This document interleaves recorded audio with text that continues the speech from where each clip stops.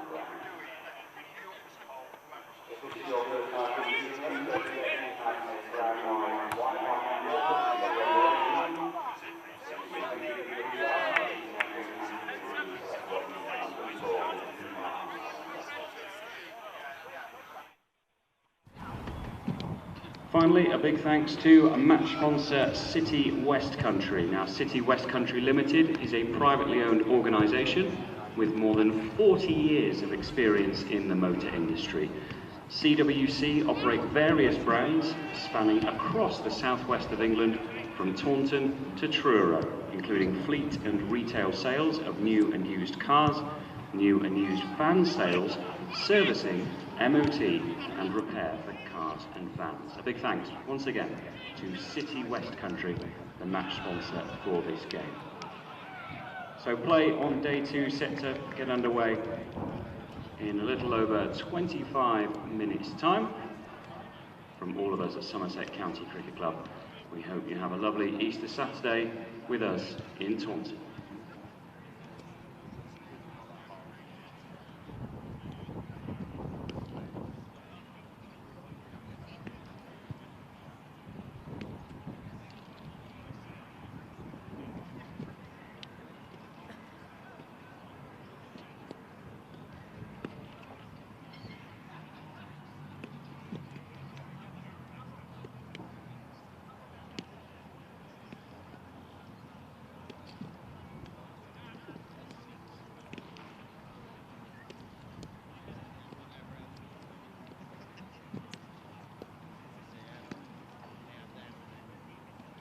Oh shit! I was head of running. Yeah.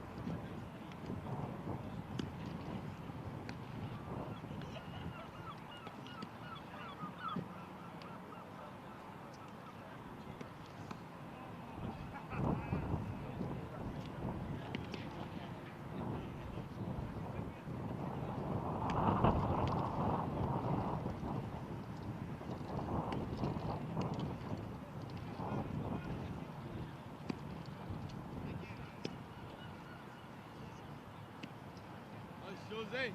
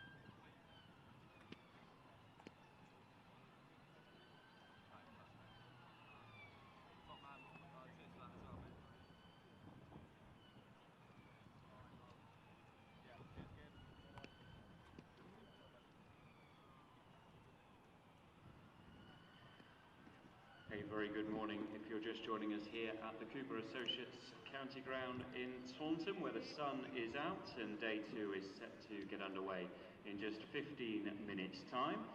Somerset County Cricket Club would like to thank our principal county championship partner WPA Health Insurance, and indeed we'd like to thank all of our principal partners for the new season: Trade Nation, Cinetech, WPA Health Insurance, Cooper Associates Group, Aeronix and Brown & Brown Insurance Services. Somerset set to resume their first innings on 292 for 6 after 89.1 overs were bowled on day 1.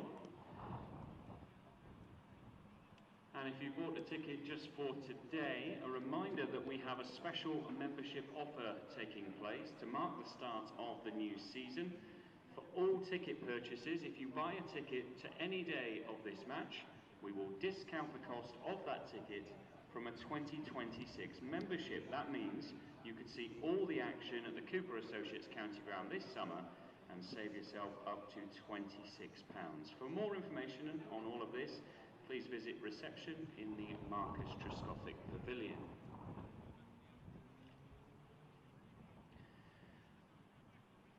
A reminder that the concourse behind the Somerset stand will be closed at the moment due to renovation works. We apologise for any inconvenience that may cause. And that the Cooper Associates County Ground is now a cashless venue. We are certain that the introduction of cashless payment will see improvements in respect of reducing queuing times and improving customer service on busy match days. And finally, we continue to use recyclable cups in 2026. There will be a £1 charge for this cup with your first drink. This has been introduced to help with our sustainability journey.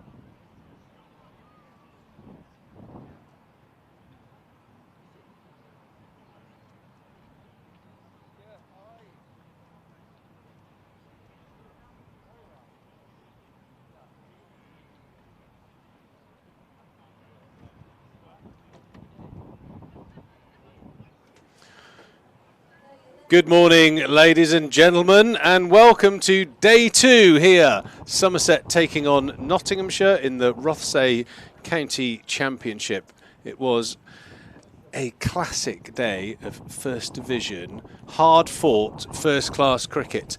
Nottinghamshire bowled beautifully early on. Somerset weathered the storm. One of the magnificent stats of the day.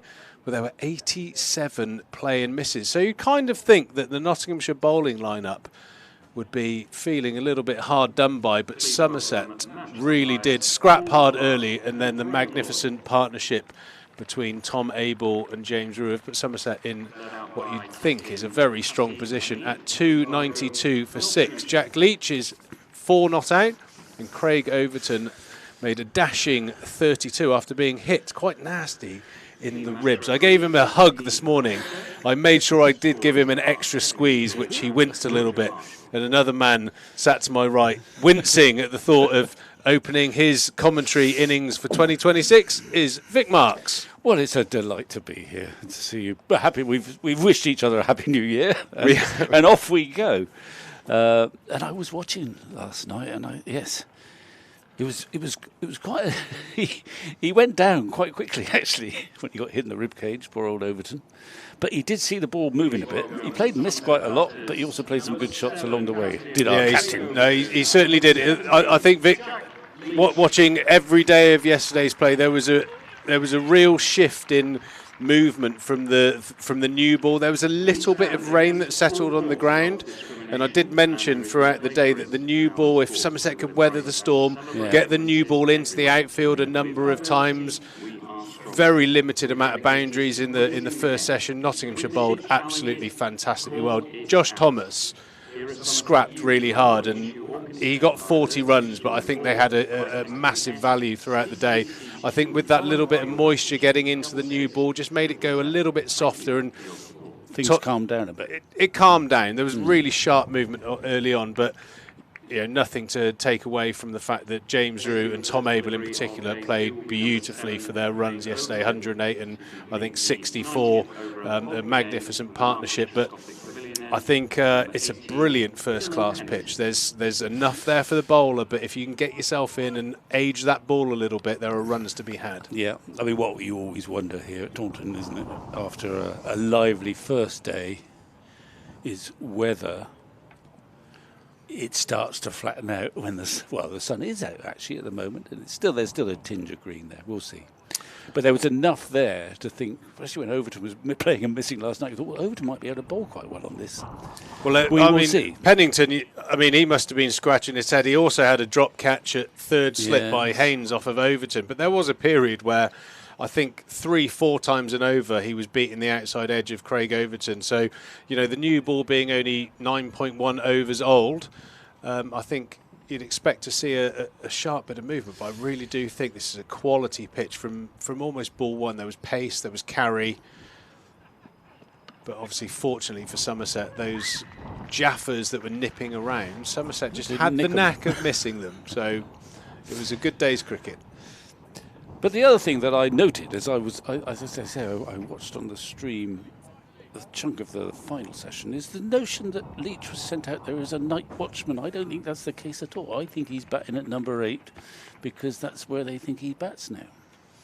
Yeah, I was slightly loath to say the word night watchman because I think he was scorecarded at 11. Was he? I don't know. Right, they don't put the teams on the scorecard. And you think the runs that the other batters to come have scored in the past, you kind of think... Leach got a handy 45-50 against Glamorgan. I think he's turning into Wilfred Rhodes. Well, we all know that Leachy can bat. I mean, he's had some very famous knocks in an England shirt. We know he's certainly no mug, and like I said, maybe that is one of his goals in his latter years, to develop his batting, and to have a number 8, steadfast number 8 with the ball strikers around could be a real asset. Yeah, well, we'll see. I should have checked it out actually, but I got the feeling he got runs in the practice match, which doesn't mean everything, but and he can bat clearly, and I think they might have been saving Pretorius, who is exciting Ooh, here we go again. 88 playing misses. Anyway. Yeah, I mean, you've got Pretorius and Alfie Ogborn who are decent batters. Jake Ball isn't quite in the Charles Willoughby level of number 11, but I think I've probably done Leachy dirty there. He would have been number 10, you think, on past form? Maybe, but I think he's been elevated. Given an opportunity. I remember Jake Ball has done something not many people have done, which was his first ball for Somerset as a batsman for 6. I remember it. Yeah, I think I was. Yeah, you were probably here. Might have been commentating. Yeah. It's not bad, that, is it? Your first ball for a new cad, he hits it for 6. Probably the highlight of his batting career, still. It was one of the batting highlights for Bawley. We look forward to seeing him with the new ball later on in his main skill. But Pennington, I think, was wildly unlucky yesterday and already one play miss, but a crunching straight drive from Overton, using those long levers to belt the ball back past the Nottinghamshire bowler. I mean, it's the most frustrating innings so far from a Nottinghamshire perspective, this, because Overton either plays and misses or hits it sweetly for 4. There's not much in between. That was it was over pitch, but it was beautifully put away. Yeah, you did. I think I made the comment of when Overton got hit in the ribs quite early on, and I think his first ball at the wicket was a quick bouncer. Came between, and then he got sort of cut in half. Yeah, and I did say one or two ways with Craig. He's one of those combative cricketers that I think it's probably worth a conversation tactically. Do you wake up the bear? Because he seems to be one of those players that if he's riled early, it can bring the best out of him sometimes. Yeah. Well, he obviously came out in a positive manner. He hit some crunching boundaries in between, swishing at fresh air. But I think he err on the positive side if possible, and that's what he's done. He's now got 37. Ollie Stone from the river end. Bowler, nice line delivery. Stone picked up a couple of wickets yesterday. Liam Patterson-White got key wickets of Josh Thomas and James Rew. James Rew's dismissal was, some would say, quite unlucky. A fantastic bit of wicket keeping from Varane, inside edge onto the pad. He was diving one-handed back down the wicket. Really was a crucial wicket for Nottinghamshire at the time. It looked like Rew and Abel were bedding in for the day.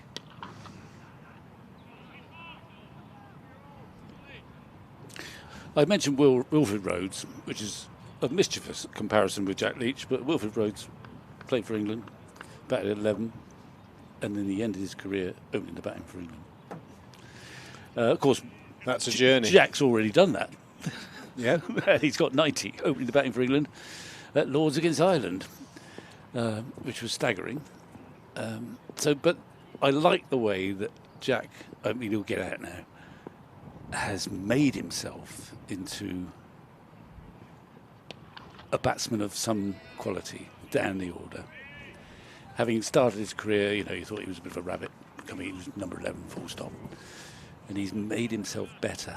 Found a few more shots, and he's always had quite a solid technique. He got hit on the head a couple of years ago, didn't he? And lost it for a while, but got it back.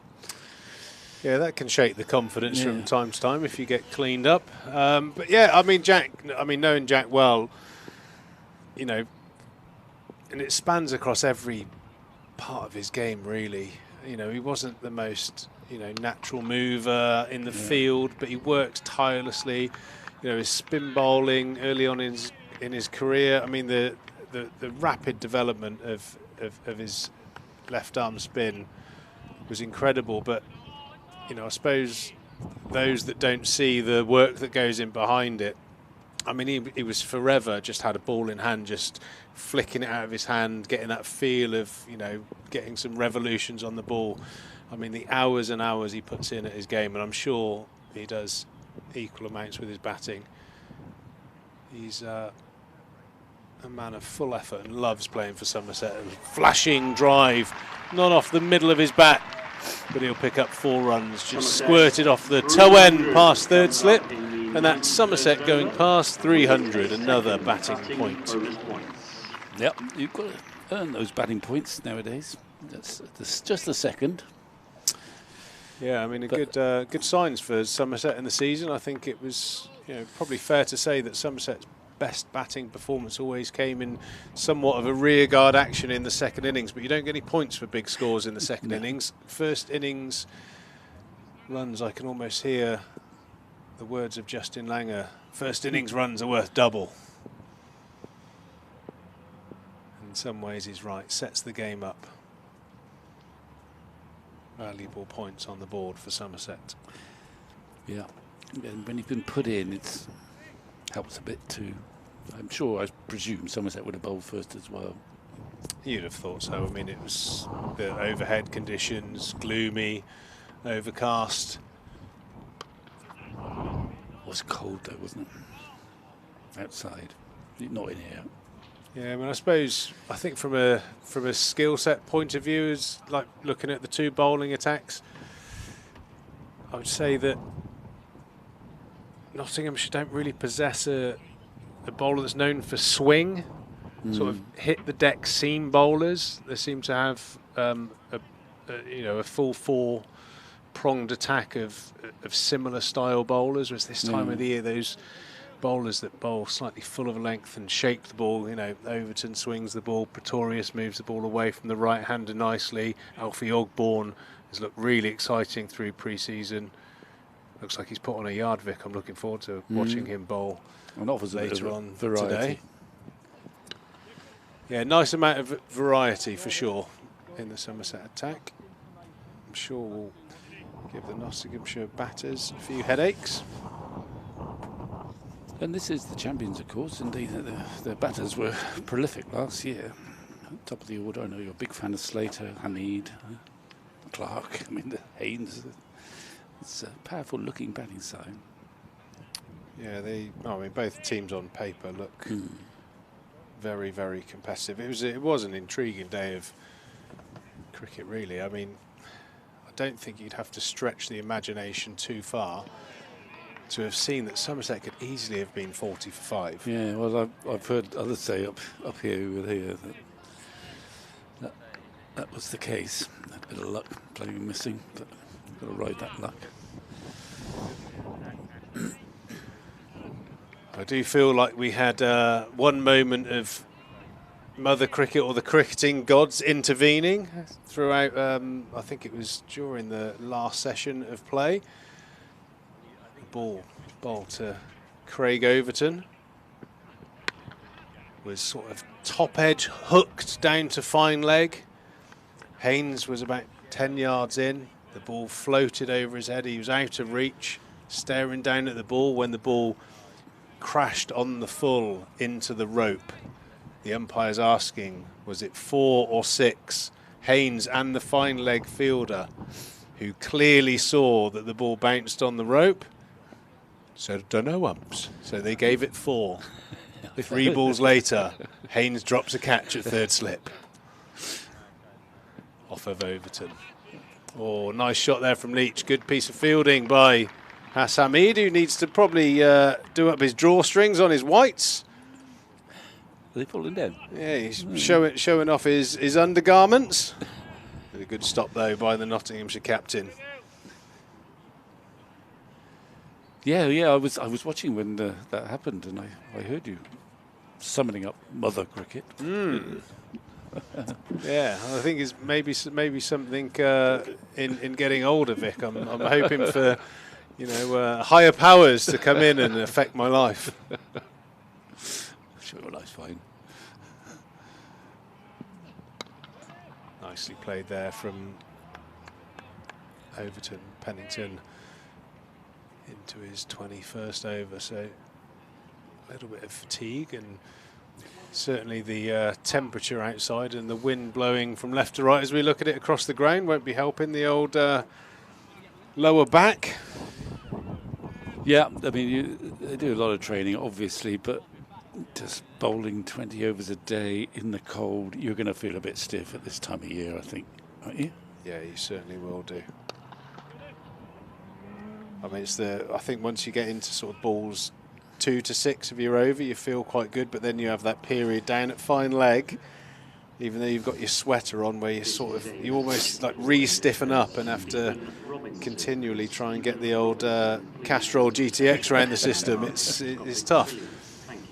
These are the days where I look at the modern jumpers, you know, fleece lined, and I'm sure all very technical.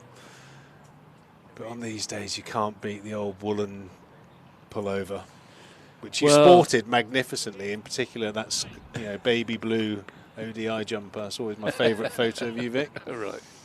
Well, Somerset, of course, they reverted back, didn't they, to the sweaters. They had a little period, didn't they, where they had the modern types. Ooh, he's a poor boy, and he'll be unhappy to miss that, I reckon. But yeah, didn't they revert back to the traditional woolen jumpers, having briefly? You always wore a woolen jumper, did you?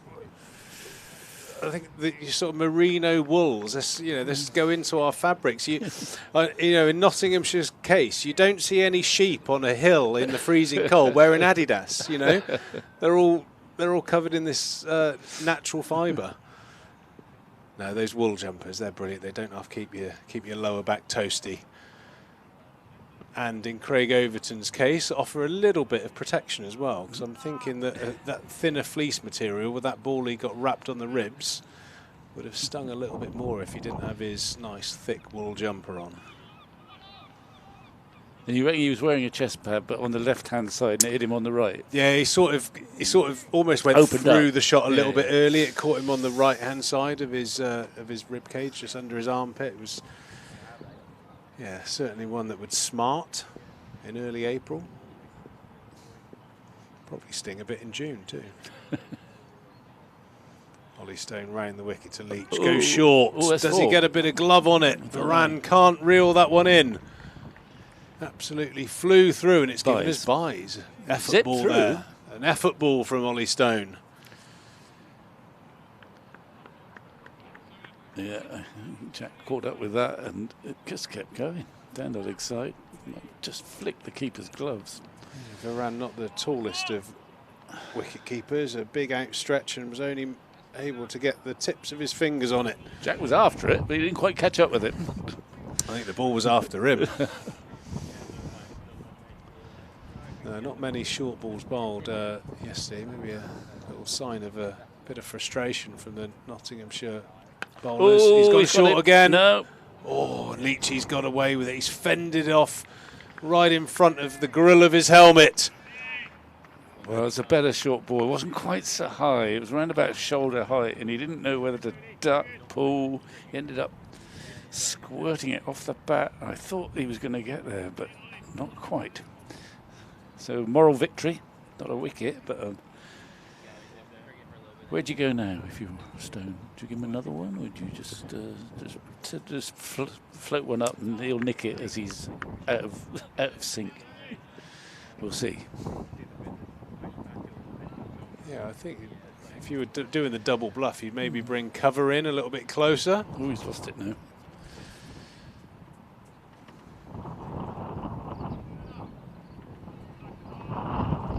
I mean, that is the one thing that Leachy is used to. He's not. It's not an unusual situation for him to get absolutely peppered with the short ball. He's good enough to duck and weave.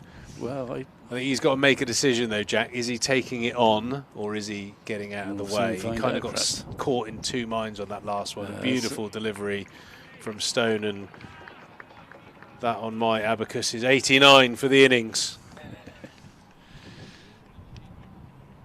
Yeah, that's probably the. He's a few moral victories for Stone here. I did talk to Jack because it was about 2 or 3 years ago where he got a bad hit on the head, and he, on his own admission, kind of lost it. I mean, Stuart Broad went through all this from the end of his career. It's a huge thing to happen. But he kind of got it back, Jack, and I remember him telling me how I just realised if I kept watching the ball, I'd probably get out of the way more often than not. And that's it's a simple thought. If you keep watching it, your body will, by and large, doesn't stop you sometimes fending at it. But well, when I coach Vic, and I think there's a really interesting, honest conversation to have with a player that has some anxiety with a short ball, and ultimately, I think you've got to have a coach-player conversation that allows them to admit that they're struggling with it. Yeah. So that's the first thing. But there's a human reaction if your mates will do that to you. The flinch mechanism. You've got to train the flinch mechanism. If you think about how players play the short ball, loose drive there from Leachy. Pennington gets a deserved wicket, not in the manner that I think he would be expecting. Popped up to short cover. And Jack Leach, his innings comes to an end on 11.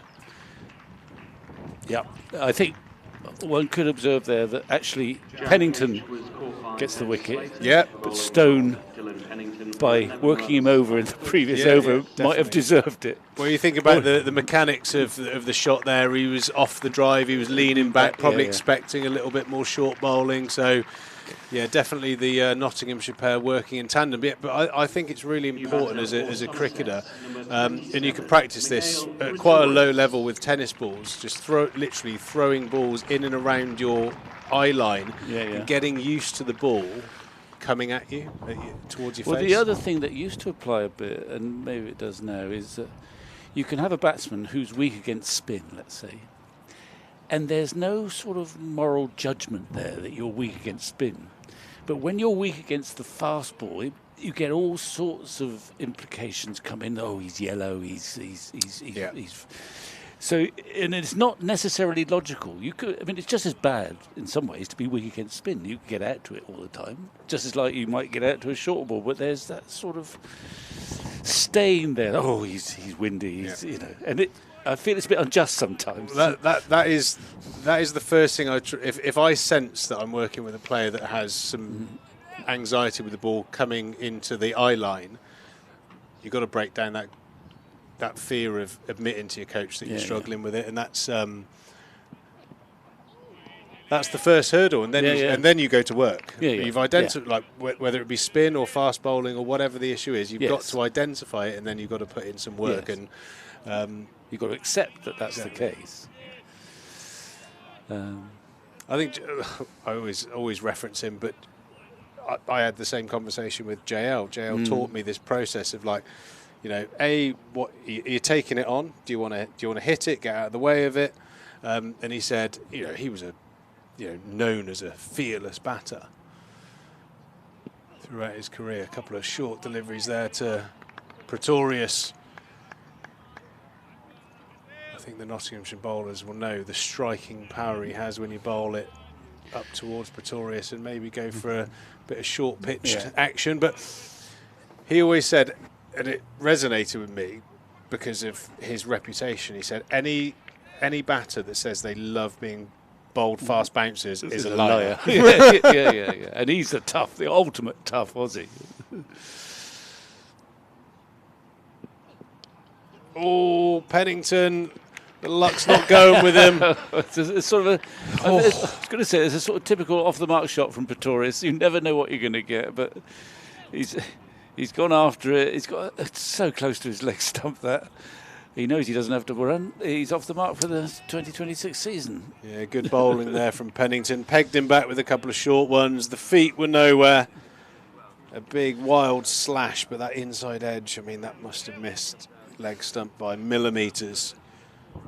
Pennington 2 for 56, could easily have 5 or 6 the way he bowled yesterday.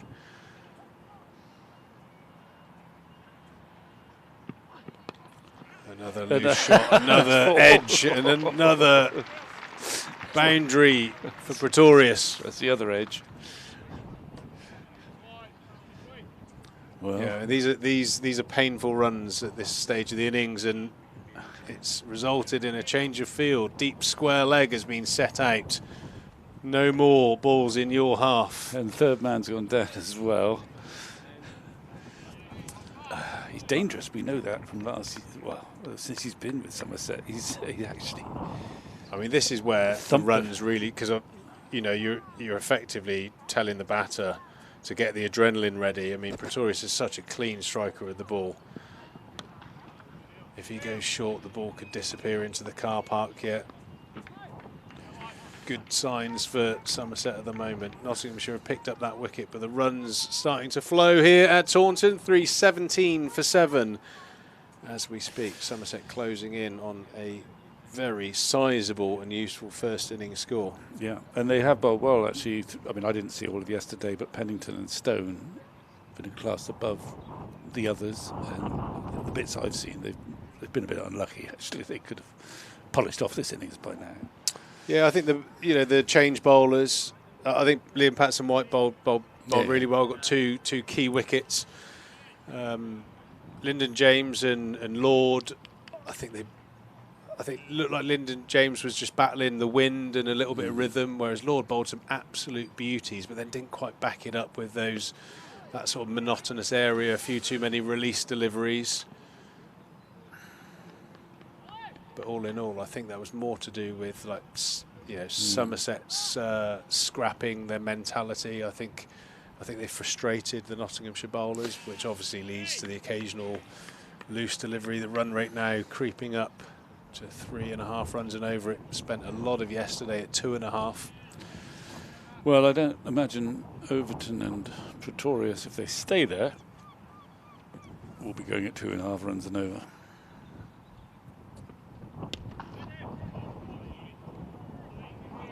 He's almost a little bit of an anomaly, as you mentioned earlier, Craig Overton. He seems to either nick it, play or miss, or absolutely nail it. There's almost like nothing in between. He is a lovely timer on the cricket ball, isn't he? When he's not as if he's just using brute force. When he's played a few beautiful cover drives in this innings, amid those plays and misses. Captain, of course.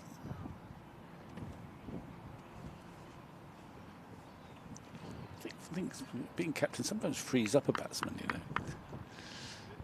in the sense that you're no longer worried about your own stats. You're thinking, how am I going to get this team of mine into a good position? His priorities change a bit. It has the adverse effect for some, though, doesn't it? They always take their own performance, as too much. Those old sayings about lead by example and all that kind of stuff. It could be a bit of an inhibitor for some, but this group of players, your Abels, your Overtons, Gregory, they've played so much cricket together. You could almost give any of them the armband, and I don't think the dynamics of the team change dramatically. No, I think that's right. Which is a good thing. Yeah, they'll do it in different ways, but they've all got the potential to do that job. Well, Abel's did it for 7 years, for heaven's sake.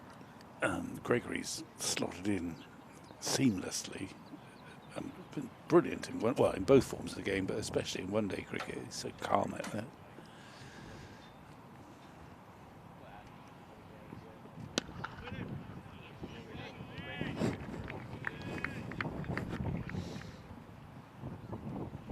And already, actually, Overton's captaining this game. James Root has already captained Somerset at various levels. But he's captained a championship game, he's captained in the 50-over stuff. I mean, there was a phase where those beyond the boundary think, who the hell can we appoint to lead this lot out? But there's no shortage of candidates at the moment.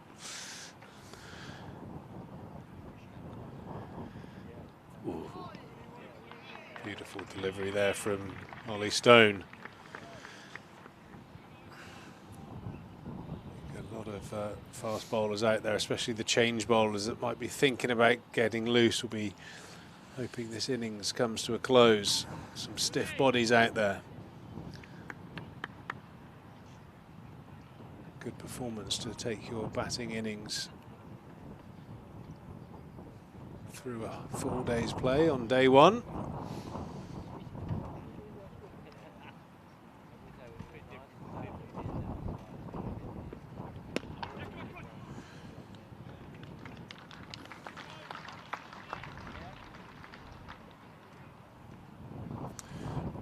Yeah, I think probably the one criticism I'd say that from the Nottingham side of things, I would say they're across the day of maybe being a foot to a yard short of the length that you feel like you're going to pick up a cluster of wickets. They just, I get it to try and, maintain a run rate, but just felt like they went into the pitch. As you always think here at Taunton, when you do have a wicket that's doing a little bit, and this one certainly had movement, you want to kiss that surface just a tiny fraction fuller. And sacrifice a few runs from the drive, it's worth it, probably. Yeah, straighten up your field potentially. Make the batters drive. And I think with Abe's, I think they just bowled too straight to Abe's. He's got such a tight technique, Abe's. When you don't give him the question of should I leave it, it just seems very comfortable. It does, doesn't it? I still, as a spectator, I mean, he played a beautiful 100. When he's batting on off stump, like a lot of them do now, I think, because I'm not never such a good player as I. What if he misses it? He's out. But there was two occasions where, as his innings progressed, he batted a foot out of his crease and right over to off stump. He was pretty much planted across all three. Yeah. There were two occasions where he was saved by a very thin inside edge. One went for 4, one sort of went onto the pad, and it would have been absolutely stone dead if he'd missed it. But I think the point is, with the way that his arms move up and down the line, he plays with such a straight bat, he's inviting you to try and hit him on the pad and backs himself. Whereas there were a couple of times where he sort of fiddled at balls that were, I think you've almost got to change where a good line is to batters like him. And if you think back a few years, your Jonathan Trott types, they kind of want you to bowl at off stump. Off stump or middle stump, and then that's mid wicket open to them. Yeah, and I know you've always got to go that 6 stump line. And you would have experienced this with the ball. For players like that, you must be tempted when they first come in to attack the stumps. Oh, of course, but there's a point. And then, if you feel they're in, the batsman's in and established, then you've got to find that sort of 5th stump line probably, because they exasperate you by keep hitting your balls on middle stump through mid wicket. Yeah, I mean, if I can go back into the memory banks, playing against Jonathan Trott, and I think Jim Troughton actually used to bat the other end a number of times. There's only so many times that a dead straight off stump ball that would be stone dead LBW whizzes through mid wicket for 4, and you go ooh if he misses that might have been out. By the time he gets to 40-50, he probably got to think of a new strategy. I think yesterday it was screaming out for someone to bowl that line that we've just seen there to Abe's, ask him the question, lose mid wicket, pop cover out, and just challenge him slightly differently. Are you going to keep leaving it? Can you keep leaving it? They persevered dead straight, and it was almost inevitable that he was going to, once he'd got in, he was going to score a decent 100. Yeah, I mean, is it perceived as negative to bowl that wide line? But I think if you've got the goal of you think that's how you're going to get someone out, I think it's a positive move. Well, particularly if he keeps hitting his straight balls through mid wicket. Anyway, it was a fine innings that, but it's sometimes a bit fretful watching batsmen nowadays who bat on off stump, because if you miss it, you're out. But you're right. Jonathan Trott used to do that for pastime. A lot of the modern players bat on off stump now.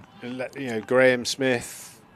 Steve Smith of modern day. I mean, I suppose you could always Root's the same. You could always caveat that with, if I miss straight balls, I'm probably not going to be a professional cricketer very long. Well, yeah.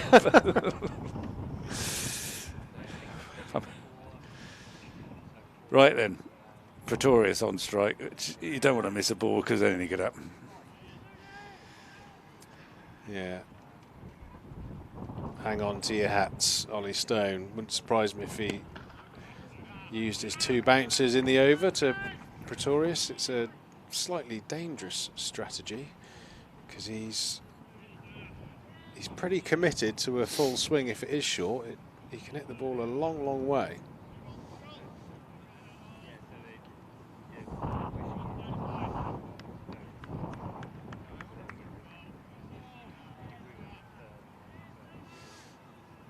.318 for 7 at the moment. Somerset aren't quite there at the moment, but not a million miles away from being in a superb position where they can play the rest of this game with one thing in mind, and that's trying to win the fixture. Oh, look at the wind. Storm Dave, I don't think he's going to have a huge impact, but it is quite breezy out there, I think. Let's have a look. Well, when we were speaking, I think there has been a meeting about Storm Dave, and I said, well, if there's such a thing as a benign storm, it would be called Dave. Doesn't sound overly threatening, does it? I think you might think that here. I think if you're up in north of Scotland, you might have a different view, perhaps. I don't know. Yeah, but I think in the world of health and safety we live in now, I think if Storm Dave does whip up too much of a wind, there could be some potential stoppages later on if the covers have to come on and off. And I agree, it's not the most menacing of names. Well, I'm not concerned about Storm Dave. That's what I'm trying to say. Storm Chaz, not really frightening either, really. Then. I'm trying to think of a name that would strike fear.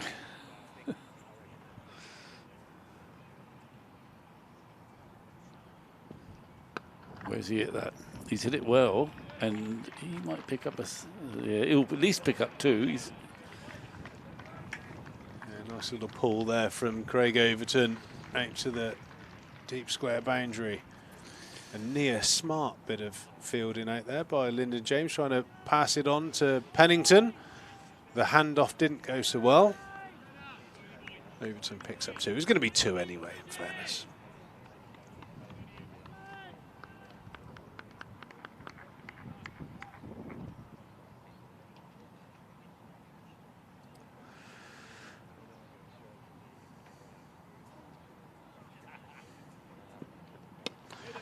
About 10 years ago, I'm trying to remember the name, Vic. There was a Siberian storm that blew in. It got down to like -7 in Weston. It was almost apocalyptic. It was everything had ice on it. It was like one of those end of the world sort of videos. I was training for like the Bath half marathon at the time, and I was doing a few runs. It was absolutely everything was white. Right. Gertrude or something, I don't know.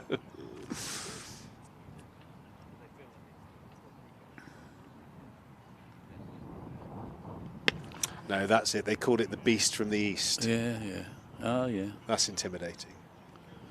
That worried me. I had to double up on my Lycra when I was out on the run.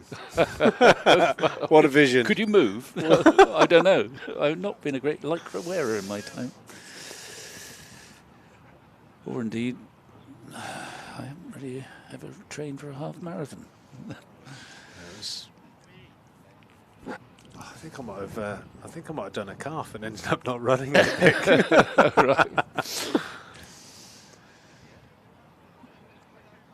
Yeah, I was supposed to. I mean, I was training for it with Lewis Moody for the Moody Foundation, and. Yeah, we were sharing our times of our training, and it was all getting quite competitive. And then, Lewis, my calf's gone. Lovely shot off the back foot there from Pretorius.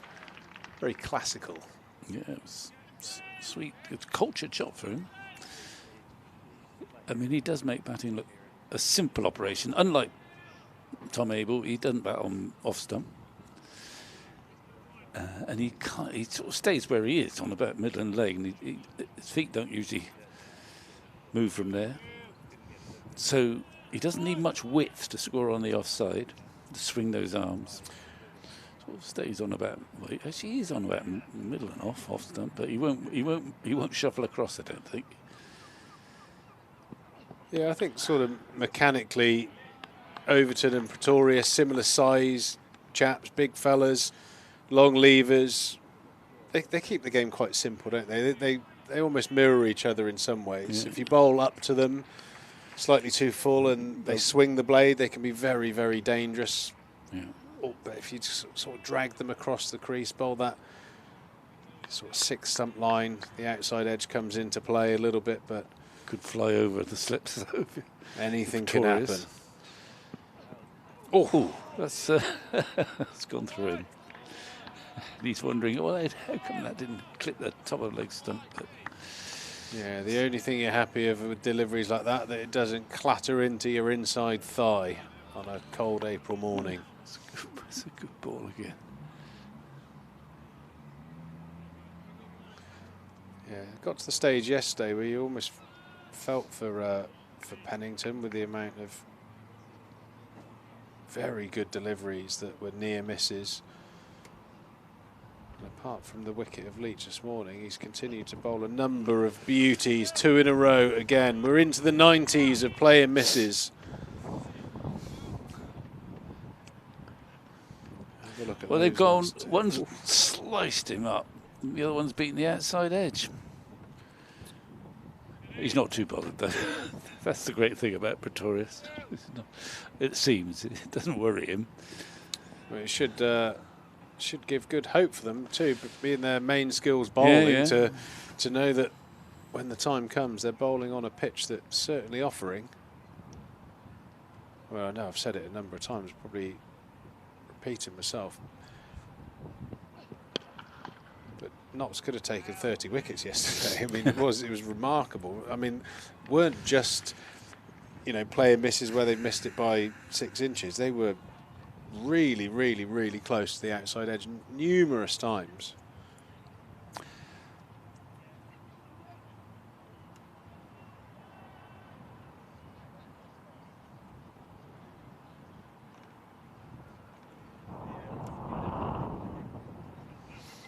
The 2 senior bowlers having a little bit of a conflab at the top of the mark, bit of extra ball shining from Stone.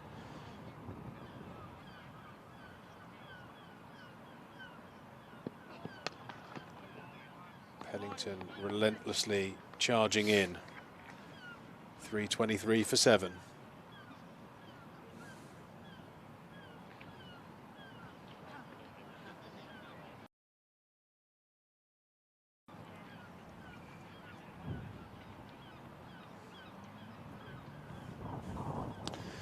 I'll tell you what strikes me, though. What Changing it's worth a bowling at mention the is Riverheads, it's number April the 4, well, it's no longer April the 3rd, it's April the 4th.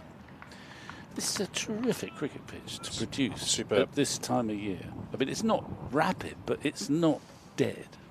There's a bit of life in there. The ball's carrying through. To get that surface out at this time of year, I think is some achievement. It looks like a very good cricket wicket. Sometimes you worry at Taunton that it's going to be too batsman friendly. We've seen that over the years. Now, we don't know quite how this game is going to pan out, but it's a good surface, this, to play cricket on. Yeah, I remarked on it very early on in the day. You know, really impressed with, you know, the amount of adverse weather we've had, rain in particular, you know, through the last, well, since Christmas really. It's, I almost feel like the clouds have run out of rain. But it did strike me very early on, obviously playing many years here, the one thing that really used to frustrate the bowlers is the edges that don't carry. And, you know, you always felt as a bowler, if you could swing the ball or move the ball, if there was pace in the pitch, you always had a chance, no matter how good the surface was. Yeah. And, yeah, I think it's a really, really good pitch. It's if you play well, get a bit of luck from time to time, which you need early season, you can certainly make runs. But, you know, I challenge anyone who says that you wouldn't fancy your chances as a bowler, and balls like that almost emphasise the point.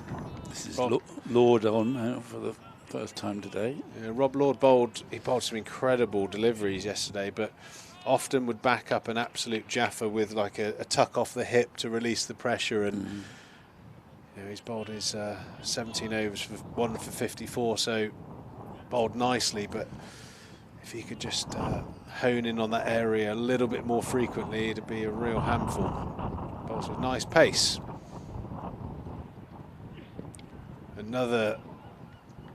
sharp nipping delivery back into Overton. Yeah. We're into the mid-90s of play and misses here at Taunton.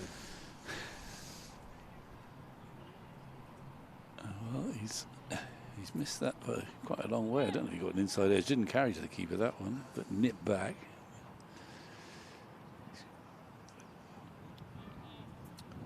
Yeah, the keeper's a fair way back, you have to say. This time of the year, he's good 22 yards back by the looks of it.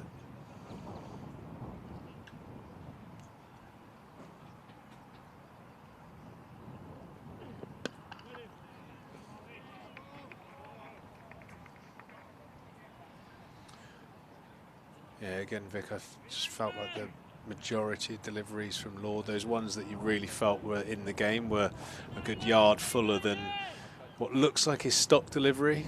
It's a little bit too short for my eye.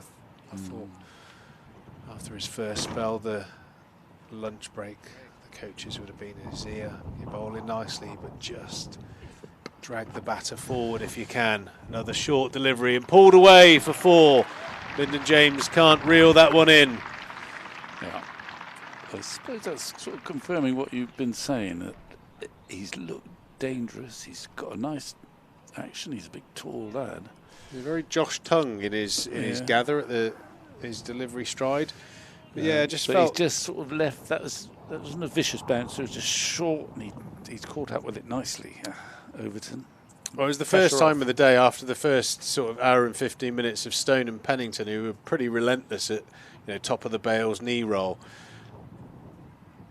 First time of the game when Lord came on where the batters were able to score sideways, and another short wide delivery and lashed for 4 by Craig Overton, who moves on to 49. Yeah, well, that came out of the middle of the bat. Classic square cut, whoosh. Still motoring as it crossed the rope. 49, it's a significant innings, this.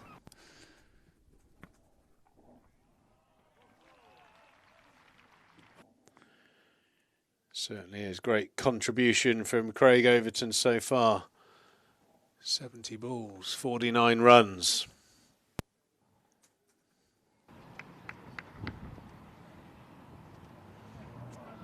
Pennington continuing into his 25th over now. Oh, another absolute beauty. We're definitely going to be bringing up 3 figures of play and misses in this innings. That has nipped sharply away, or straightened away from Pretorius.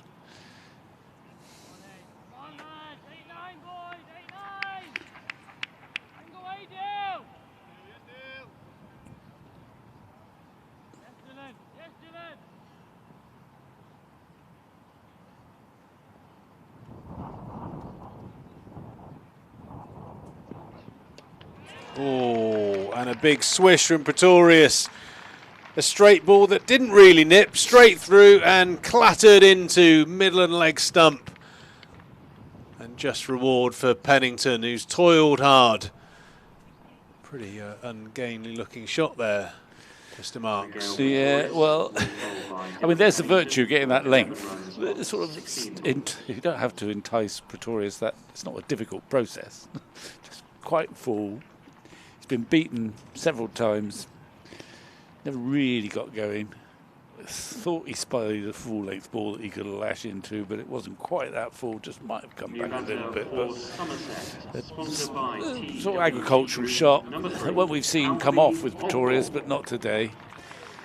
And much deserved that wicket. Yeah, you have to credit, I think, the setup bowling, that previous delivery, back of a length, nipping away, beat him all ends up. Pretorius's eyes have lit up there. But again, that fuller length, you always do feel like this time of the year, if you're at worst top of the bails, that's where the business is made. He certainly deserved that wicket. Yep. 3 for 62 now. From 25, he's in his 25th over, so he's worked hard for his wickets. Alfie Ogborn. He knows which end of the bat to hold. I know that much. Yeah, he can certainly bat Alfie Ogborn. He's got potential. Looks like he's taken an off-stump guard. He must think he's a proper batsman because he's taking off stump. Just don't get one on the shin first up. Yeah, he's off-stump guard, so he's feeling confident. Let's have a look. Yeah. Well, he's got an open stance, so it's might be mitigated a little bit. Oh. So welcome to the 2026 first class season. It's a good delivery again. Another fine delivery from Pennington. I suppose I don't know if he's controlling which way it's going to go, but he's beaten the outside edge. The one that got Pretorius was sort of slanted in. I think predominantly he looked really dangerous against the left-handers. Consistently nipped the ball towards the slips, and first spell it didn't look like he had much to offer away from the right-hander, but as the innings has developed, he's got a number of balls that have nipped away and beat the outside edge of the right-hander. He's definitely a seam bowler, hit the deck, bowls a quite metronomic line and length. When he goes fuller, I think that's when he looks his most dangerous, and to be fair, looking at the figures and the amount of play and misses, there will be other days where that will look like 6 for 30. Yeah.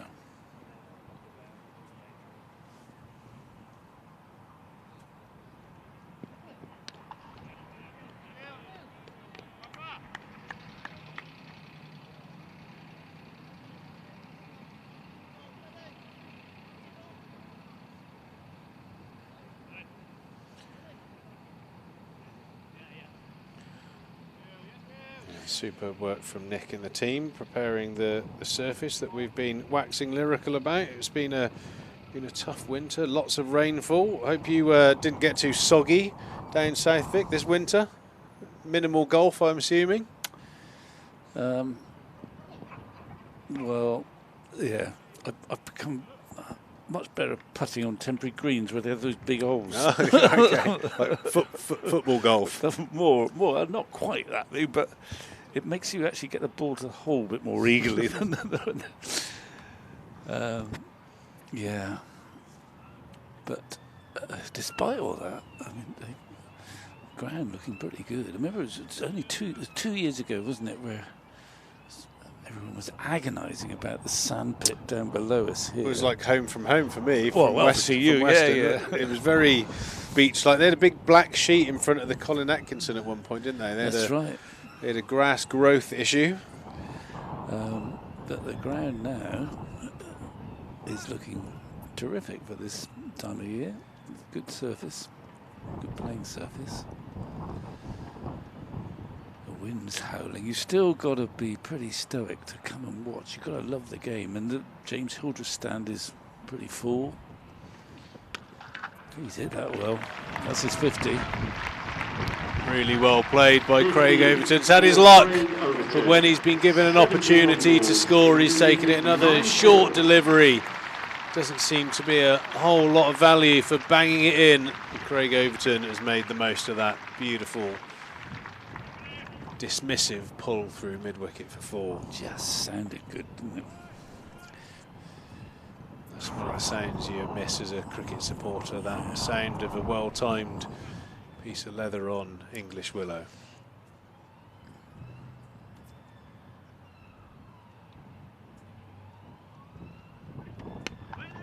That's a better length. He's picked up the short balls well today against Lord, 2 or 3 of them.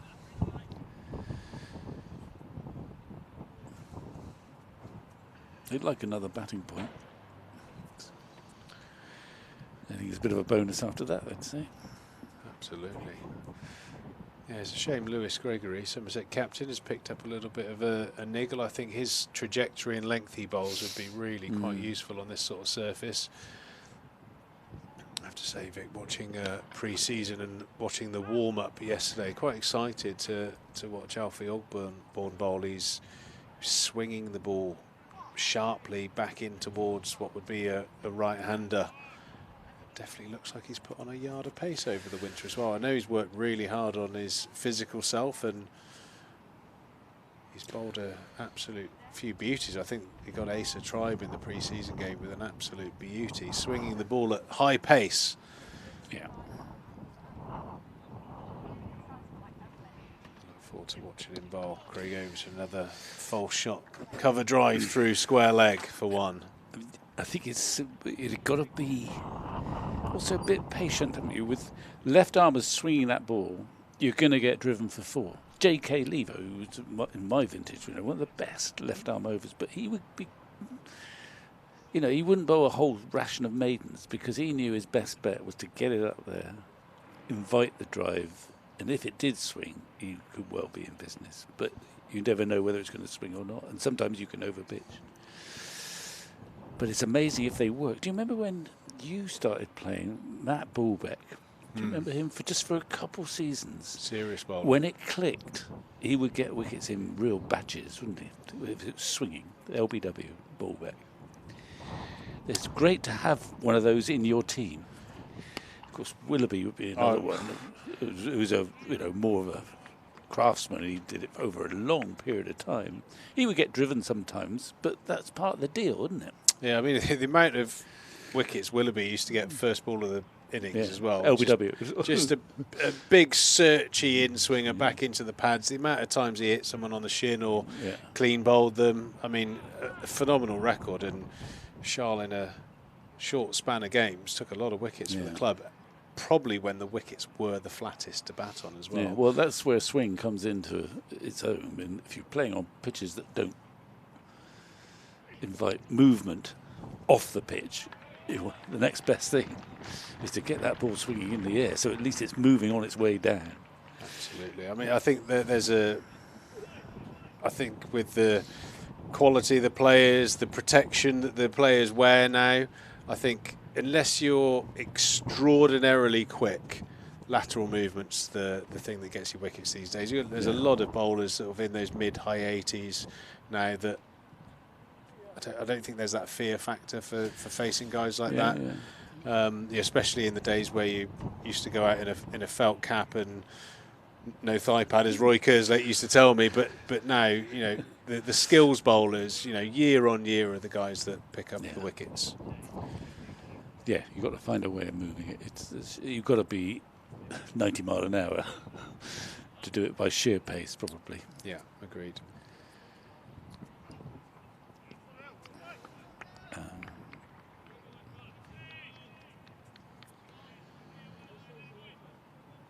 Yeah, they're very well coveted left arm seam bowlers. There's been a number of quality ones throughout the years and not many better. I'd say probably none better than Charles Willoughby. Matt Bullbeck was a really exciting cricketer. Yeah, he got injured, had injury. He had a back injury. In this era, they'd have sorted him and he would have continued playing. It's a real shame, really, in that time where, if you got the lower back stress fracture, you'd have one go at fixing it. If it reoccurred, you were gone, basically, in that sort of late 90s, early 2000 period. Whereas now, the sort of science medicine side of things, the rehabilitation that's available to county cricketers now, I think he would have had a phenomenal career because he could bat as well. He was a good player. Yeah.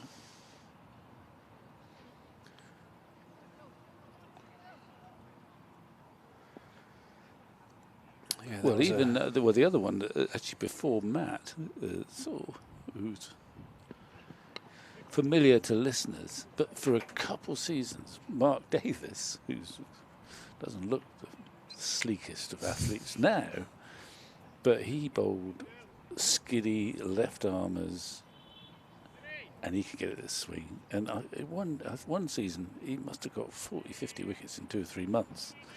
And it would be, it might be LBW Davis hurrying on the front foot, round the front pad. So they come and go. They go in. They seem to get wickets quickly sometimes, and then kind of lose it. That's gone off the bat onto the stumps, and that's the end of. Yeah, a bit of indecision there from Alfie Ogborn. Shall I play it? Shall I leave? Pennington gets his 4th, and deservedly so. Again, indecision. decision there from Alfie Ogborn. He's tried to leave it at the last minute and drag that back onto the stumps. Yeah. You're right, he was caught in two minds there.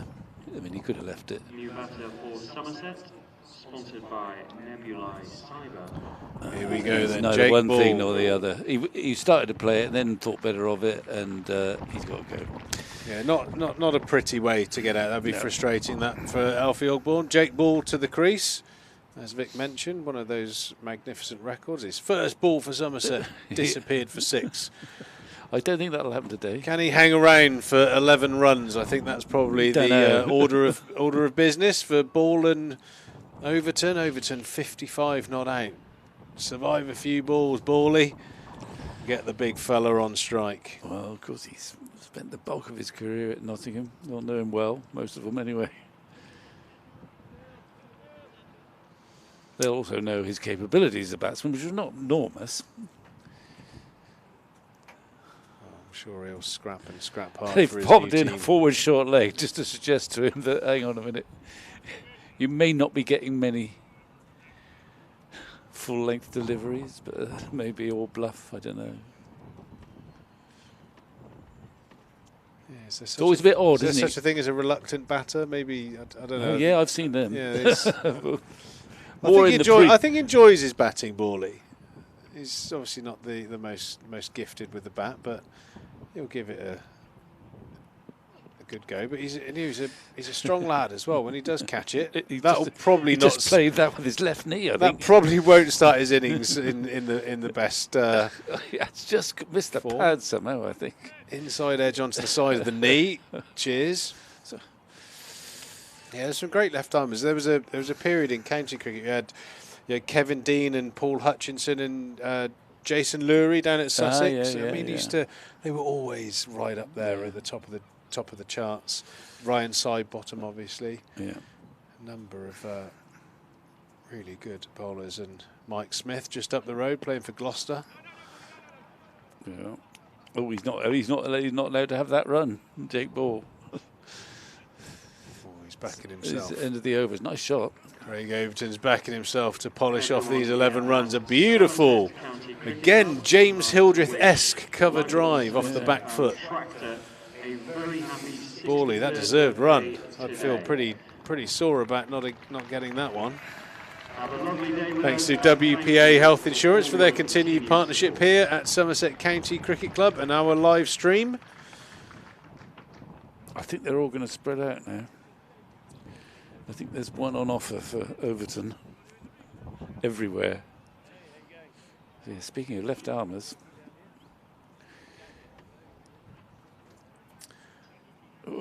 happy birthday, Tractor. There he is with his maroon Somerset floppy on, having a little sup away. One of our stalwart supporters. Come on, my babbies, as he'd always say. He had a T-shirt printed up for all the different players with slogans on, and he used to park himself over there near the groundsman shed and cheer us on, home and away. Mind you, with the price of diesel at the moment, I don't think Tractor does much tractor driving up and down the motorways anymore.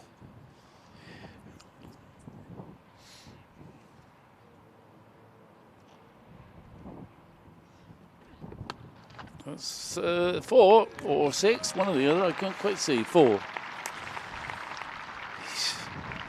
He's picked those up beautifully. He's absolutely laced into that. Yes. Not amazingly thought out bit of bowling, I'm afraid, Vic. That's a bit of the exuberance of youth, I guess. I still think that you need to just try and bowl that good area and make Craig Overton hit you back over your head if he's going to take that risk. Well, there's men back there, but you're not going to beat those very easily at mid-off, mid-on. There's just so much with the speed the ball comes off the bat sideways. There's so much acreage available side of the wicket to pierce the gap. Another short wide one, but missed that time. And I think that probably brings up the 100 for playing misses throughout the innings. Nottinghamshire visibly looking a little bit frustrated here. 343 for 9 could have been wildly different, but Somerset in a good position.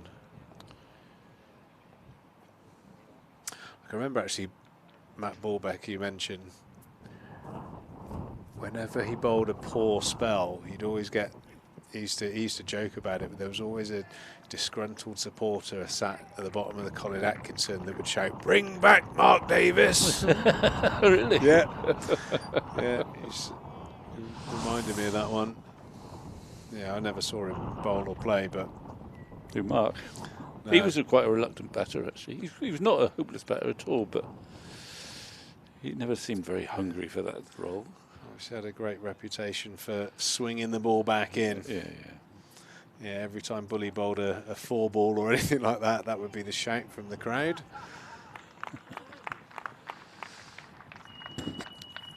Yeah, in my vintage, well, there was J.K. Lever at Essex who got stacks of wickets.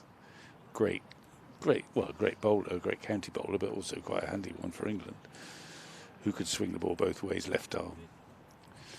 And then there was someone called Lancashire called Wazim Akram, I remember, who was Slippery. who was really quite good, slippery.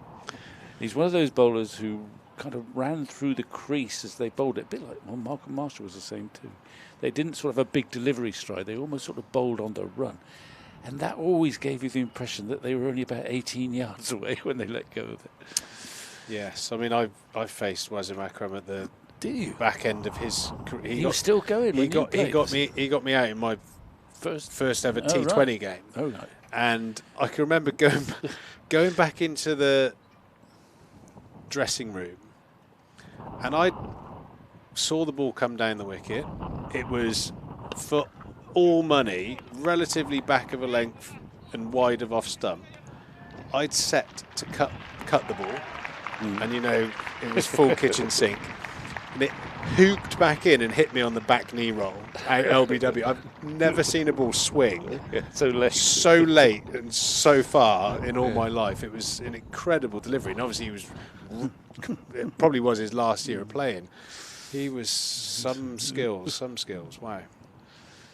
Yeah, there's a lot of good left armers. I think when I started, you had Mark Eilot at Essex.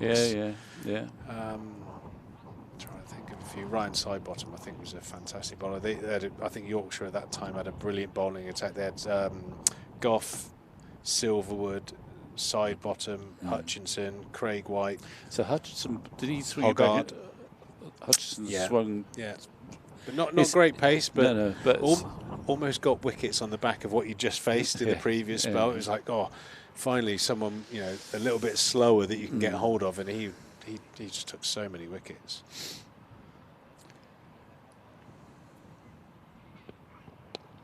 Alan Mullally, he played a fair bit for England. He was a superb bowler.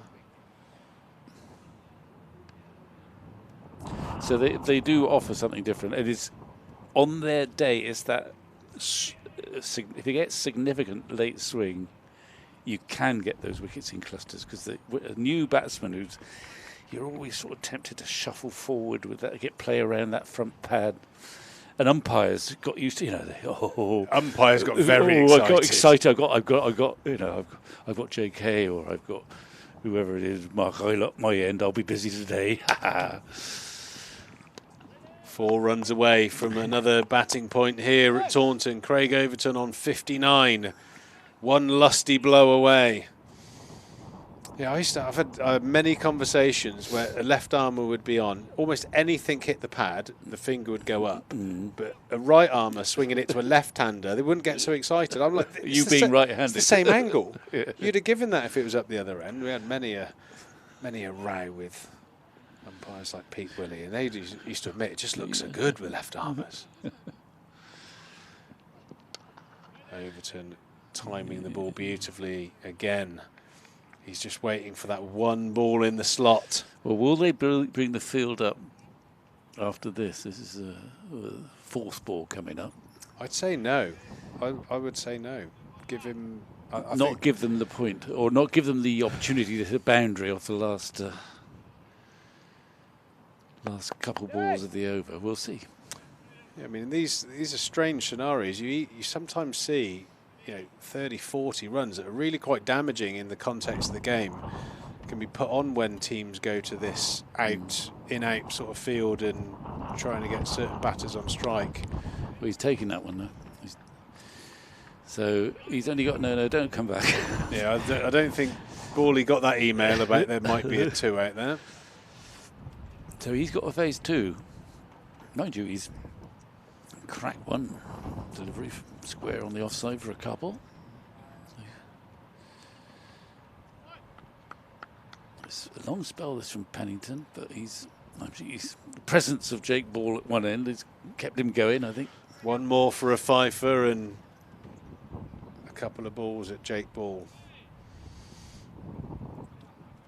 I mean, you wouldn't begrudge him a fifer. You must say he's bowled well, and he's got it, and he's deserved it. Jake Ball, an outside edge, a smart catch at third slip. The innings comes to a close on 347 for 9. Pennington wrapping up the innings with 5 for 65. And I don't think there's anyone that's watched the past 4 sessions of this game would begrudge him the honour of that fifer. No. I feel a bit sorry for Ollie Stone. Actually, he's deserved a bit more than he's got as well. But he's bowled without interruption from the Trescothick pavilion end. And he's got his just desserts today. He probably didn't get them yesterday. Rarely a bad ball. Lots of movement off the pitch. And he's looked very impressive. Good stamina too, actually. Helps if you're getting wickets, but yeah, he looks 5 for 65. Yeah, he looks a superb athlete, but let's face it, most modern day cricketers do look like they've put in all the work throughout their winter period, and yeah, good for him to pick up those wickets. So we have a look around at the bowling performance there. 24 overs, 2 for 74. Stone, Pennington 5 for 65, and key couple of wickets from Liam Patterson-White, 2 for 50. Lord 1 for 74. Lyndon James toiled hard but just didn't quite find his rhythm. None for 58. And that amounts to 103.5 overs, 347. Well, it's a good total. I mean, it doesn't guarantee anything, but you're right in the game with 347 on the board, and we'll just see how Nottinghamshire go on what, as I say, is an excellent surface for playing cricket. We've seen the ball beat the bat. We've also seen players able to play, a full array of shots on here. We're just enjoying being back in action again. It's like Christmas in April. Yeah. We'll be back in about 5 minutes. We'll have a short little comfort break, and we look forward to watching the Somerset bowlers go about it. Did they learn any lessons, pick up any hints, tips? Are they going to bowl nice and full at Hamid and Slater when Nottinghamshire start their first innings?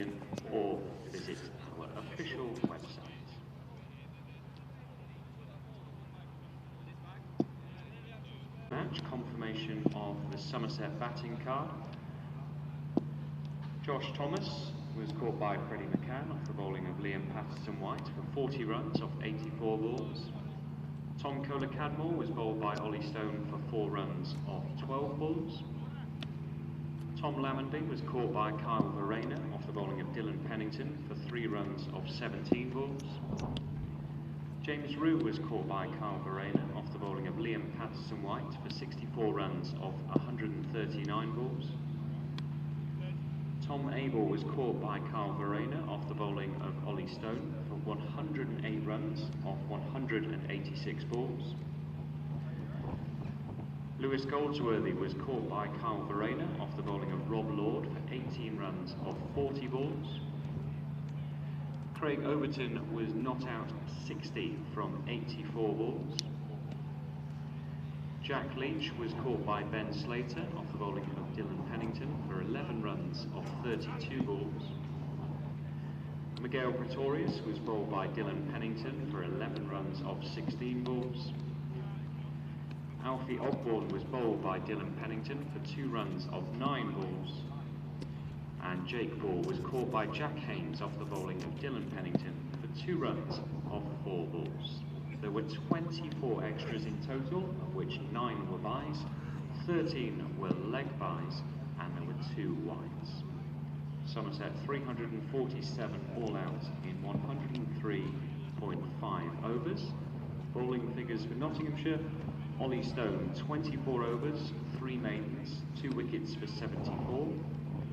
Dylan Pennington 26.5 overs, 7 maidens, 5 wickets for 65 runs. Lyndon James 18 overs, 1 maiden, no wickets for 58 runs. Rob Lord 20 overs, no maidens, 1 wicket for 74 runs. Liam Patterson-White 14 overs, no maidens, 2 wickets for 50 runs. And Freddie McCann 1 over, no maiden, no wickets for 4 runs.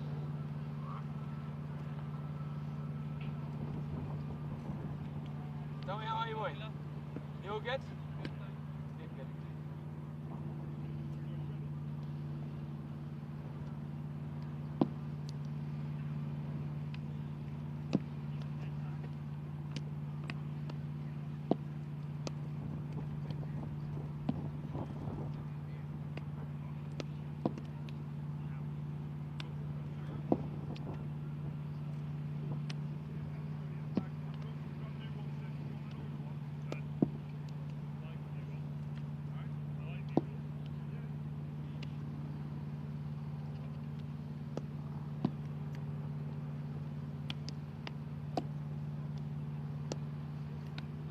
We have some exciting offers to tell you about for forthcoming games, including a group ticket offer here at the Cooper Associates County Ground.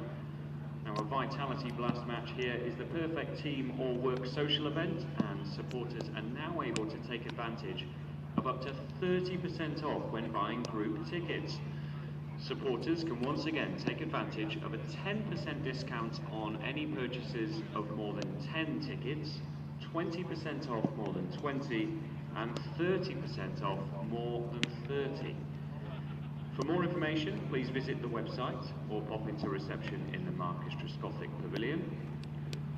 Or you may like to take advantage of our family ticket offer, because a family day out at the Blast is exactly what cricket is all about. We will once again be providing a special family discount for Category C seating at our home Vitality Blast fixtures. Simply select the family ticket offer and you will get 2 junior tickets at half price when you purchase 2 adult tickets. The Cooper Associates County Ground will once again be staging international cricket in 2026. Somerset County Cricket Club will proudly play host to the England women against India in an IT20 on Tuesday, June the 2nd. Tickets for this not-to-be-missed fixture are available now from our website or from reception in the Marcus Trescothick Pavilion. And as a thank you for your incredible support of our women's team in 2025, we've taken the decision to freeze membership prices of this already incredible value package. Existing Somerset women members can purchase this season's membership again for just £25. Please welcome back match umpires Paul Pollard and Graham Lloyd.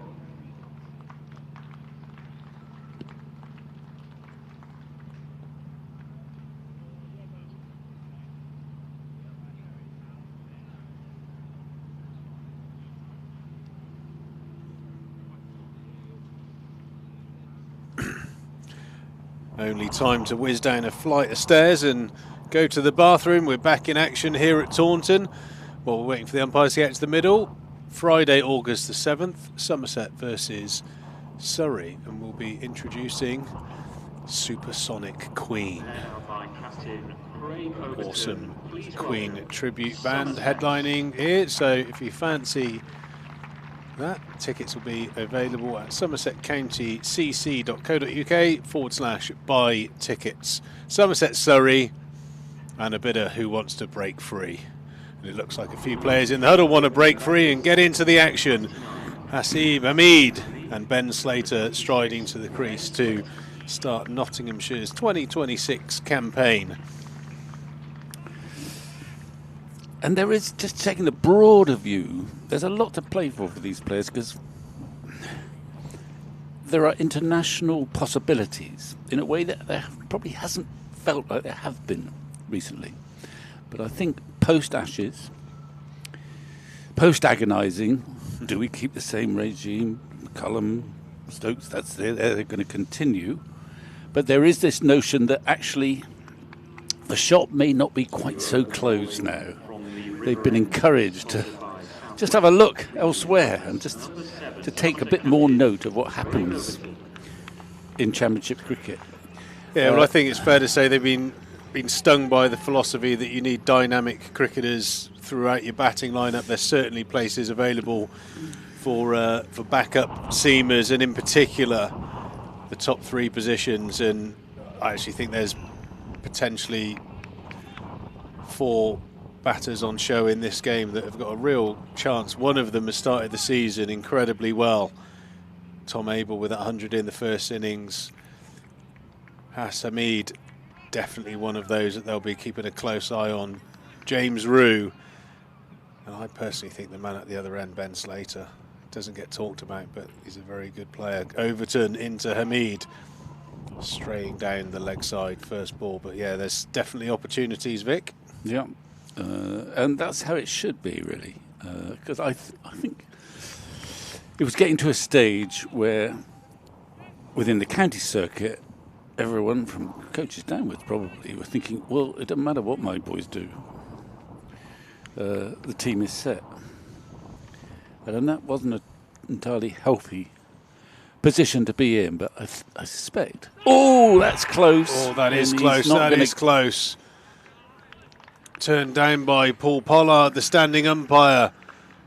Head in hands from Overton. It'd be interesting to see that replay. Hamid definitely bats in that aggressive position on off stump. Oh, my word. It's close, isn't it? It might just, I suppose, if you're thinking, well, high? Legs, a bit leg side, I don't know. He's hit him in the middle of the front pad. Could easily have been given.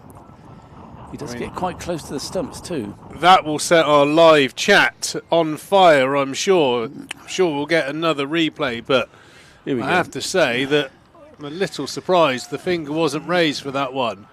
Hamid has got his pad outside of off stump. The ball is in flight. It's pitched. It's pitched just out on off stump. It's tracking, and that is very straight. What is your finger going up, Vic? That's what we want to know, because mine is. Well, yeah, could easily have been given, but it's almost too early in the innings, really, for everyone settled down. I'm not sure that's in the handbook. No. He is outside his crease. He is sort of... I'm just trying to find reasons now. Suspicion of potentially the height, but I don't see that's going down. I mean, like I said, his front pad on setup is actually... He's only just in line, actually, because he's batting on off stump like a lot of them do. With his knee bend, his knee roll is actually outside the line of off stump as well, so I don't think going down was would have been the reasoning. Very, very close. Well, he's still there. He's left.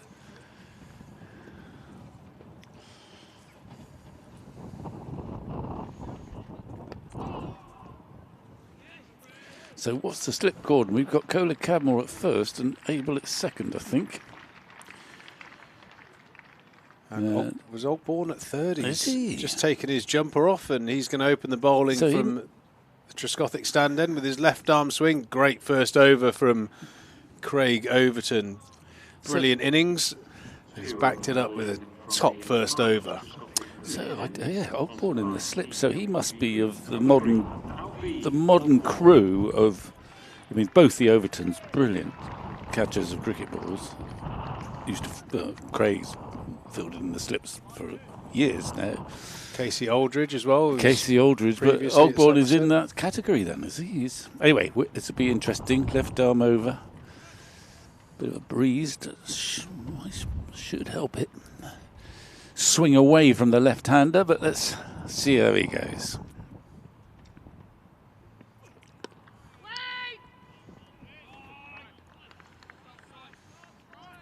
A nice start there from Ogborn and nicely played by Ben Slater.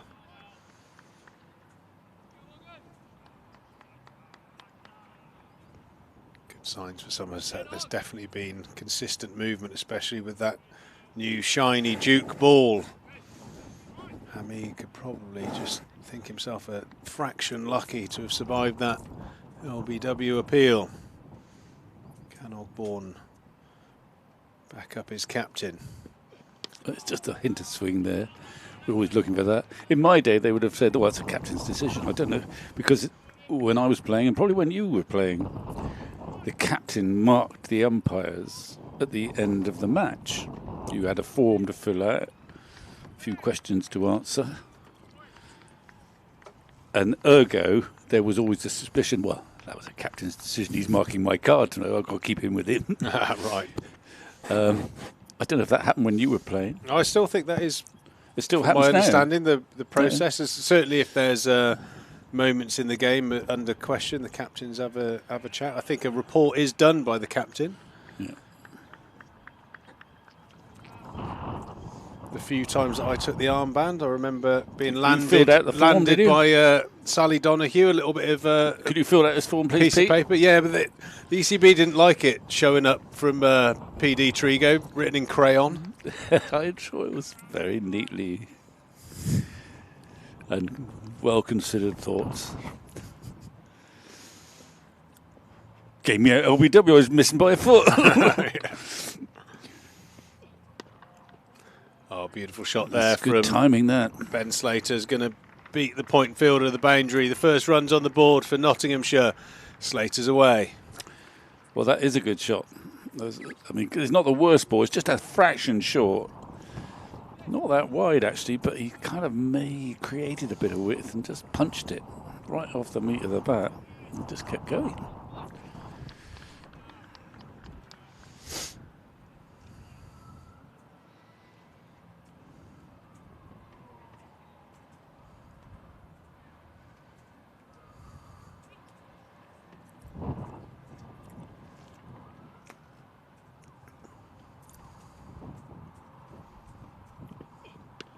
That's 80 miles an hour. It's strange, isn't it? I've been watching our screen where we've got a radar telling us pace. And it surprised me that Pennington in particular, and probably Stone, they were rarely above 80 miles an hour, you know. And I thought they'd look quicker than that. Yeah, we did. I've seen other bowlers on our radar that in other productions in the middle to high 80s. Do feel like ours registers a fraction on the low side, but it's consistent. Lovely shot there from Slater, back down the ground. Has it got enough to go for four? Probably not. Pretorius going to reel that in. Ben Slater turns down the third and picks up a 2. Yeah, but in the plight of the potential England openers, I mean, I have mentioned it in previous seasons, I do think Slater is certainly one to How old is consider if Slater he now? had a solid start.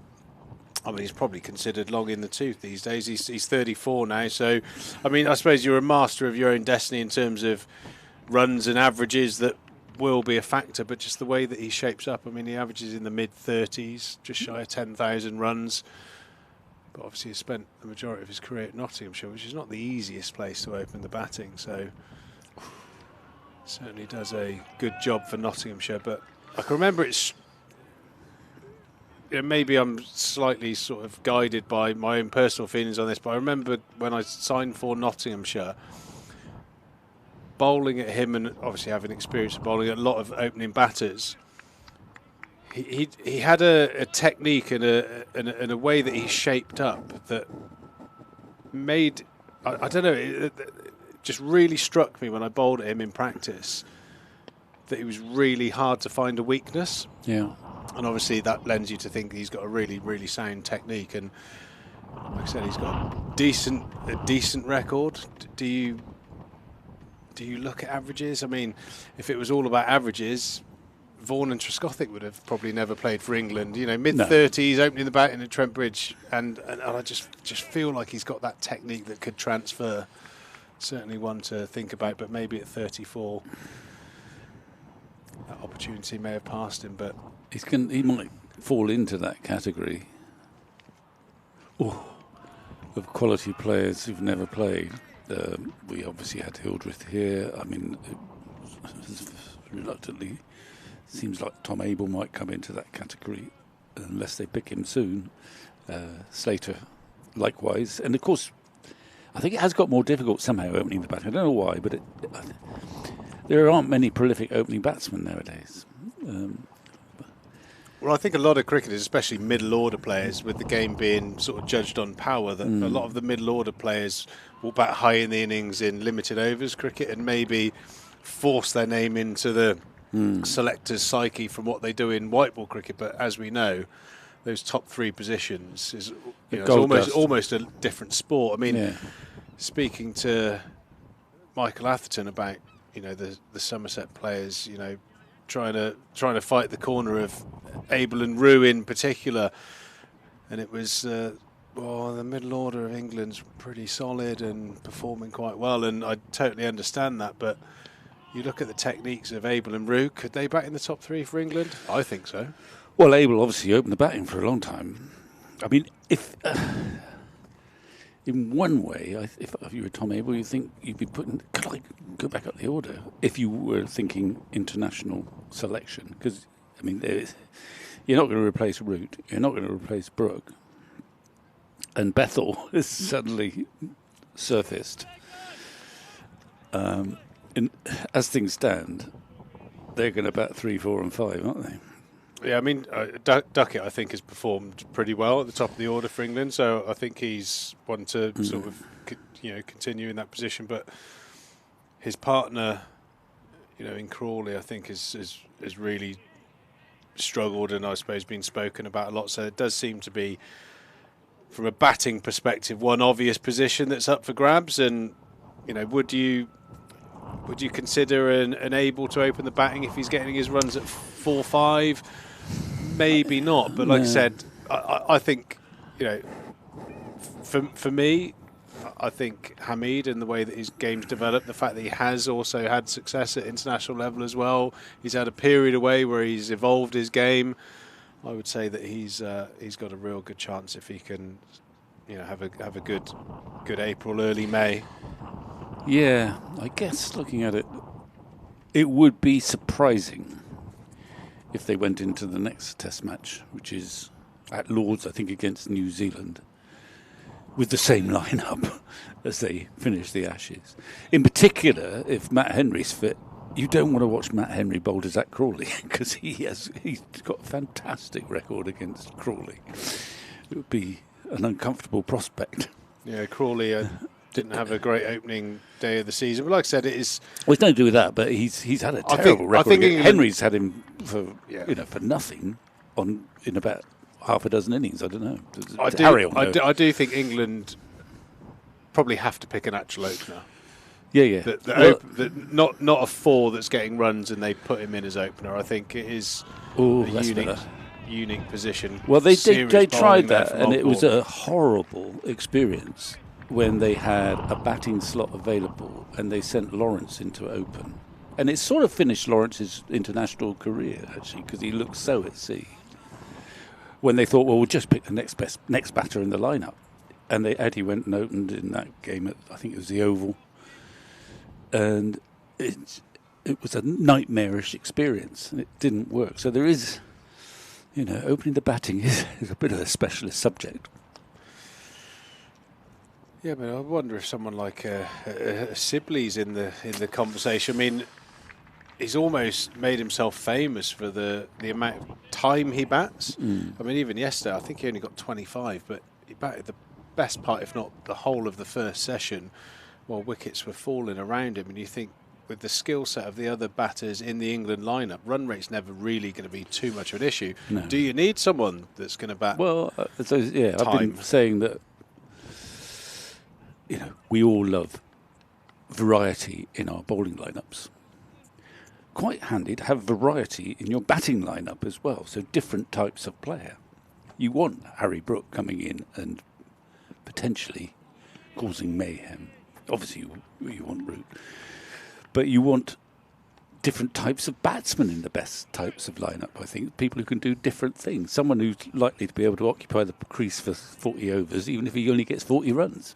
Well, you have to say that in the Ashes Test matches in particular, where England were competitive, if it wasn't for Joe Root just batting well and batting time, it would have been a complete massacre, the series. So, yeah, interesting.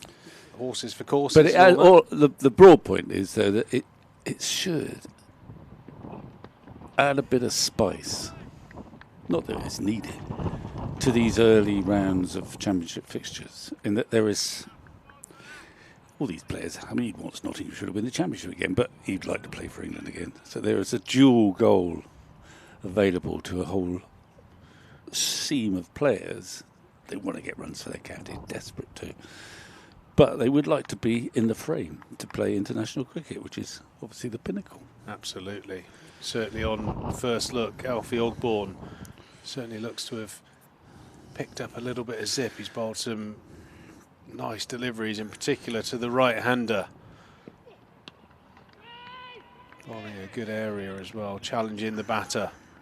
Well, he's over 80 on our sympathetic radar, if you're a driver. He's which is I haven't actually seen when I was watching a bit yesterday evening, keeping an eye on the radar, which is the sort of radar you want when you're on the M5 and you see the van on the top of the bridge. Right, Please be sympathetic. Yeah, that's a sympathetic radar. But Alfie is in excess of 80 in this little spell so far, and that's not quite in the right place, but got to be a bit patient with him, but there is potential there, clearly, and it'll take a while. Harry, who's doing about 5 jobs. He's like an octopus back there, and he's tapping on his laptop. He's going to come in and but give us he a does break. it effortlessly. I think I need to usher him in. Good luck, Pete. Well, it's been a pleasure so far this morning, Vic. Lovely to see you. Lovely to chat. And you'll be back soon. Yeah, we were scheduled to have Sam Dalling with us today, but Sam has picked up a little bit of a bug, a bit of food poisoning or something like that. Hopefully you're feeling okay, Sam, and we hope to see you soon. But Harry Everett is multitasking today. He's doing a little bit of online stuff for another broadcaster and also giving me and Vic the occasional comfort break.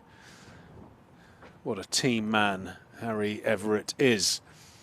Craig Overton having a good chat with Paul Pollard, probably discussing that LBW still, knowing Craig. But he's been in lovely rhythm so far this morning. Exciting stuff. Being well combated by the Nottinghamshire opening pair. What's distracting there? What? Well, I think someone in the hospitality box is stood up at the back of the room over the Cooper Associates sign. That's your Western lot, isn't it? No. That's not. No accountability there. The Western lot are 4 boxes along. Oh, they're okay. Different wicket, they'll be causing trouble then. Empty today. They've obviously heard about Storm Dave. Decided not to take the old Rattler down to Taunton. Well, Stormzy's a rapper and Dave's a rapper. That's what I was trying to work out. Oh, that's an absolute beauty from Craig Overton. The play and miss count is going up and up throughout this game. Somewhere in the region of 100 in the first innings. And lots of those to Pennington, who ended up with a very well-deserved 5-wicket haul. You haven't been updating your 87 player misses tally. We must be past 100 now. It was rattling up so fast, Harry. My pen was running out of ink. Fortunately, we've got enough sponsored pens in the box. We'll be all right. Yeah, thanks to Brown and Brown for supplying us with these, what they look like, very eco-friendly pens. Yes. It looks like they're cardboard with, well, is it eco-friendly if they've got plastic at either end? I'm not sure. What? Yeah, that's a good point, actually. Maybe we should just go back to the old quill and ink. Yeah, I'm not sure that would work too well. I'll be spilling ink everywhere. I'm still a pencil man most of the time. You can do your doodling with it. Yeah, I'm not really big on my notes, to be honest. I'll do the occasional geometric doodle, but it's about as far as it goes for me. 10 without loss in the 5th over here at Taunton. Notts starting their 2026 campaign in the face of 347. Largely contributed by Tom Abel, James Rue, and at the back end, Craig Overton with a very timely 50-odd not out. 55, I think he got. Was that right, Harry? Craig Overton got 60 not out. 60 not out. I've done him dirty. Yeah, 3 more for that batting bonus point, though. That's the crucial. We just waited for one lusty blow from the big man to take us over the 350 for that 3rd batting point. But I'm sure Somerset, in the context of how the day went, will be very happy with a competitive 347. Signs that the movement hasn't slowed down enough there for the bowler to operate with. Oh, another play and miss, and a beauty from Craig Overton, who was, I think, quite unlucky not to get a favourable decision from Paul Pollard. There was a very close LBW shout on Hamid. 4th ball, I think, of the innings. Very tight. What were your thoughts? Second ball, wasn't it? Yeah. What were your thoughts at the back of the commentary box? Pretty full and straight, I thought. Yeah, Vic was just saying as he come off comms how out he thought it was. Oh, he sat on the fence when he was on air. I know, I did think that. I enjoyed his captaincy reference. You know, the, what do they call it? A captain's decision. Yeah. Marking the umpire's card after the game. Hopefully that doesn't bring into it, but it was captain against captains. You could argue either way. Craig's going to mark him down for not giving it. Hasib's going to mark him up for not giving it. So it doesn't quite work, that argument there, Vic. I don't think as a batter you'd have too many complaints. No. You'd be saying he's a great umpire, brilliant umpire. Both 2 very good umpires actually standing in this game, Graham Lloyd and Paul Pollard. On that though, Pete, there wasn't a single LBW in the first innings. You think April was often blow your shins off? I think that goes back to the lengths and maybe why Somerset got to the 347. I do think, even though I've complimented the bowling performance of Nottinghamshire, in particular the opening pair of Pennington and Stone, I do feel like towards, throughout the middle of the day, towards the back end, they went slam it into the pitch. Probably a foot or so too short on the whole would be my my observation, especially towards the back end. Lord in particular, I think, tested out the middle of the pitch and got hit for a number of sort of square of the wicket boundaries early season. You've probably got to see the ball hit past you occasionally as a bowler to feel like you're in that business area. Ogbourne has generally tried to pitch the ball up. Haas with a quick single and well taken. Jack Leach can't quite cut that one off. These two have batted together a number of times, or know each other well. Good communication and good running there by the Nottinghamshire pair. I suppose Josh Davey was quite a pitch it up, full LBW kind of candidate. When he opened with Craig Overton, that Bob Willis trophy, those two together complement each other quite nicely. Craig that back of a length, and Josh that full move around a little bit. LBWs. Think of that 2015 World Cup. We got quite a few LBWs and bowled. Fair for Scotland. I think whatever you bowl early season, you need to be drawing the batsman forward more often than not. And a short delivery there, and the kitchen sink thrown by Ben Slater. That slashed over gully with some force and rattles into the boards for 4. Yeah, I mean, probably quite timely from a Somerset perspective, and I suppose you can't always guarantee a performance, but Brett Hutton not quite being fit, ready, carrying a little bit of a niggle from pre-season into the early season. Brett Hutton, he bowls that length that you, in your mind's eye, always assume is going to be very challenging on a wicket that offers a little bit of seam, and that one is not going to seam. Didn't bounce. Low full toss. Slater. Back-to-back boundaries. Yeah, that's not a good Alfie ball, Ogborn Alfie. just trying a little bit too hard. Just needs to settle in. He's got the pace. He's got the skills.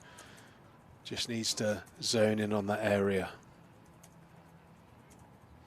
Yeah, he's a good bowler, is Alfie. I wonder if there's a little bit of nerves here. He's bowling to a high-class opening pair here, potentially the opening pair of the season last year. You'd think Sibley and Burns, Slater and Hamid, the top two sides last season, probably do have the two best opening pairs, both right left-hand combos. Ben Slater played that back foot punch for 4 off. Ball that's only fractionally short from Alfie Ogborn. Now maybe he's just going searching a little bit too much. That's better. That's the area he wants to be in. Bring bowled, LBW and caught behind into play. Yeah, I mean, moving on from the conversation that I was having with Vic about potential England openers, I mean, if we got a replay of that decision, I think if you focus in on the badge of Ben Slater's helmet and how still he keeps his head, how tight his hands are, he's got that technique, and almost mirrored the other way round for Has Hamid. They both have very, very still head, and I think that's one of the real skills of opening the batting, keeping your hands, your technique tight, but ultimately keeping that head just around middle and off, watching the ball like a hawk. Be nice to see a replay of Slater in particular's technique there when he's lining up, watching the bowler run in. A real, even from 100 metres away, a real steely looking focus. I like that steely focus. Yeah, you're right. The stillness is so important. Still at the crease, times the ball nicely. An underrated cricketer, I think, Ben Slater. We talk about Hamid, Sibley, Burns. No one's really talked about Ben Slater for England, whether it's his Derbyshire days or his Notts days. Just quietly gone about his business, picking up runs for fun. Just loves batting. Can be boring at times, but he's been quite positive so far today. Outscoring Hamid by 3 times currently.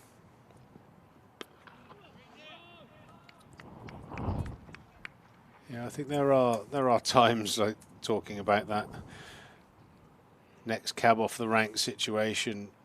I mean, you mentioned the word there, sort of boring, and I think, you know, I think 4 to 7, your batting unit, you've got those dynamic players that can maybe shift up and down the gears depending on the match situation, but the match situation is always the same when you're batting in certainly the first 2. Probably throw that out to the top 3. Nothing a middle order batter likes more than watching a bowler being put through multiple spells and that ball getting progressively older when you've got an opening pair being boring and just keeping them out there, aging the ball. I mean, it really is a skill to have the temperament, the technique to battle through that time of the innings where the ball's moving the most, and these two do it about as well as any pair in the country, as you mentioned. I do think that right-left hand makes a big difference. Somerset have got it now with Tom Kohler-Campbell and Josh Thomas. They dabbled with Hamid, Dixon, Vaughan, even Lamb have been able to open in recent seasons. We could mention Gregory and Davey, of course, but I would like to see Kohler-Campbell and Josh Thomas given a few games together, even if they're struggling. Let them have a few games. Opening the batting in April is not easy against the Duke's ball. I think that right-left hand just makes it a little bit harder for bowlers to stay on that same line. It's going to probably be 4 from Hamid. Or Jack Leach going to get round. Jack Leach's got a lot of ground to make up. Big diving stop. That's 4. Unlucky Jack Leach. Oh, is he going to give that? Is this a Jack Haynes equivalent? That looked like his body was on the rope when he fielded it, but there's no third umpire here. I think that's probably 4. I think that's that looked Jack like Haynes. a 4. We've got to be unbiased here. We've had one each way. They even themselves out, I suppose. Yeah, I think it'd be hard to know exactly where your body is in space and time when you flick that ball back, but yeah, from the eye, that looked like Leachy was probably in contact with the rope at the time that he flicked that back. We've got a good view as well, right below us. Not being biased, I'm going to be consistent. Leachy should have given it 4. Yeah. I'm going to be consistent. Yeah. We can't give Jack Haynes stick and then let him get away with that. Absolutely not.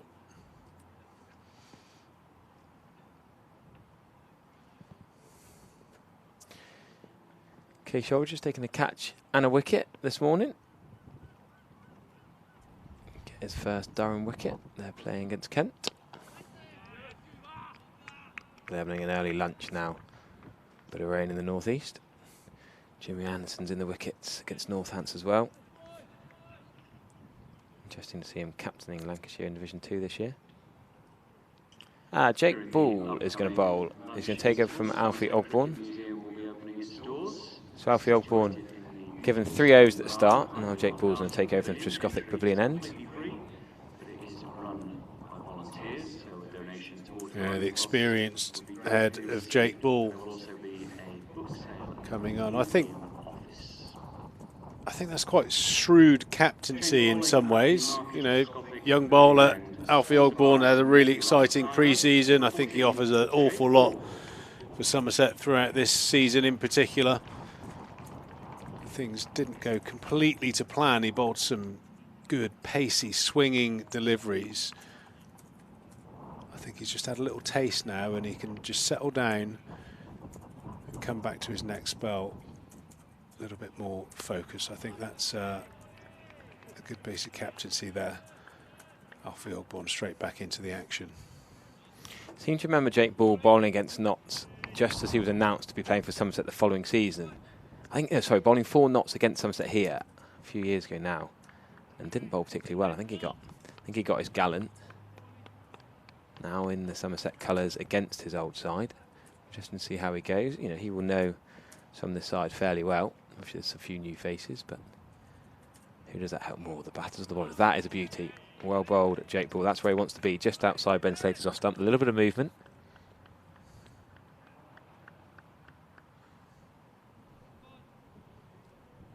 Jake Ball, more of a white ball bowler. I think he would probably have been the one to miss out if Somerset had signed a second overseas. I think they'd have gone Pretorius, Overton, Ogborn, or you could say if Gregory was fit, he'd have played, and probably one of Shaw, Ball and Ogborn to come in.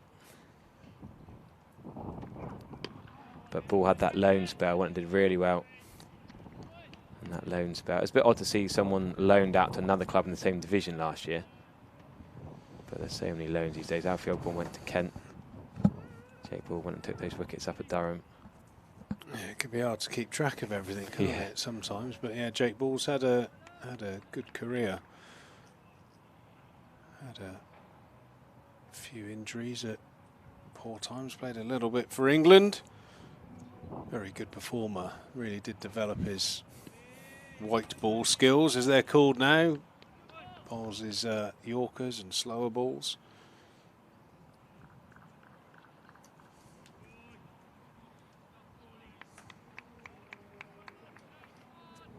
Three slips in place for Jake Ball then. So interesting, Alfie Ogborn in the slips when Craig Overton was bowling. So Alfie Ogborn, the youngest seamer in this side, picked as the fourth slip fielder, I guess, when Craig Overton's bowling. He joins Tom Abel and Tom Kohler-Cabell in the slips with no Lewis Gregory in this game. Oh, that is where fourth slip would have been. That's the length. Full, encouraging the drive. A false shot from Ben Slater just evades Tom Abel at third slip. Probably would have carried to a fourth, but he wasn't there, so it doesn't matter. Ben Slater picks up another boundary.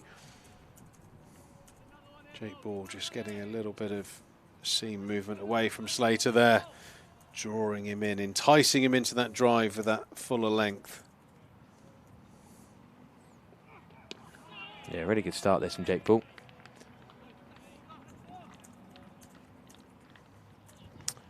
Yeah, decent over. Moral victory with that one that raced away for 4. 26 without loss after 8 overs. Nottinghamshire. Hamid 7.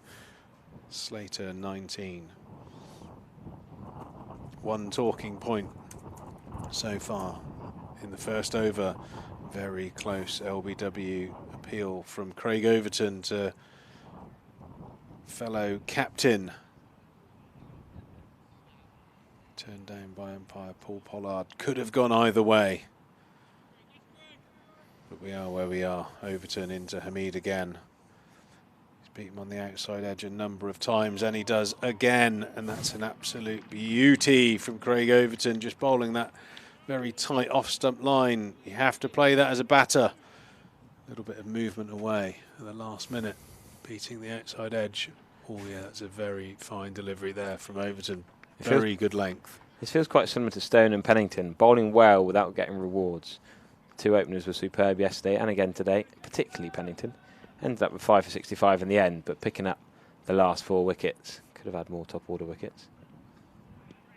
Maybe a little bit further outside off stump this time, but a lot of playing and missing. That was a genuine lead from Hamid. Yeah, it was one of the... And there are different types of fifers. I would say that's probably one of the most deserved fifers I've seen for a long time. I totally agree. Yeah, he could have had the top 5 almost for spit almost, but he stuck to task. Bowled, didn't give away too many runs, low economy rate, and got his rewards towards the back end. So really had to work for it and deserved those wickets. Somerset got 347 in their first innings, very competitive, but are up against one of the, if not one of the best lineups in the county championship. 2 quality openers, and that was why they were crowned county champions last summer.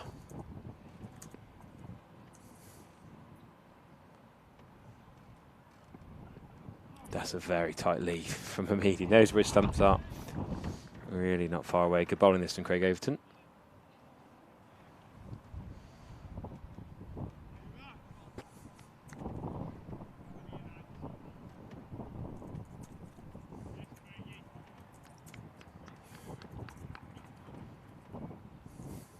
Still hear that wind through the effects mic. Pretty strong there. Looks like a nice day from the commentary box. Craig Overton a little bit wider that time. An easier leave, comfortable leave for the experienced captain Hamid. Yeah, old Dave's blowing in from the south, I'm assuming. Hopefully he won't impact the day's play. High winds expected later on in the afternoon.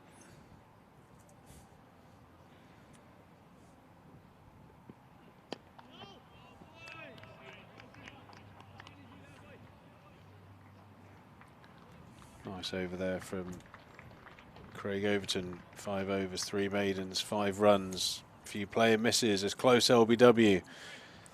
Jake Ball started his spell brightly. Alfie Ogborn leaked a couple of boundaries in his opening spell. Captain Overton going for an early change to Jake Ball.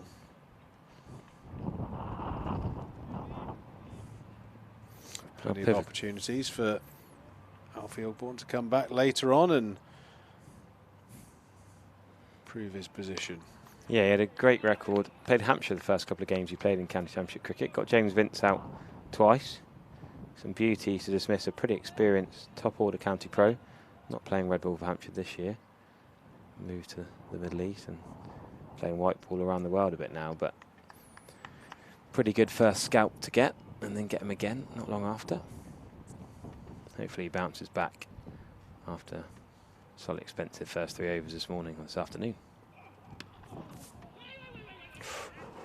Jack Leach was sniffing a run out there. Nearly a yes, no, maybe. We saw Burns and Sibley do it yesterday. Jack Leach swooping round brilliantly to save the run.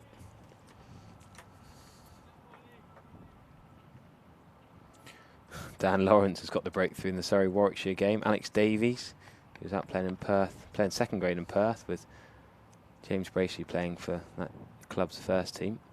Alex Davies is gone. Dan Mosley out to join Robbie Yates on 49. And Joe Cracknell out for 97 at Lords.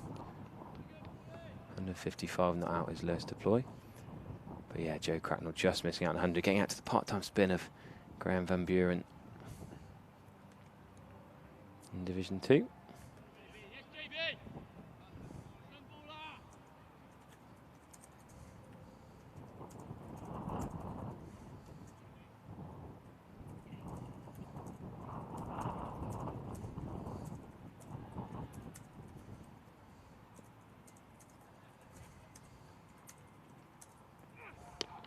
We'll bowl again. Great lines and lengths these so far from Jake Ball.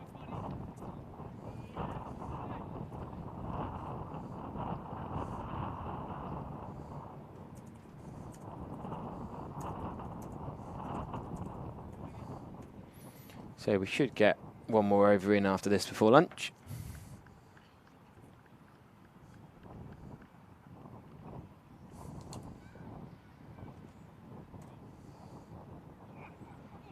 Ooh, that's a genuine, another player miss. Player miss number 112, is it?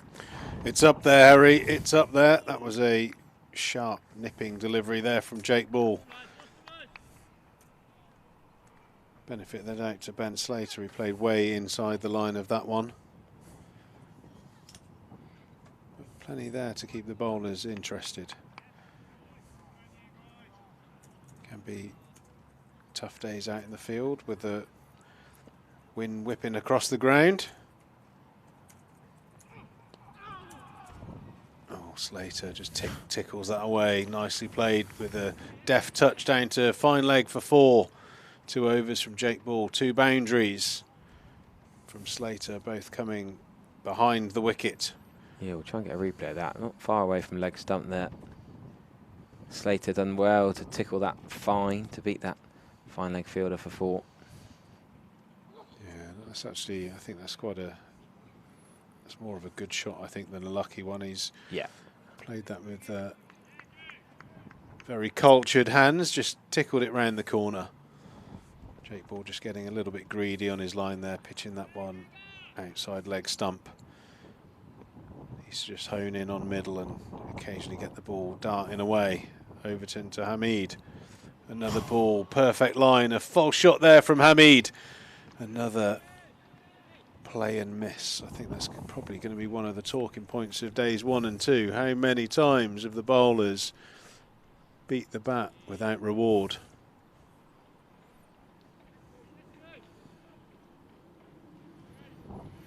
Yeah, not so pretty disciplined with their bowling. Just 2 wides, no balls. Somerset yet to give away any extras. Lewis Gregory, often a no-ball candidate, not playing this one. They used to have been on the money without getting the reward. Ball and Overton, experienced right-arm seamers. But the experienced opening pair are stifling them, nullifying a bit of movement. They'll just be happy to get to lunch here. Yeah, I think it's been a feature, only a small sample pot of the Nottinghamshire innings so far, but I think it took an incredible delivery to remove Kola Cadmore, and you have to say that the bowlers have to deliver something special to get their wickets as Hamid runs that one off the face down to the 3rd man boundary for 4. Credit to the batter there, a rising delivery and played with soft hands through that vacant gully area. Hamid picks up his first boundary.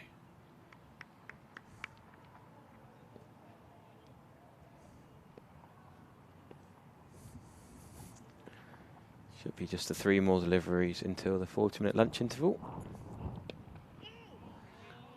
Straight downstairs to Stragglers for another jacket potato. I was well happy with that yesterday, Harry. Bit of chilli, was it? You like your food? No, I went for beans and cheese, but I'm going to give the chili edition a go. Very, very reasonably priced. I was actually a little bit surprised. Were you? I thought I stole it. £7 for a jacket potato with salad and beans and cheese. Don't tell everyone. Well, I think that's the point. We want to tell everyone. Get in there. There'll be none left for you, most of it. Oh, another beauty there from Craig Overton. Just lacking the edge. That's one thing that's going to be important for the bowling attacks if this stays on trend, not to get too frustrated and keep persevering with that line length.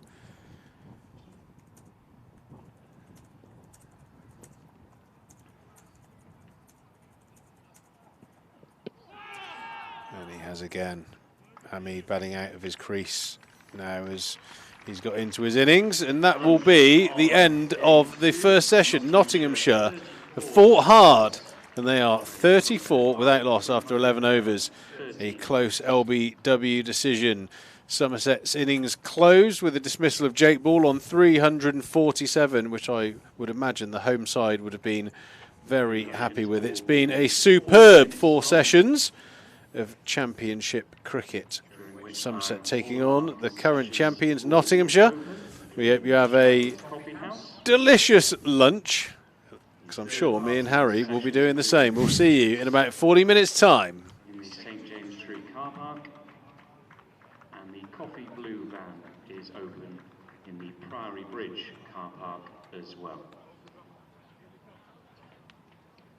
In the Lord Botham stand, the bar is open, serving hot and cold drinks. And the county room in the Colin Atkinson Pavilion is open for match day dining as well, subject to availability. We hope you have a nice lunch interval with us here at Taunton. Nottinghamshire 34 without loss in their first innings.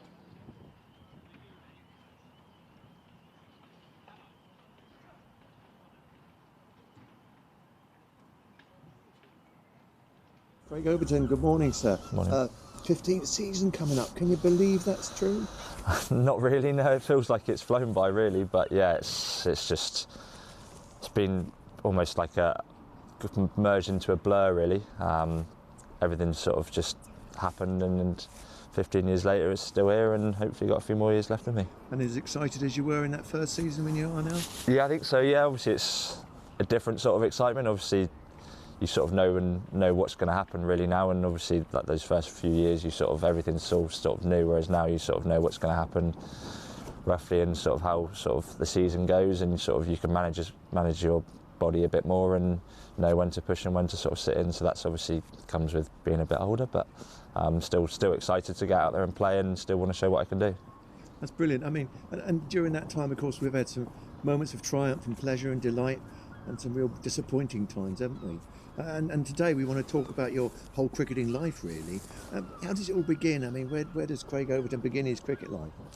So it all started really sort of North Devon Cricket Club, sort of when we were 4 or 5. Obviously there's the two of us, me and Jamie, with sort of Dad playing, and we would just be on the boundary messing around, playing some sort of cricket, generally just throwing balls at each other and whacking it, and sort of grow from there. First game was sort of when we were about 8 or 9, I reckon. Right. We've got a photo, I know there's a photo of us that Mum has, I think, of just us two in both padded up, kit way too big for us, as sort of kids are most of the time, and yes, that was our sort of first real memory, and then obviously sort of grew through the system there at North Devon, and then sort of went to school at West Buckland sort of from sort of 12, and it was probably something that we couldn't really afford, but it was Mum and Dad were like, right, we want you to go to a school that basically not focused on sport, but sport was a big thing for what we wanted to do, and spent sort of all the way through to year 13 there, and obviously then joined the academy here. Was sort of joined the academy before, but sort of when we were sort of 16, 17, joined the academy here, and obviously then went through the system here. What about the Devon age groups? You played up through them? Yeah, all through them. So I started when I was 9 for the under 10s. Started a year younger. Jamie then joined the year after. Joined sort of the back end of the summer really, and then basically all through the systems, all the way through sort of till under. We played a bit of under 16s and under 18s, but obviously the academy started here, so we sort of were a bit in between, but we still played for Devon because it meant obviously other people could play for Somerset. So we played for Devon, but we didn't actually play that much in sort of the under 18s, just because we were playing twos cricket and stuff, and it was just we'd rather play that than play sort of ages similar to us. We felt like Dad was like, you get more out of playing against adults rather than kids, and that's sort of what happened at school as well. We stopped playing school cricket at sort of 15, still played against the sort of the club sides that came up and played against us on Wednesdays, but on Saturday cricket we didn't play it, and actually played club cricket on Saturdays, and felt like we developed a lot quicker, so we was obviously playing against fully grown men that we sort of knew how to play cricket, and we sort of learned from them. Pretty quickly. Yeah, I think you had to, just because if you didn't, then you'd sort of fall behind. So yeah, we learned pretty quickly, and we were obviously both both quick learners really, and that helped us. And we didn't quite always get it right, but you sort of learn from those experiences. And what about having a twin brother? I mean, you're pretty competitive, I'm guessing, at that age particularly. Yeah, very competitive. I think if you know us now, we're probably still both very competitive and don't like losing. So yeah, so when we were that age, it was just we both wanted to win, and we'd almost do whatever it takes to win. If that was hurting the other one, it would be doing that. So, but no, it was good fun. We never sort of went too far, and if we did, I'm sure we got told off by mum and dad. Dad would put us in our place. But yeah, it was good fun. We growing up, and we both loved it, and obviously cricket was both what we wanted to do, and to be able to do it together for so long was pretty cool. You both played for North Devon together, I think, in your first game, didn't you? Yeah, probably, yeah. When you were 14? Yeah, 14. I feel like it was against Plymouth. But, it was. And we were, I think I was involved in a hat-trick with Dad. I don't know if Jane was involved with it, but I was involved in a hat-trick batting, unfortunately, which is not the best. But yeah, it was, again, we were obviously very young against a good Plymouth side, and we, yeah, I think I was the second one and Dad was the third one. So yeah, it was quite cool, but obviously not something that would look back on rather fond memories, but it was, yeah, cool to be a part of.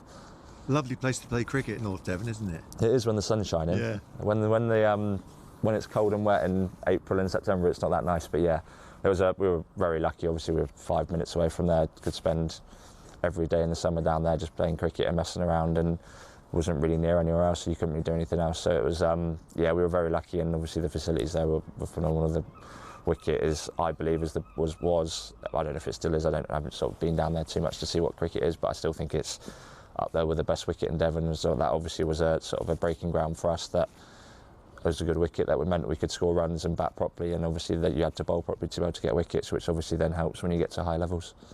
And how did you come to be part of the academy? What's the story behind that? Where were you picked up, and who recommended you, that side? It was I don't really know too much really. I think obviously Jason Kerr was the director of academy then, and he just I assume we were sort of playing under 15s, under 16s with Devon, and he was sort of looking around sort of players, and sort of we both caught his eye, and obviously from there it was sort of a few conversations with sort of the Devon coaches, sort of see what characters we were, and it just sort of went from there. And then obviously I think we came up here for a the club invited us up for I think it was a CB40 game back then, or Pro 40, whatever 40 game it was, and we sat in the crowd, and then sort of half time we came over, and Jay sort of pulled us in and said, yeah, we want to offer you a place on the academy, and it sort of went from there really. Who else was on the academy at that time for you? So my year was obviously, we had Abe's. Year above, Will Jenkins was sort of my age, from Somerset, and then the year above was like Callum Haggett, Sam Mount, Jake Lintott. So that was that few, and then I can't remember. There was a few. Obviously, to my second year, a few of the younger lads, but not many of them sort of came through onto the staff. But yeah, it was that first year was obviously we had a great group, and sort of obviously didn't really play against many of the Somerset boys, so obviously knew Abe's and stuff, but not from the year above. So sort of going into that new environment, obviously you were a bit nervous, but it felt like not coming home eventually, but it felt like it was a good group, and we actually did a lot together.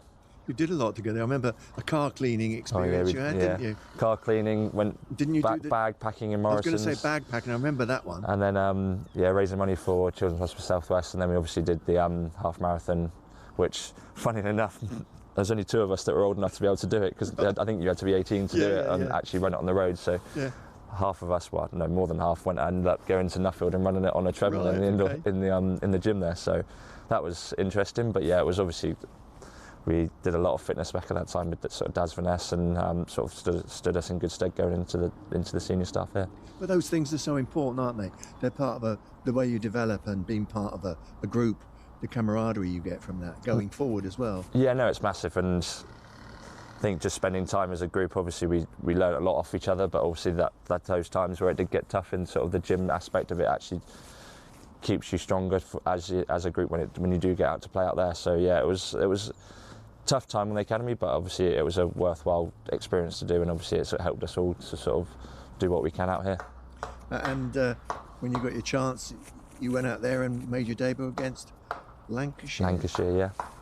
Didn't actually do that much in the game. I think, I know we bowled first, and I think it was about 340 for 4 or 5, and then it rained for the rest of the game. Yeah, it did. So we didn't actually.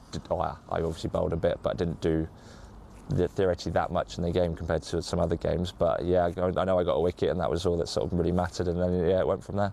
Who was your first wicket? Do you remember? Ashwell Prince. Ashwell Prince. Caught one-handed by Compo at mid-wicket off a short ball, so it was a bit of a long up, but we'll take it anyway that comes. The end result, he was out. Yeah.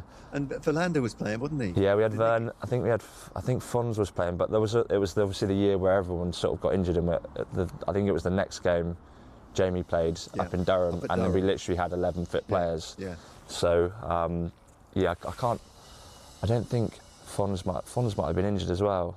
I think we had Triggs, but the team up in Durham was literally just full of kids because we literally didn't really have anyone, and we actually almost beat them, which was remarkable, really. But that was obviously a strange time. Obviously, you're looking up all the senior players, and they were all sort of battered and bruised from the middle of the summer. But yeah, it was good time for all of us youngsters to sort of get out there and show what we can do.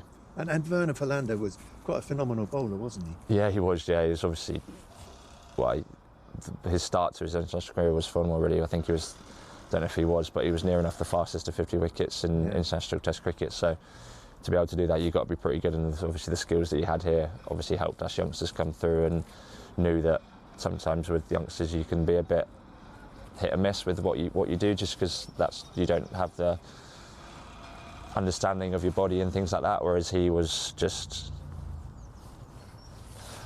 He just didn't miss, and you knew what you were going to get with him, and he was but he was good around the group as well. He helped all the youngsters and made us develop as players as well. I was going to say that really helps you guys, doesn't it? No, yeah, it does. Yeah, and I think with the overseas, you sort of,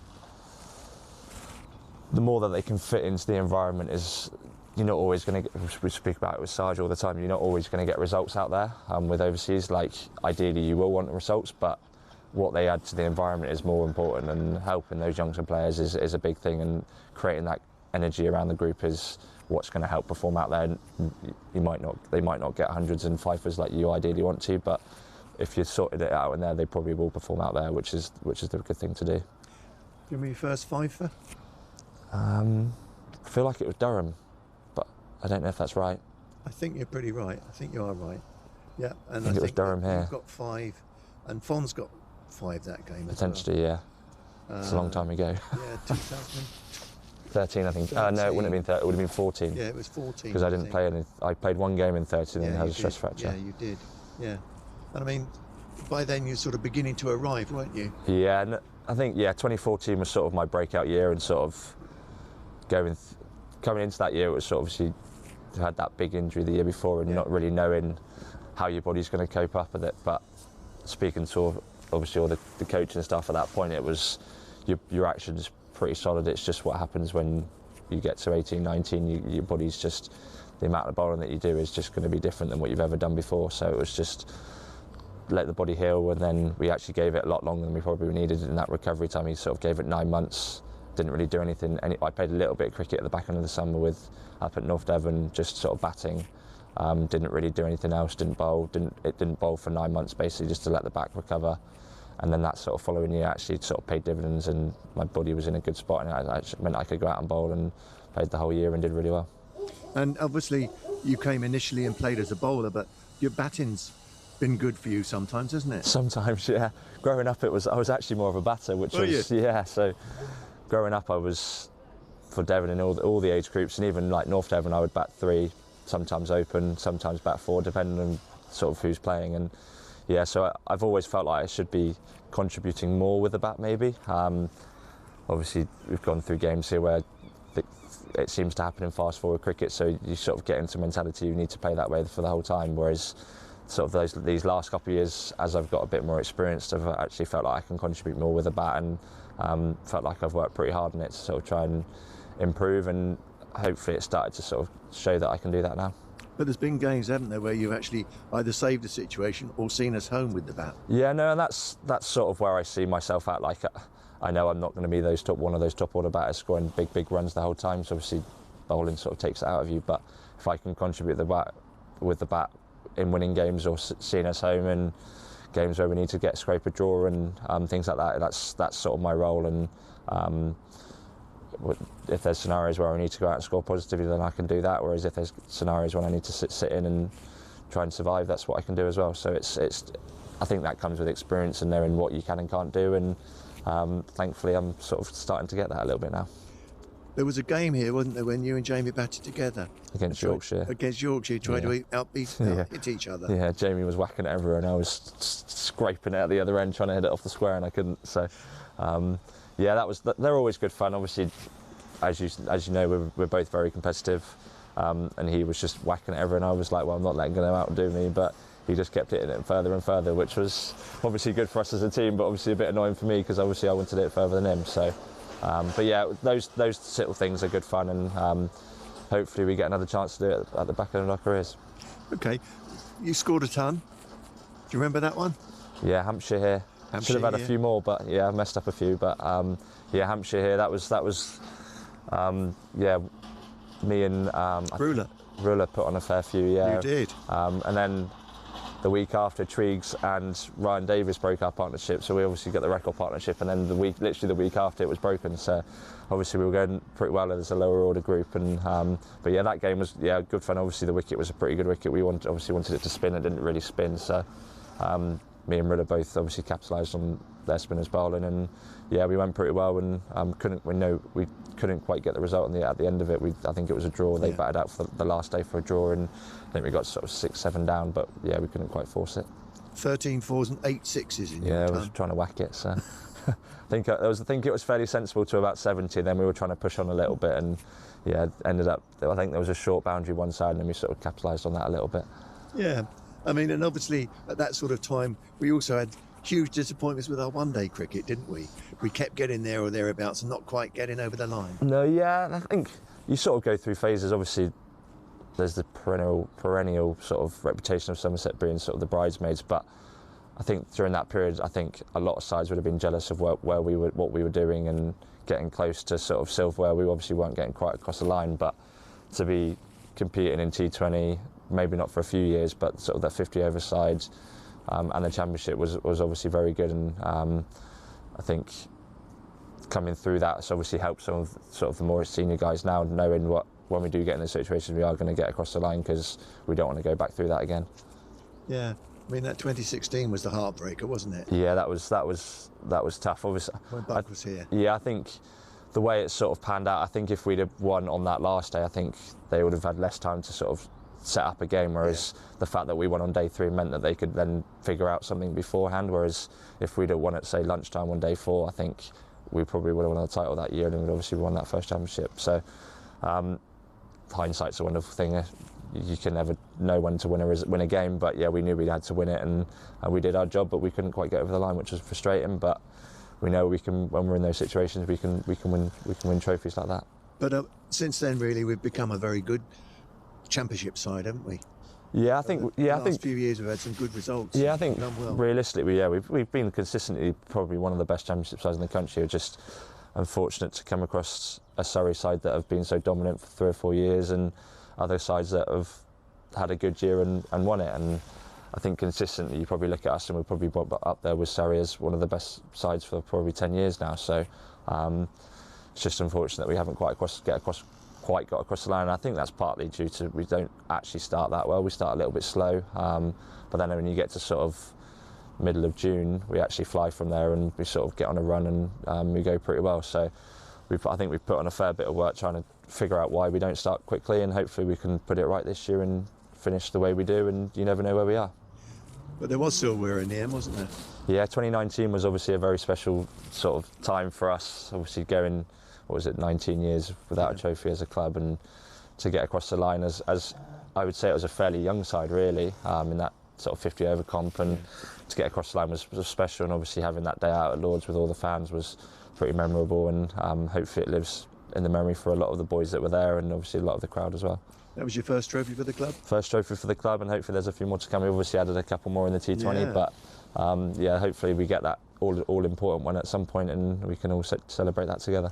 2023 was a pretty good year though, wasn't it? Yeah. You and Matt Henry, you had a good thing going. Yeah, no, it's nice bowling with Henners. Henners obviously is a phenomenal sort of international bowler, and to have him here for that year was pretty special, and obviously we got very close to winning it, and again we didn't quite get across the line, but Surrey were a pretty formidable side that year, and we couldn't quite do it. But that's cricket sometimes, and we know we're in the right. If we keep putting ourselves in the right spots, eventually it will come our way, and we can get that trophy. What's it like to be part of a T20 winning side? I mean, we've done it twice in 3 years. I mean, that's quite an amazing achievement, isn't it? Yeah. I think the way we play our T20 cricket, it's an exciting brand that everyone wants to play, and playing here in front of the crowds that we get is, the only really place is the Oval really that sort of matches it with atmosphere. I think obviously we haven't played at a few grounds that probably do have big atmospheres, but playing here in front of 8,000 that are pretty close to you is pretty scary sometimes well, it's not scary for us, but for the opposition. So it is a fortress for us, and we know how to play here, and obviously that helps get into those sort of back end of the stages and of the tournament. And yeah, it's a phenomenal place to play, and we love playing here, and hopefully we can carry that form on for the next few years. It'd be great if we could be the first team to retain that trophy, wouldn't it? Yeah, that's the aim. I think we spoke about it when we won it in 23, that try and do it in 24, and obviously we got very close to and couldn't quite get across the line in the final. And to be honest, I don't think that the last 2 years we haven't really played our best game. I think it shows the strength that we've got on our side, that we can win games from nowhere, and we've got players that can win games of cricket that we probably shouldn't win. So hopefully this year we can actually get a proper run out and get 3 or 4 games where we can actually play our best stuff and show what we can do against sides that we probably haven't played against this year in T20. So hopefully that will be the aim, and yeah, to get into another finals day will be a big thing, and then you never know, comes finals day, it's the team that turns up on the day can win it. Yeah, and for much of your time here you've had your brother Jamie with you, but when Jamie then went off up to Surrey, I mean, what was that like from a personal point of view? I think it was a bit of both really. I think a bit of disappointment that we weren't playing with each other. I think obviously we've grown up together, spending so much time playing cricket with each other, that it was, not disappointing, but it was upsetting that we wouldn't be able to do that for a long period of time. And but I sort of knew the reasons why he was going, and understood them, and it was for more opportunities to be able to do other things that he probably wasn't quite getting here. And that's life, and that's sometimes the thing with jobs, that you go to sort of better yourself. And I think what's happened these last sort of 3-4 years with the way his career's gone is, I think no one would say that was a bad move for him really. So he's done phenomenally well in T20 cricket, and that's from a role that he probably wouldn't have been able to do here. He would come in at sort of 5-6, finish the innings, and he wasn't getting that opportunity here, and he felt like he could get that somewhere else, and he got that at Surrey, and his career's almost catapulted from then. And I'm not you never know, but I'm not sure he would be with the England side in a World Cup currently if he was still here doing the job that he was doing here. So it's one of those things, sometimes you have to make those decisions, and sometimes it's going to upset a few people, and I think he made the decision that was right for him, and it's paid off. And speaking to him in the last sort of couple of years, I think he wants to come back and play with me at some point, and hopefully that will be nice when we can and finish off the career together, which will be quite cool. But that's obviously hopefully a few more years down the line, and you never know. So, but yeah, I think we want to try and finish together, because that would be sort of quite nice to sort of finish our careers together and have that last bit of fun together. Yeah, because you always seem to enjoy your cricket together. Yeah, we do enjoy it, but we also argue with each other as well. So hopefully, as we've got a bit older, we don't argue as much. But yeah, growing up, we made sure we never was sort of stood next to each other at mid-off. I was hopefully in the slips, and when he was bowling, so we were never too close to sort of give opinions, because it would be normally a get lost, I'm not talking to you while I'm bowling, because I don't want to listen to you. Yeah. Now, what about this season? I mean, how do you reckon we're going to make out this season? I mean, we've got some exciting young players coming through. I mean, Thomas Rue, you've got to talk about him, haven't you? Yeah, no, we've got some phenomenal young players. Obviously, T-Rue's, he showed glimpses last year of in the T20, and I think the way he's played sort of under-19 cricket and schoolboy cricket, and even when he's gone up to the Lions, he's showed that he's a talent above. And equally probably might even be better than his older brother. So the talent that he's got is phenomenal. But there's also other young kids that are coming through into the team now, and that have showed that they can perform at first team level with Archie Vaughan, Josh Thomas last game of last year. We've got a lot of young kids that are coming in and that almost come into that first team and show that they're good enough straight away, which is a good sign for us. And obviously it puts us oldies in a bit of a place that we need to keep working hard to make sure we keep our spots. And but I think that's good for the environment. It keeps that sort of freshness into the group, and keeps us working hard to be able to get better out there, which is hopefully what we can be doing. And obviously, there's a real wish and a longing here to win that Holy Grail Championship, isn't there? Yeah, I think you speak to, might not be all the players, but 95-99% would be wanting to win the Championship. Obviously, there's a few white ball players in the squad that probably haven't really got the interest in red ball cricket, but I think you speak to all the boys that are playing red ball cricket, the Championship is the one they want to win. Obviously, the last 2-3 years in the T20, we've obviously gone very well, but the Championship is what everyone wants to win, and hopefully we can get across the line in the next couple of years. And I think if we do, I think obviously the side will be remembered for a long time. And finally, what's the crowd at Somerset mean to you? I mean, what does it mean when you walk out there and they're, right with you, aren't they? Yeah, no, it's an indescribable feeling, really. I think walking out, knowing that you've not just got your teammates around you, you've got 6,500-7,000 people, maybe more sometimes in T20s, supporting you, and being behind you every step of the way is a big thing. And you might get the odd heckle sometimes, but I think more often than not, there's such a knowledgeable sort of crowd, and they know about the game that they do support good cricket, and that actually helps us, and knows that they're always there supporting us. Where you go to other teams and they're on you 24/7, and it feels like it's a bit of a burden. Whereas here, the crowd are always supporting us no matter what. You hear tractor in the corner. There's always encouragement, and they're always wanting us to do well, and that definitely helps us when it does get sometimes tricky in a Championship game, and it's a bit of a tussle, and having that support here is phenomenal. And what about you, Craig? You here 32 now? 31. 31, going to be 32 almost 32. April, almost yeah. 32. 15th season.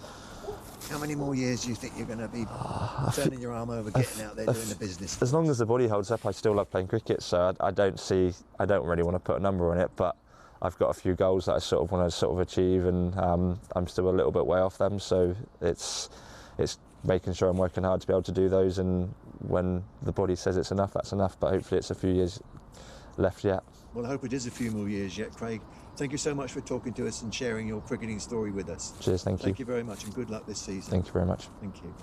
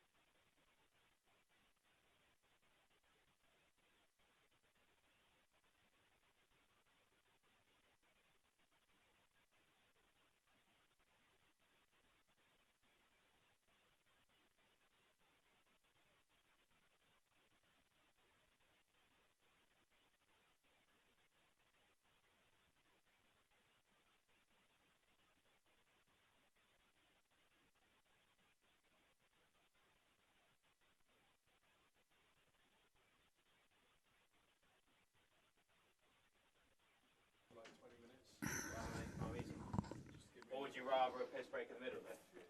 Well, I did a pretty long, I did the whole latter session. If you give me a little bit more time, I can come in, guns at home. Right. Led out by Captain Craig Overton. I reckon that Everett marks Somerset. Dina, if I'm typing profusely, don't ask me a question. Okay. Hello, everyone. Mayday.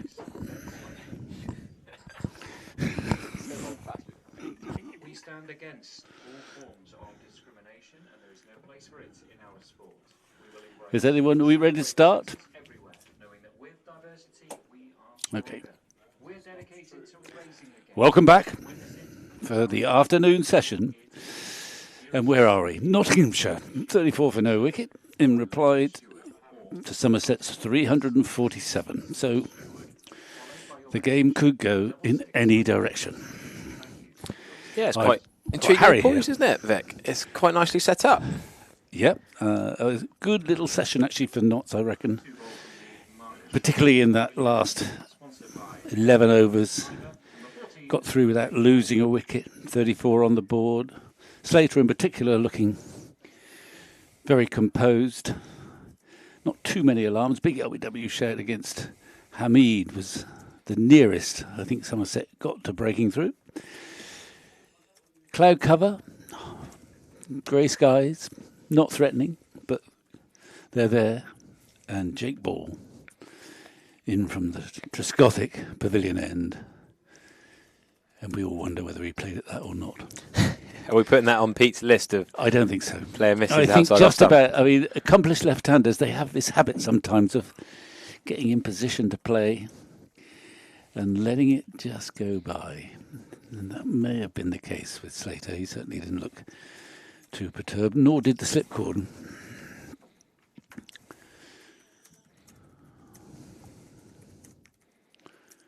He played at that one, though. And wasn't very close to it in the end. There's been a fair amount of that as well. Well, Enough movement to get away from the edge. If it's your day as a seam bowler, then you could get a flurry of wickets, but it didn't quite happen in the Somerset innings. Again, that ball just moved a little bit off the pitch. Slater would have enjoyed the shot he played.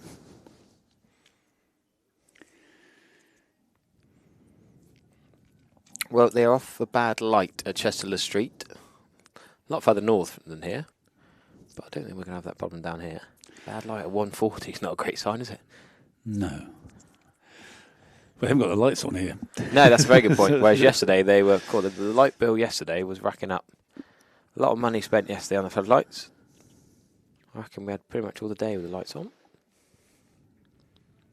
Just saw a few people in the luncheon interval in gloves and hats and scarves. Yeah, well, you've got to be a true stalwart to watch cricket at this time of year, anywhere in the country. Jake Ball not happy with someone in one of the suites below us. They're going to continue. Didn't know where that had gone, but it's gone for a single. Good start from Jake Ball on target against his old teammates. Casey Aldridge in the wickets at Durham, I see. Have you seen the drama with Cody Youssef and Bayer Swanepoel? You heard about this? No. So Bayer Swanepoel was meant to be playing for Worcestershire. He was their overseas signing, and he was playing in the South Africa One Day Cup final on Sunday. So you see a lovely shot into the covers. Great fielding from Alfie Ogborn. Keeps it to a dot ball. He was playing a cup final in South Africa. And he left early. He left 7 overs from the end of the game, left them with 10 fielders, just walked off the pitch with 8 overs to go to get to the airport to fly to Worcestershire to be here in time. But maybe that flight was particularly cheap. We don't know the exact ins and outs, but he wanted to get this particular flight he's booked and just left the field without telling anyone.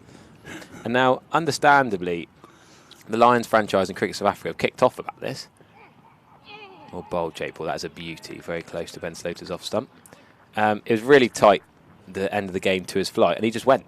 So Cody Youssef is there bowling with one less fielder. I'm not sure if they got a sub field on or not. But now he's not playing for Worcestershire. presumably got this flight, but he's not playing for Worcestershire because he's in trouble with Cricket South Africa and his Lions franchise. Not a great start for No. his start at Worcester. And Worcester have been in the field for quite a long time, haven't they? Yeah, well, they've got Ollie Hannon-Dolby on loan as an emergency loan from Warwickshire to kind of cover the overseas. And they've got whacked everywhere. There's Martin Anderson's gone ballistic. Not Jimmy Anderson, who's also done quite well today. So, yeah, a bit of a nice story for the first week of the season. The drama of overseas signings. Wow. We're not going to see Craig Overton after lunch. We're going to see Mickey Pretorius with his first ball in a Somerset shirt this season. Didn't play any of the pre-season games. Arrived on Monday. Without much drama, relatively speaking. Well, yes, he got out of South Africa without missing part of a game. That's why I thought it'd be quite a relevant story to tell. Bayer Swanepoel, Cody Youssef, Mickey Pretorius, all South African seamers that are meant to be playing as overseas for different counties around the country. Mickey did not miss a game. Good. He just missed Somerset's pre-season.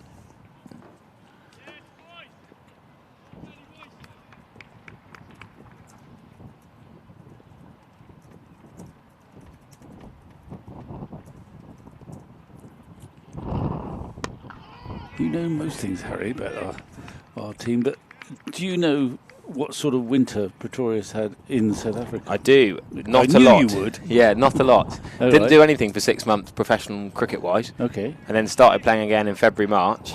Played a few games towards the end of the season. Yeah. Because remember on finals day he had an injury he probably shouldn't have played through. We Right. flew him back in for finals day. Yeah. And he had all sorts of injections. Played on finals day. Bowled quite well on finals day. Did a good job. Won the blast. And then he never really fully recovered from the injury he was sustaining before that. So he did not play before Christmas. And then, yeah, just played a few games back in South Africa. Right. So slightly concerning, I must say, as your one overseas seamer when the seaming ranks are a little bit bare without Green, Davey or Aldridge anymore. Well, it sounds like he's managed his time in South Africa quite shrewdly. He's had quite a Having nice, gentle... a good yeah. break and then a bit of cricket in February, March. So his priorities lie more in England as a professional cricketer, I guess. Yeah. That's a nice push drive, and I think it'll take some catching that. It won't be caught. Yeah, landing in the country Monday this week. Bit of practice on the grass in between the Glamorgan game and yesterday. What was he? 8 off 3 balls. Through the kitchen sink, everything. Then ended up getting out for 11, did Mickey Pretorius. Bowled by Dylan Pennington with that sort of Yahoo golf shot. Decent delivery, but looked like he's trying to launch it out of the park before he really got his eye in.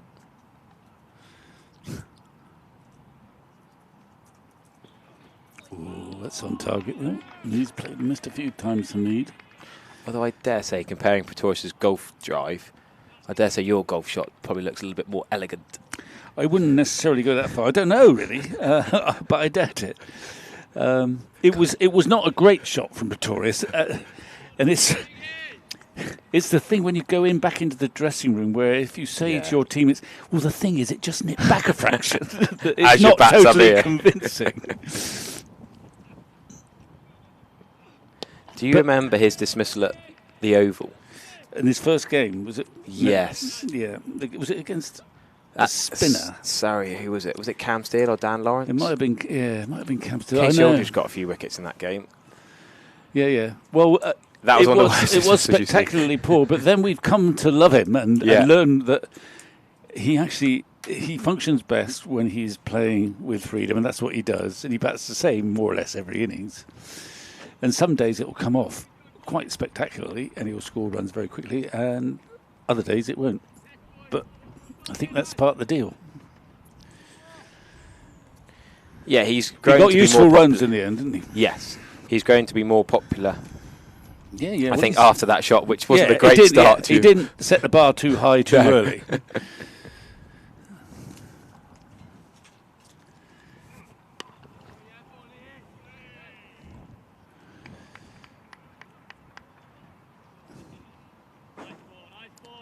Well, we hate to bring slightly depressing news from another Somerset team, but we should update on the Somerset women. They're having a pre-season practice game on a potentially poor sporting pitch on the Edgbaston second pitch. They are currently 213 for 15, which is only a pre-season scorecard, I can tell you. Oh, right. They're going to bat their whole 50 overs and keep on going.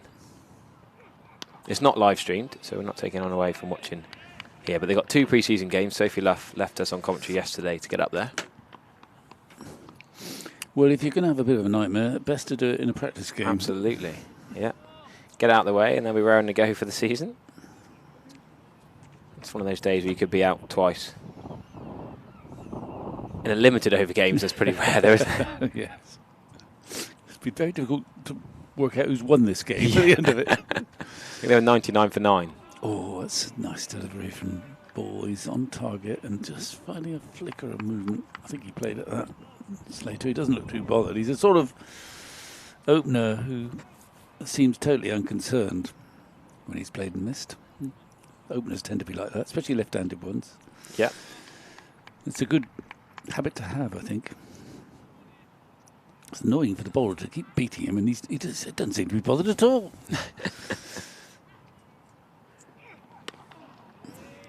Well, you asked if Derbyshire were going to declare. They have not declared at lunch. They are continuing their 5-5-5 for 5 against Worcestershire. 100 partnership between Anuj Dal and Martin Anderson. Well, Shoaib Basir, of course, making, I think, his debut for Derbyshire. He's been around the houses a bit, and he'll have a total behind him to give him a bit of sort of security, and hopefully he'll get a lot of overs in. I dare say he might not be needed to bat. Potentially not in the whole game, actually, the way it's going.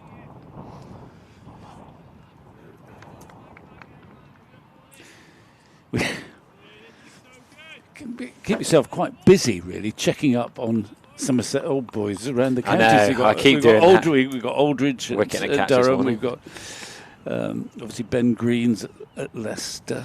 Josh Davey injured this game, not playing. Injured, is he? I saw he wasn't playing. Ben Green, captain. It's a poor shot, and it's not a poor shot. It's a poor ball, and he's put it away with something of a flourish. Yeah, we saw him play Tom that Bess shot. is, of course, down at playing for Yorkshire or wherever they're playing. Nathan Gilchrist, who moved from Kent to Warwickshire. Adam Hose, George Bartlett, Eddie Byram, Sean Dixon, Ned Leonard. The list goes on. Yeah. Sonny Baker, he's playing at the moment. Did he break a digit on Tom Wesley's hand, I think? Yes, which created sort of history, hasn't it? Yes, the first, not concussion sub, injury replacement, do we call it? Yeah. Noah Thane. But I don't understand this. Luke Benkenstein's on the bench, who's a batter who bowls from spin, and Noah Thane, who's a seam bowling all-rounder, came in for Tom Wesley. That didn't seem particularly like for like.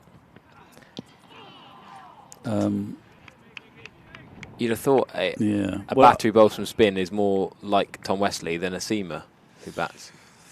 Well, I don't know what the regulations are, but obviously there was that controversy when England were playing. Oh, yes. Dubé. Joss Butler Shivan was Dubé, captain, and they made a replacement who didn't seem very like for like. I don't know what the rules are regarding like for like replacements with this new experimental regulation in the Championship. Yeah, Harshit Rana came in, didn't he? The quick right arm seamer came in for Dubé, who bowls military medium and whacks it with his left hand as a batter. That wasn't really a like for like replacement. Slater's going to get at least 2 here. I mean, there'll be some moments where this new regulation causes a bit of controversy. I'm sure the ECB have made a sort of request that it's not abused, this new regulation. No one's don't want people contriving injuries because they look so hopelessly out of form or unsuited for the conditions. We've seen that happen a while back. It happened in rugby, didn't it? Yeah. So it's quite hard if clubs abuse the new regulation to make it work. But we'll see what happens. I'm sure if you've got a broken finger and you're captain of the team, there's no skullduggery there. Yeah.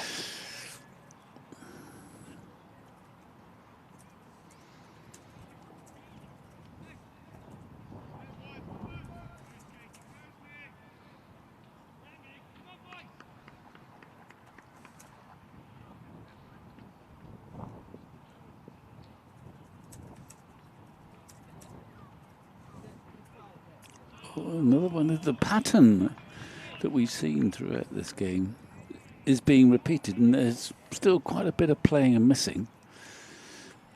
But wickets are quite hard to come by. Let's have another look at this one. Just check he played at this. Pretty sure he did. He did. Slightly open face. Missed the edge.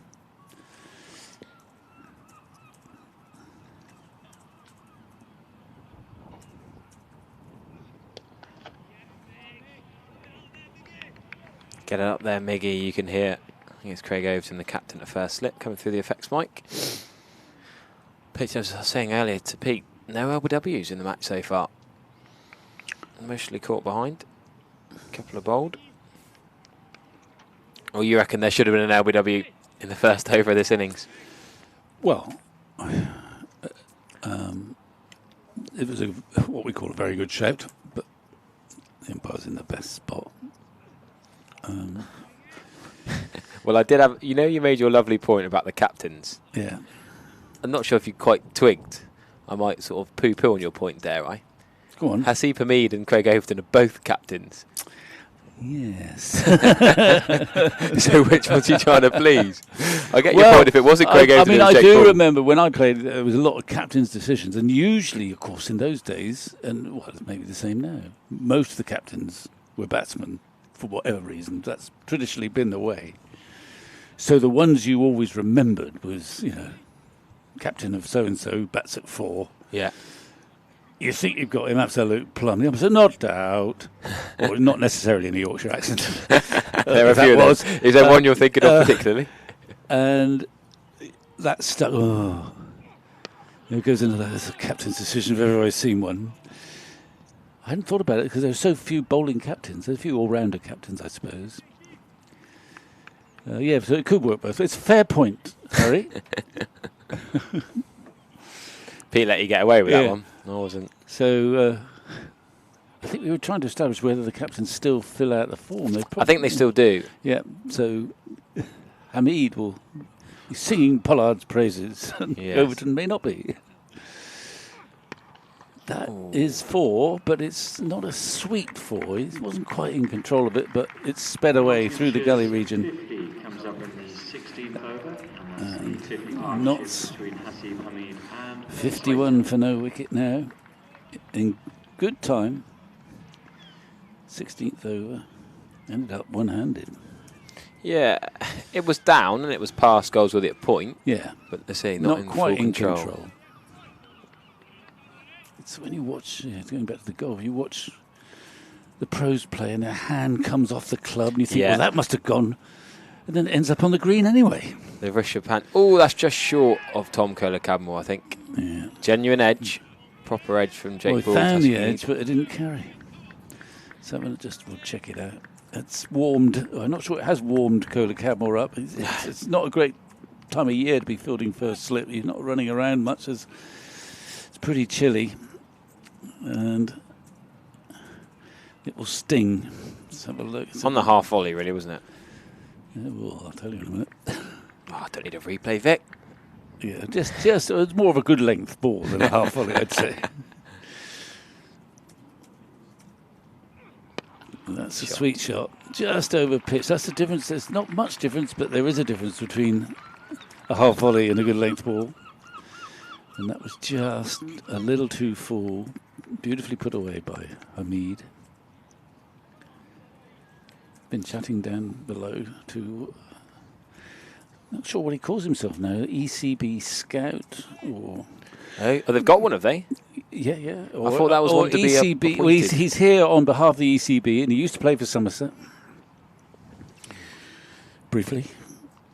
And should I know this name? You should. Recently? No. Not Ian Blackwell? No. He's still umpire, isn't he? No. He used to play for Hescots. Oh. Anyway, I'll put you out of your agony. Go on. But had a distinguished career with Surrey, Gareth Townsend. Oh, yes. Who I just overlapped with him when he joined Somerset. And then I played under his leadership very happily, briefly for Heathcote's Yeah. now and again. And he's here in the ECB capacity, just doing a bit of, not so much scouting as keeping an eye on relevant cricketers. Great stop by Jake Ball, diving forward in his follow through, making up for what could have been 3 4s in a row. Of course, he ended up, he didn't play that much with Somerset, but he played some first-class cricket. And then he ended up at Surrey for 2 or 3 decades on the coaching staff there. Helped the advent of the sort of the Currans and this current seam, actually, of Surrey cricketers. So good to see him down below. He'd have played minor counties for Devon as well. Yeah. Played a lot with in the late 90s. I would think mid to late 90s. He also played in the minor counties representative side in the Benson Hedges Cup. Did he? Against a young England side. They will match for Surrey. Yeah, 2012 he started as director of Surrey's academy. First class debut 1990. Last game 2001. 2001 he was playing for Devon against Beds. His second 11 debut for Somerset as a 19-year-old, he scored 81 and 115 not out. It's a pretty good start to your career. Yeah. Against Hampshire twos. That's out. It's a good ball too. That's a beauty. Really well bowled by Miggy Pateros. We said he's not bowled much over the winter. It's fresh. I mean, that's beaten, I think, the outside edge from around the wicket. Really go like an off break. Let's have a look. Well, it's just left him enough. He's not missed a ball for a long time, and that's just sort of straightened on him.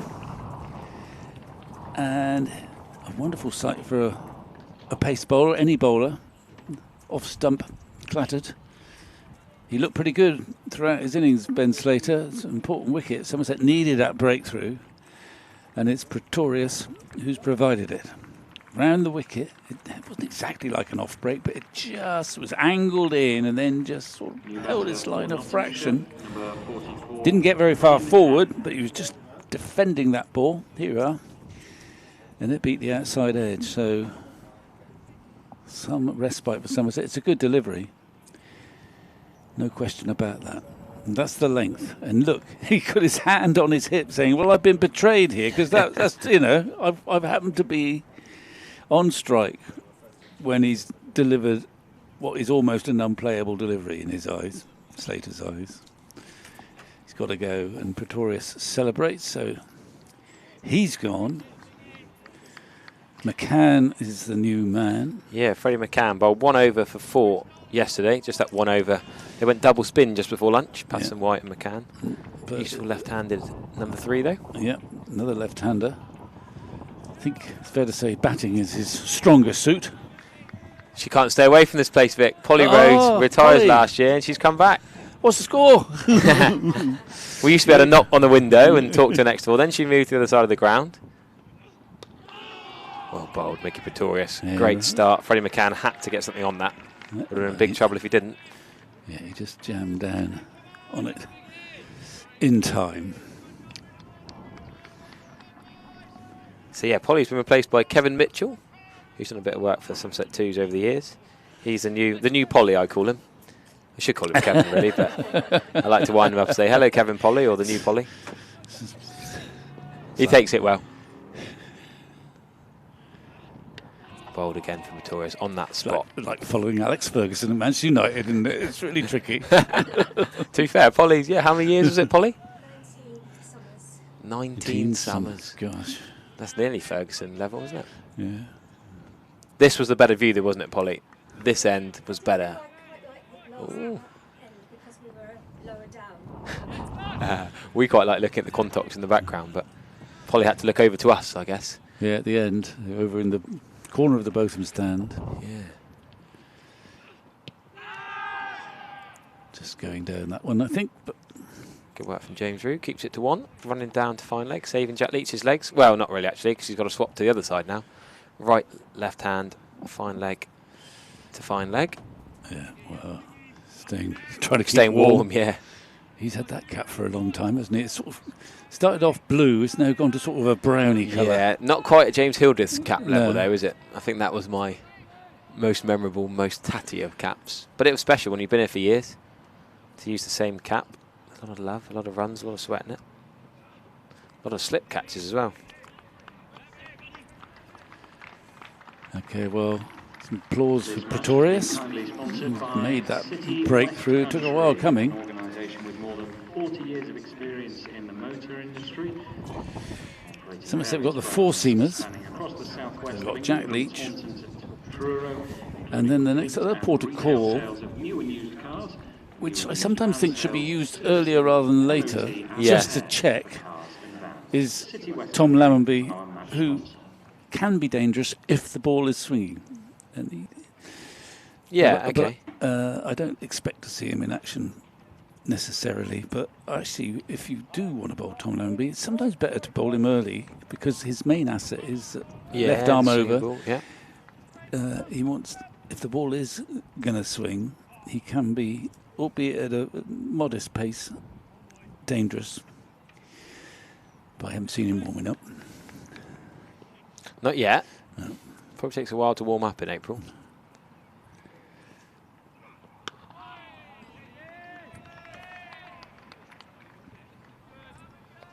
Tell you what, as you say that, Tom Lammonby goes to tighten his shoelaces a little bit. I'm not sure that's a precursor to having a bowl. It is on his front foot though, his landing foot. Oh no, both shoes. Both shoes have gone undone. He could have an earpiece on under his I doubt it. I think he's got better things to do with his time out in the field. I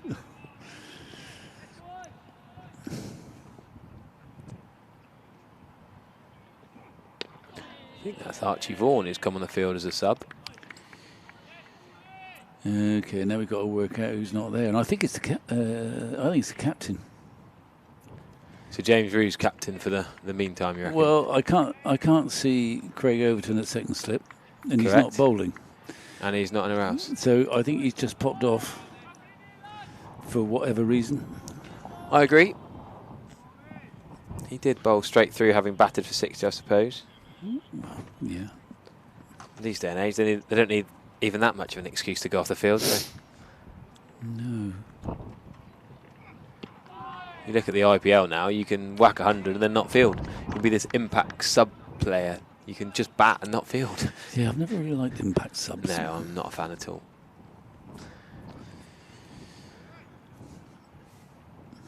I mean, one of the charms of the game is how you juggle, balance out a side. Most obviously, you get the balance. Do I need that extra batsman or extra bowler? Well, impact subs kind of devalue that bit. Down the leg side from Jake Ball, not a good delivery. He's frustrated. He's just toyed between over and around the wicket. The right left-hander, Hamid and McCann. Expect Haynes and Clark, two more right-handers to come in. Carl Verena, the wicketkeeper, the right-hander as well. It's a strong lineup, isn't it? Yeah, well, champions lineup.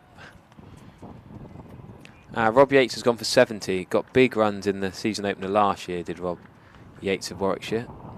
Sam Hain and Dan Mosley now at the crease. That game against Surrey. Oh, that's a poor shot. Freddie McCann getting a bit carried away. Yeah, well, a good length though. Just inviting the drive, but it wasn't quite our volley. I think you can leave that, can't you, quite safely? Well, you could do, but he was trying to score. He wasn't quite blocking that. It was an early innings, want to get off the mark type of shot. 3 men in the slips. Sort of hoping for a catch, as long as it goes in the middle of the hands. Oh, let there be light. Easter Saturday, let there be light, Vic. 3 of the 5 floodlights have just flicked on. They just missed the other 2. Oh, they're coming on stage by stage. It's not lightning. So I didn't notice the umpires. I presume it's up to the umpires as to when they want them turned on. Yeah, if Polly could have been here 5 minutes later, we could have asked her. I think the umpires radio the scorers, and then the scorers would then contact, is it a Sarah Trunks or someone in operations to click a switch, I think. Spencer is sometimes involved, but not directly to the umpires. Craig Overton's back on the field. Now he's waving his men into the right place. Straight into second slip. Alfie Ogborn's kicked out. Well, Tom Abel's kicked to third. There's all the lights now. All the floodlights kicked into gear. Quite off-putting if it says the bowler runs in, mind. Could you know, Steve Smith, I'm sure, would not be having a light to turn on as he's about to take strike. The Ashes I was watching in the winter, there'd be someone 17 rows back in the far stand, 110 metres away from his bat that was putting him off. I think it's amazing that, fair play to him, that his eyesight's that good that he can be distracted so easily. And him and Marnus are, cut from the same cloth. They're not going to start batting until they're ready. Yeah, completely ready.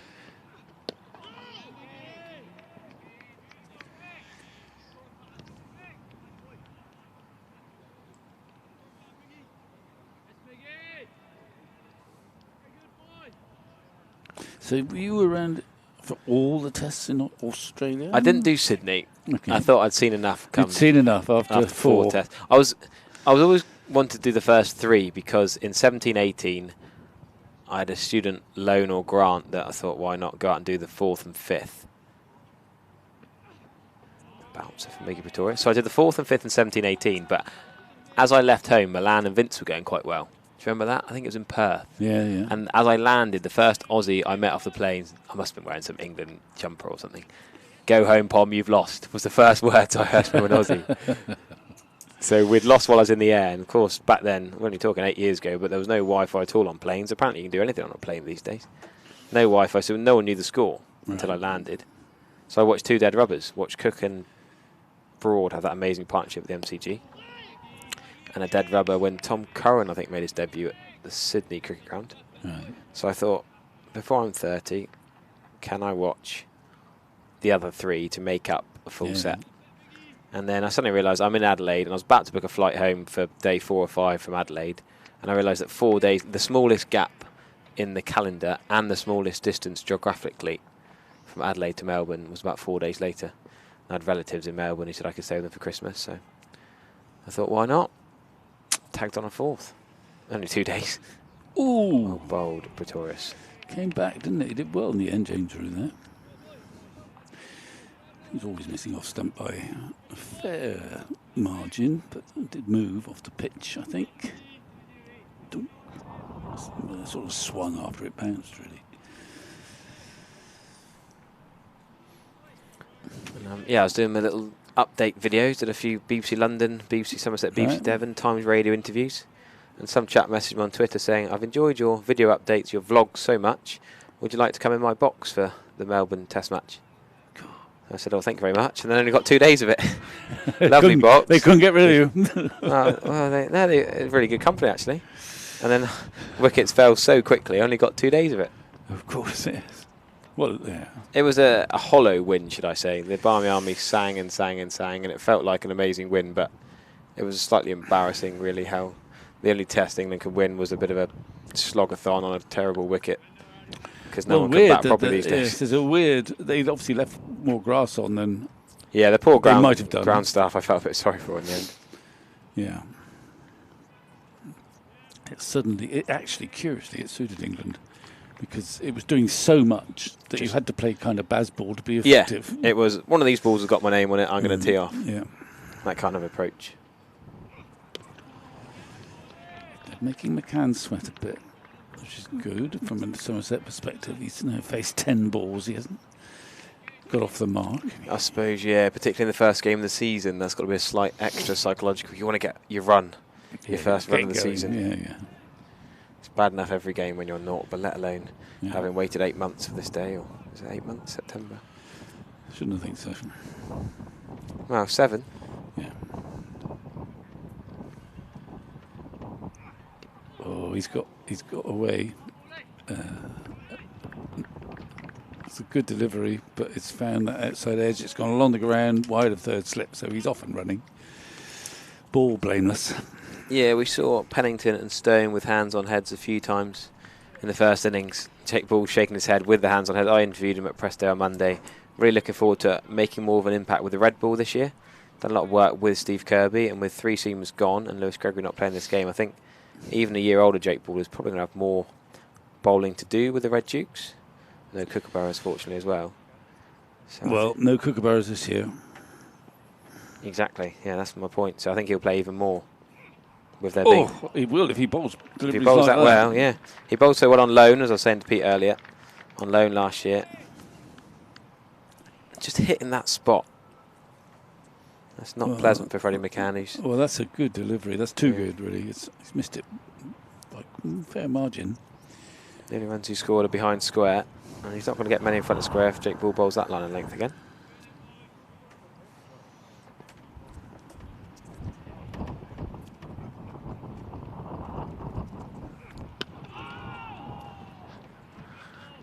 Just getting that ball. It's quite a gale blowing out there, and I think it's going from Storm Dave. Well, yeah. Dav. It's going from leg to off as the left-handed McCann takes the strike, and that last, we just sort of moved a fraction in the air from leg to off. Had the slip caught and interested for a while.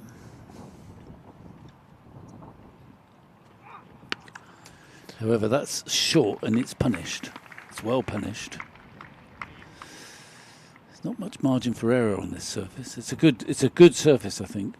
There's been something there for the seamers, but you can score runs on there if the bowlers are off target. Yeah, I've seen that shot a few times today, mostly through Ben Slater. Played it off Ogborne and Ball before lunch. Yeah. Freddie McCann now, second boundary, both through the offside, but that one in much more control in front of square.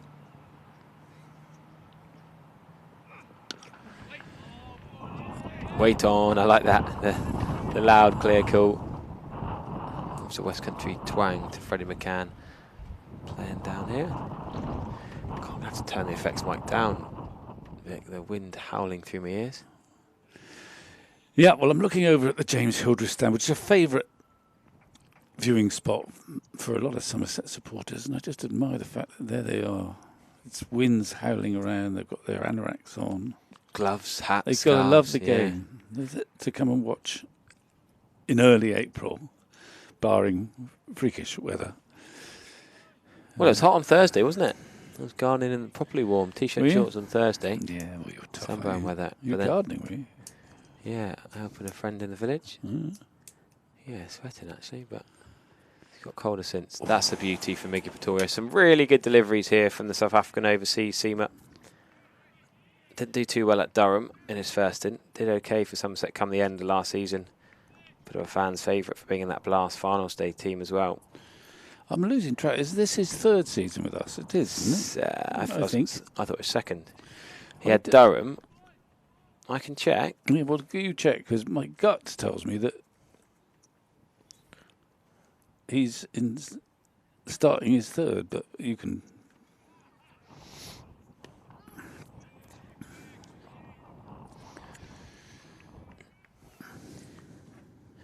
So April 24 he signed for Somerset. That's right. And then he went off for South Africa, didn't he?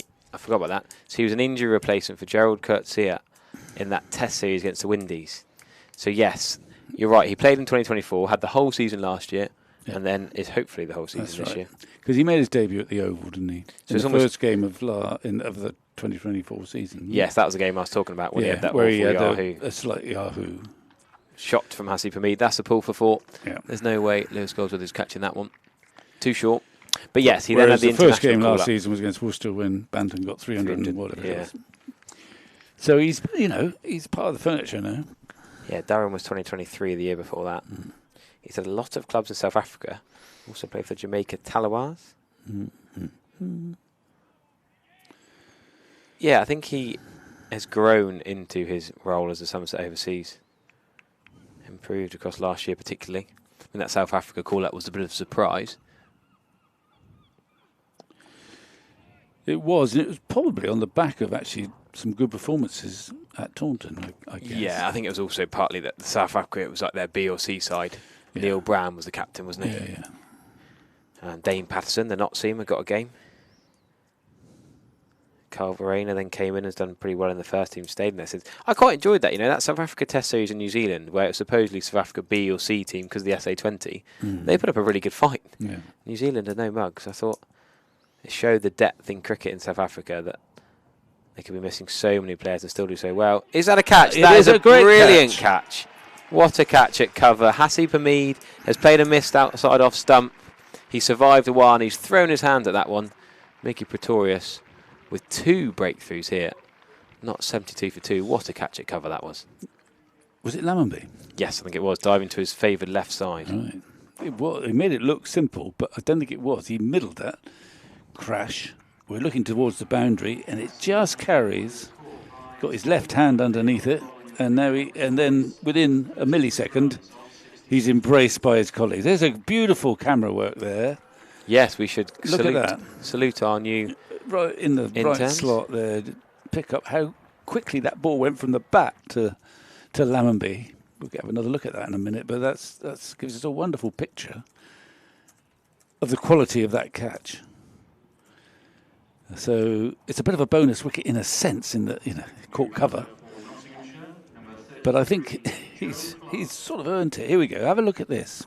As a wonderful catch and a wonderful bit of camera work. Look at that. Down he goes. That's slow motion. The only thing about that is that it doesn't quite tell you how brilliant the catch was because you see it in slow motion. If you see it I'm sure if we can, we'd love to see that in real time just to demonstrate how quickly.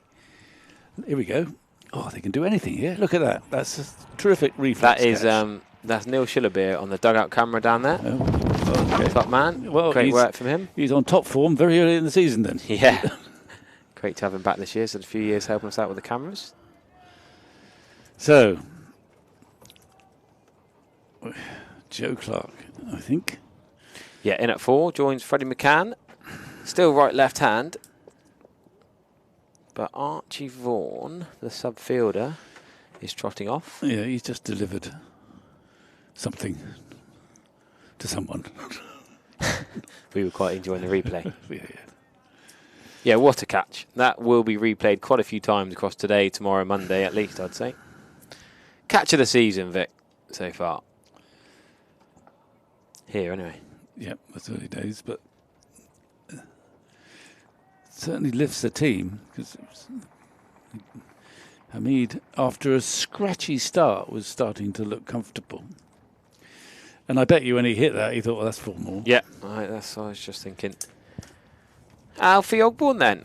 I like this from Craig Overton. Give the young lad a go at a new batter. Didn't bowl brilliantly for his first. He was disappointed with his 3 overs before lunch. Well, but Jake Bull bowled well in his replace. He bowled some good balls, but not quite sustained. But you're gonna have to be a bit patient. Give him a little bit of leeway. But I agree. Ball has bowled a spell of, I think it was 6 to 7 overs, perhaps interrupted by lunch. Yeah. So it was time for a change, and it's a good time for Ogborn, who's got to, play his part in a 4-man seam attack. Yeah, 5.6 and over he was going at before. There's 3 overs for 17, but he'll bounce back, I'm pretty sure, Alfie Ogborn. A little bit short to start with. Not really a bouncer, sort of back of a length. Straight enough. Freddie McCann will just play that watchfully enough. I like the matchup of Alfie Ogborn to Joe Clark. I think that's a good move if it happens this over. That different angle. I just think of the James Vince dismissals. I think that's, for me, when I see Alfie Ogborn bowl, I instantly remember the twice he got James Vince. Well, he was caught second Slayton Gully, wasn't he? Yeah, going across him. And I think Joe Clark will throw his hand at them as more of a white ball batter, like more of a white ball batter than James Vince. Oh, he's got protection there. There it is. Could happen now. Joe Clark on strike with that single. I think Joe Clark opens in T10 cricket, opened for Melbourne Stars for years in the Big Bash, for Notts in the T20 Blast. He's probably the most aggressive in this Notts side, with Tom Moores no longer playing the championship. No Ishan Kishan for Notts this year, of course. So he did get that big partnership with Will Young, I seem to remember. That was the Kookaburra ball, though, again. So there's always a star and a caveat on any Kookaburra ball batting performance.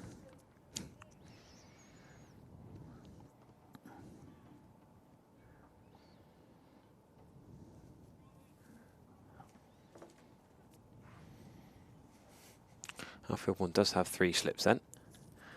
And a long leg.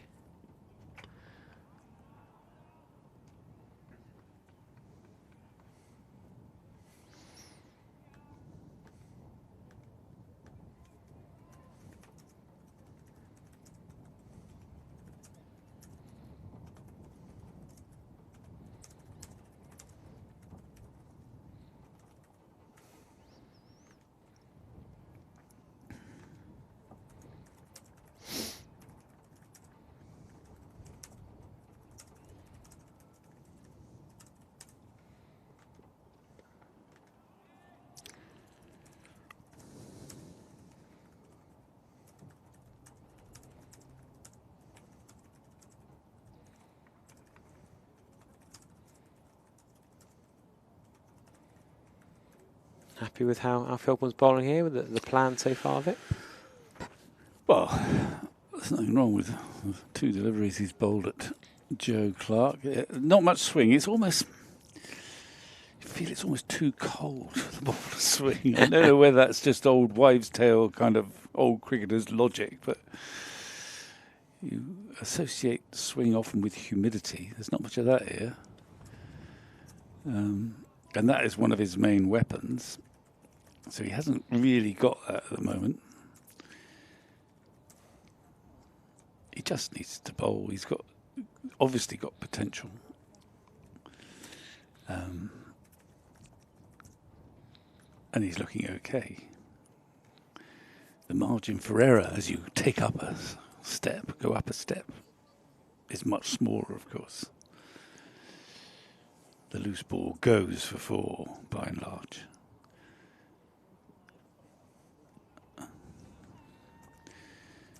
But there's nothing wrong with that over. And Pretorius has picked up the 2 wickets, and he's also been the most economical, really. He's not given many free runs away. He's relishing his work. Yeah, I think that's a good description. Relishing his work is definitely something you see from his body language on the pitch. Yeah. And in a way, he got 1 bonus wicket. It was Hamid driving a routine ball, a mundane delivery, a little bit wide, smashed court cover. But you'll savour the dismissal of Slater. Yeah. Beaten as he pushed forward by a ball that just left him a little bit. That's great fielding too. Well, very good fielding anyway.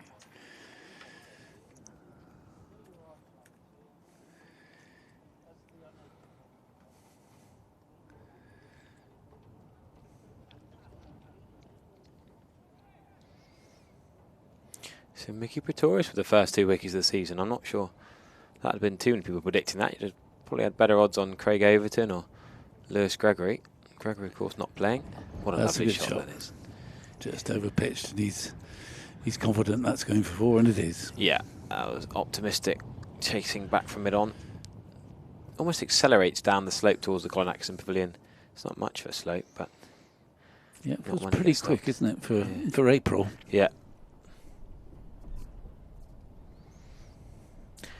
Would you give Jack Leach a bowl before the tea interval, Vic? It was a long way before then. Exactly. Yeah. Yeah, I thought you I might. always, well, I note 2 things. Ooh. It doesn't have to be turning for a spinner to get you a wicket. Correct. And as we saw with Patterson White, Yeah. he got 2 wickets. Josh Thomas, who got out, and James Rew. Did not really get a single ball to turn, as far as I'm aware. And they're both left-handers. Yeah. So, if nothing's happening, I'd definitely give him a bowl. Also, I always think at this time of year, everyone wants to get involved. Yeah. Even Jack, who's been around the houses now. Get him in the game. Yeah. And as I say, sometimes just that change of pace, it may only be for 3 or 4 overs, just might conjure you a wicket.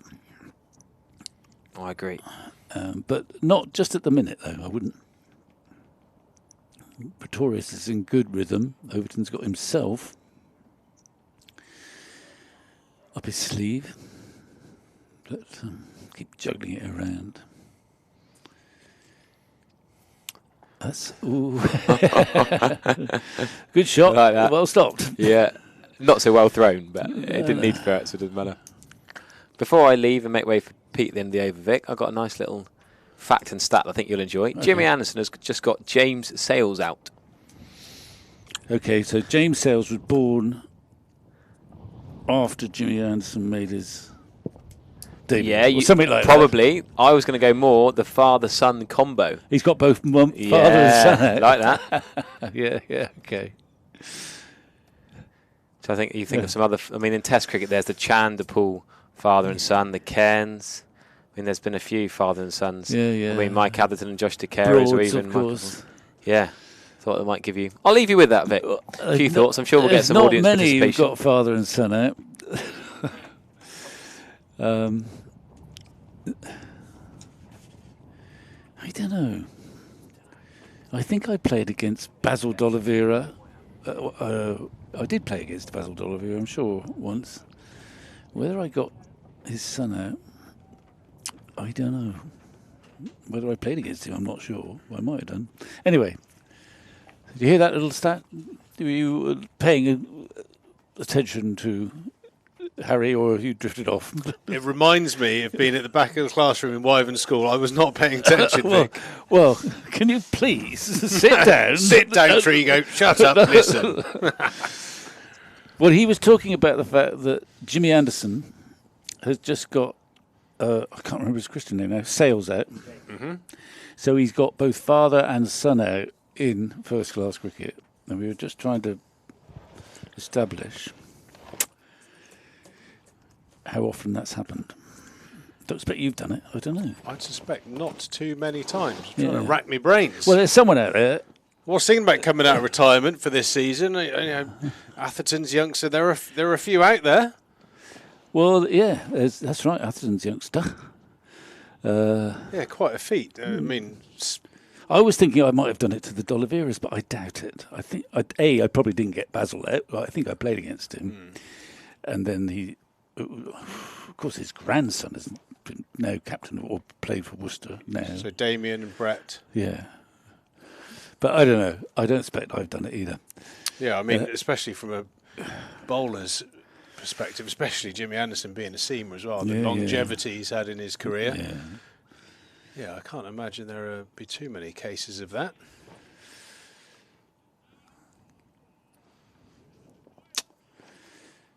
But there's quite a few father and sons are knocking around, I guess.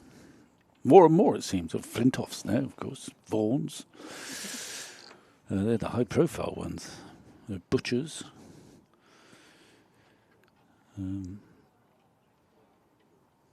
Anyway, let us know if you can find another example.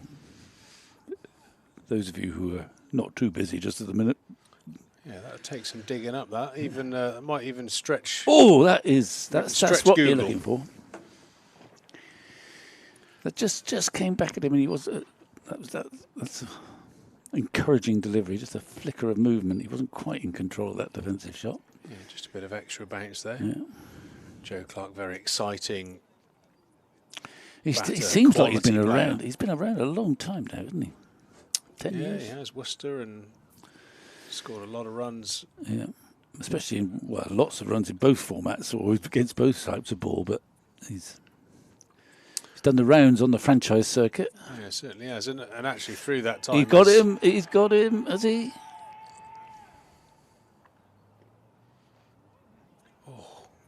Well, you're not going to be able to help you much there, I don't think. Confident appeal from everyone on the field. Joe Clark's body language stayed firm.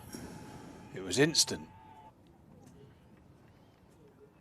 Not given out. That ball that Harry was talking about, just angling across Joe Clark, luring him into a drive. It was an instant appeal. It looked a very genuine request. I mean, it's so close to the bat, isn't it? It would purely be based on noise, that one. Yeah, we can't help you there, really. Inconclusive, says VAR.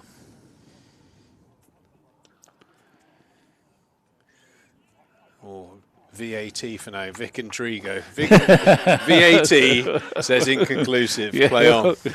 Well, we could take another 5 minutes to decide that. Yeah, let's have a break. Everyone have a drink. And then we'll come up with the answer, which is we don't know. Yeah. Or in football's case, make the wrong decision. 60 million people shouting at the screen. How have you come to that conclusion? Yeah, well, we can watch it again, but I don't think it's going to help us. I mean, you can. He's a experienced old player, so sometimes you might think, and this is not reliable, is if the batsman suddenly looks behind, you think, oh, he's nicked that. Well, he doesn't look behind, but he's an old soldier, relatively speaking, though, so you wouldn't look behind.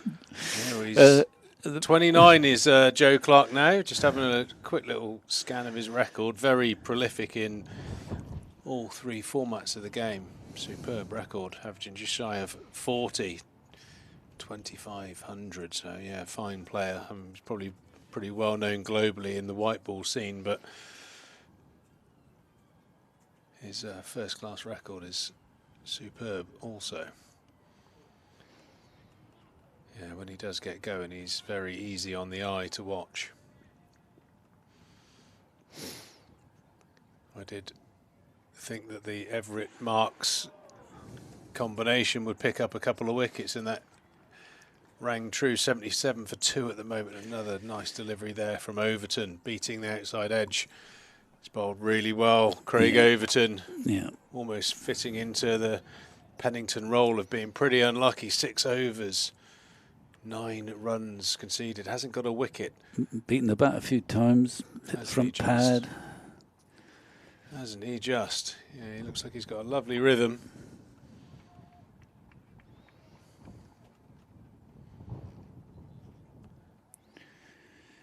McCann standing strong at the moment.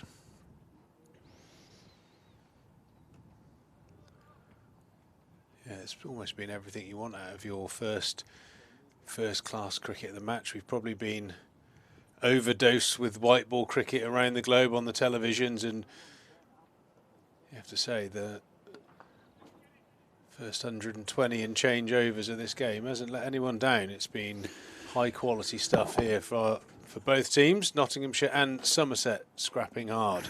Yeah, 2 good teams fighting like fury, really. I think bowlers are... Batsmen are having to work hard to get their runs. It's fair to say bowlers are a bit frustrated by the fact that they have beaten the bat quite frequently with modest rewards. There's another. I think he played it. I'm not sure he played it actually. Yeah, that goes into the... Are you going to say... We'll have a look. That goes on to the ledger, that one for me, Vic. Okay, let's like have another look. A little look. bit of a sniff at that one. Yeah, I think so. A sort of posthumous withdrawal. Had a little bit of a fish, didn't he? Yeah.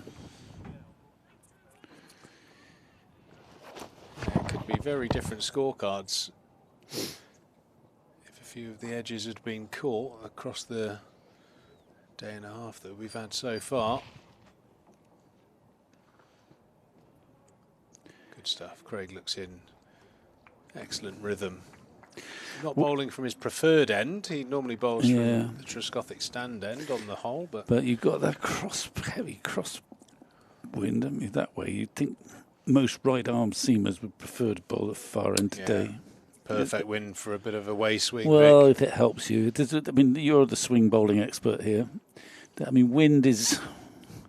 You certainly wouldn't have bowled with a strong wind negating your natural away swinger, would you? You wouldn't want to... Yeah, the perfect wind for a right-arm swing bowler is just sort of down and over the right shoulder. But, I mean, the prevailing wind here is exactly that. Sort of a side wind, often sort of into your face a little bit when you're bowling from the river end. But, I would have said across quite a few years, I would have probably bowled over 90% of my overs from the other end, because Willoughby with the opposite wind used to like here. Caddick used to prefer this end.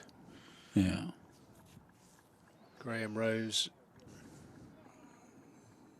Same. To name but a few. Yeah, a lot of the sort of seam bowlers used to enjoy this end, and sort of the dobbers, like myself, the swingers, who always used to have to draw the short straw and come up the slope. which isn't really a slope anymore. Obviously, the enormous amounts of work that's been done on the ground. It was somewhat noticeable before it was resurfaced that there was a bit of a cant from this end towards the river, and certainly, because every season the top gets redressed, there was a little bit of a rise up to the surface where it's pretty plumb flat now. Yeah.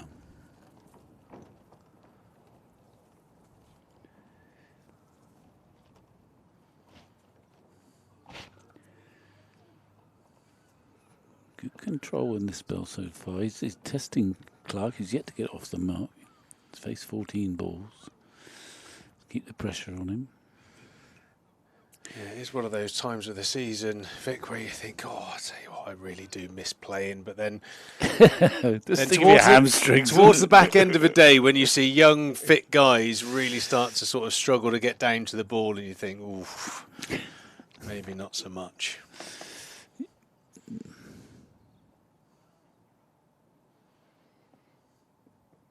That's a great shot, and it's a good piece of fielding. He's going to yield one. I thought that was going to be 4 for a minute.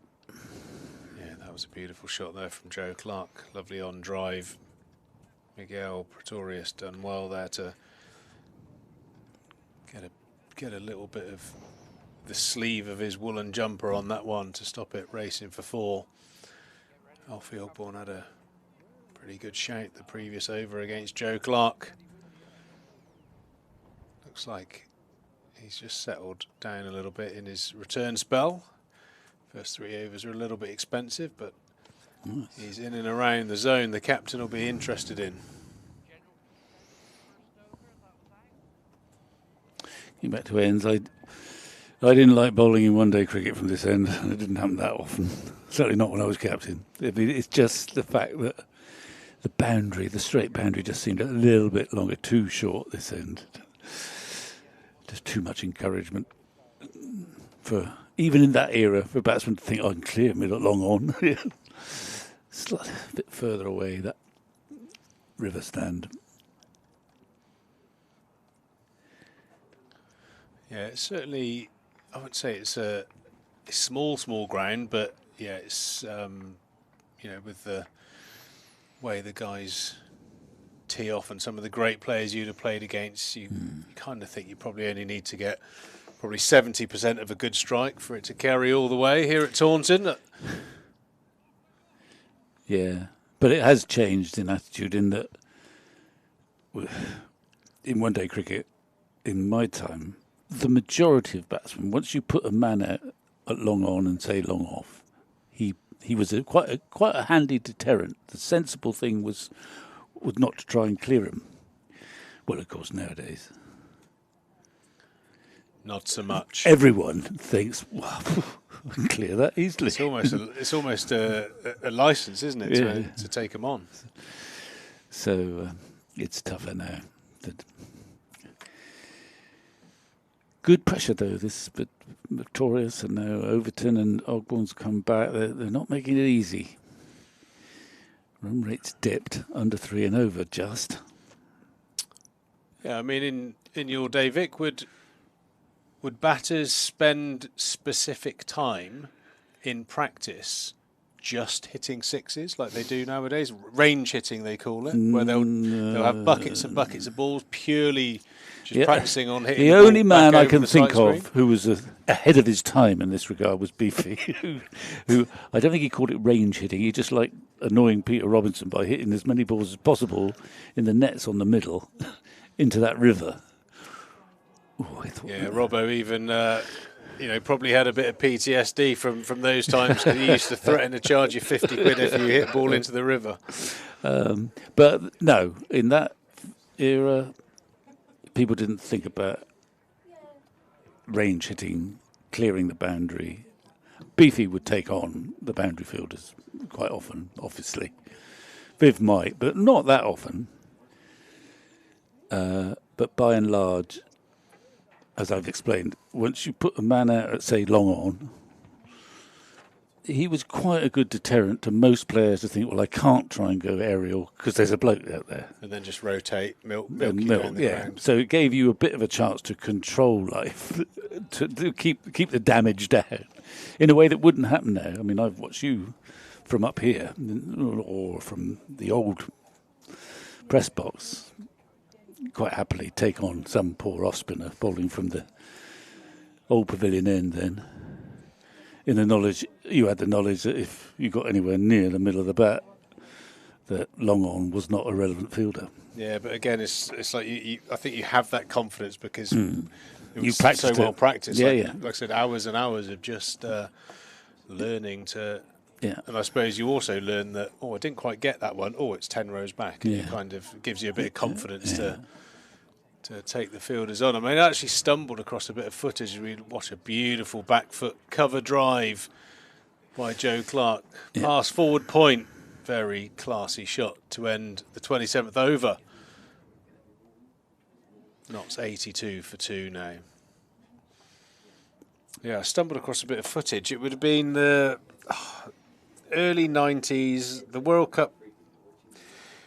I think England lost to Pakistan in the final. It was the semi-final against Australia, and Beefy opened and got 50-60 and thumped the ball. I mean, I think it might have been at the MCG. The boundary was enormous. It was the boundary was the advertising boards. It was a huge oval, but even then, when Beefy got hold of one, there was no chasing it. He hit the ball so clean in that semi-final. It was awesome to watch. I think the difference is that the sweet spot on the bats is a bigger area now than then. Yeah, I do hear that rumour. That's a sweet drive too, that is. So that the semi-miss it goes a mile now. Yeah, the edges. I mean, I've still got my bat that I scored my first class 100 with, and it's so different to what a bat looks like now. I mean, the edges were probably, it's a chunky bat.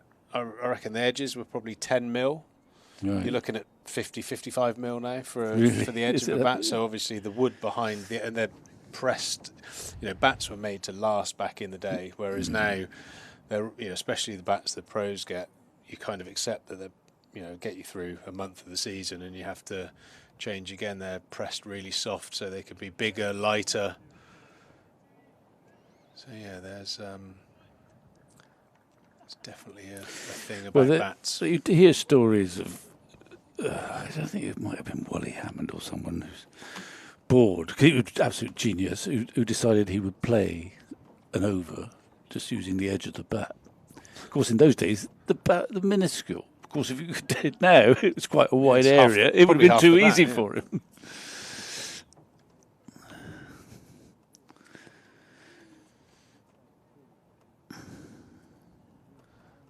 Yeah, it's great how all sports evolve through the years. He made him scarper there. Leachy scampering across there at mid-off. I don't think it would have been a run out with a direct take. Joe Clark's a very good athlete, and he set off straight away. But he kept him going there, kept him honest. Probably would have kept him interested about halfway down, watching Leachy sprint round. Well, of course, and he's so aware that he knew that actually Leach is right-handed when he throws the ball. He was having to move to his left.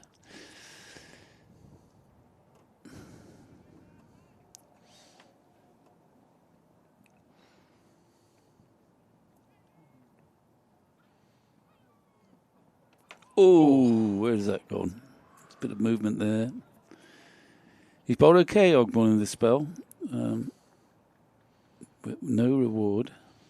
Yeah, it's been nice to see that the pace he's bowled within the warm-ups that really did raise an eyebrow. Definitely looked like he'd put on a yard. He's bringing that out to the middle, so he's obviously in confident mood as that one darts back in towards McCann, and he's had to quickly jab down on that one.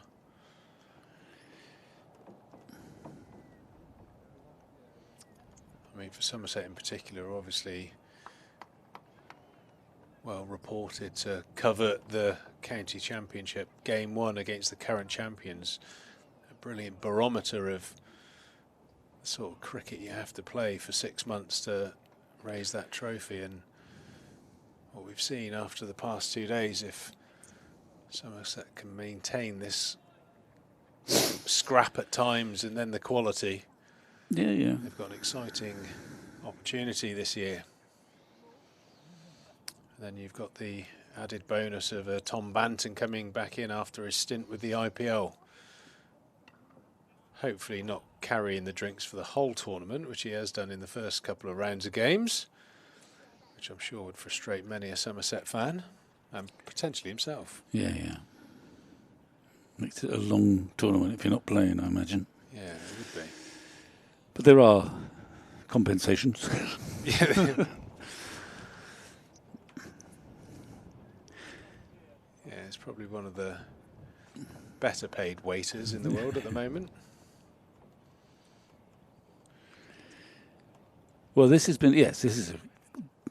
far this has been a high quality contest between two good sides. I think one of the challenges Somerset have is actually travelling well. They don't always, they're more comfortable down here. They sometimes get frustrated by the benign nature of the pitch, but they sometimes don't travel so well in recent times, I think. Oh, he's beaten the bat a few times, hasn't he? That's definitely going on the ledger, that one. That looked like it shaved the outside edge and the stumps. Very close to that breakthrough for Overton. Seeking that third wicket. Another point, of course. Points for 3, 6 and 9.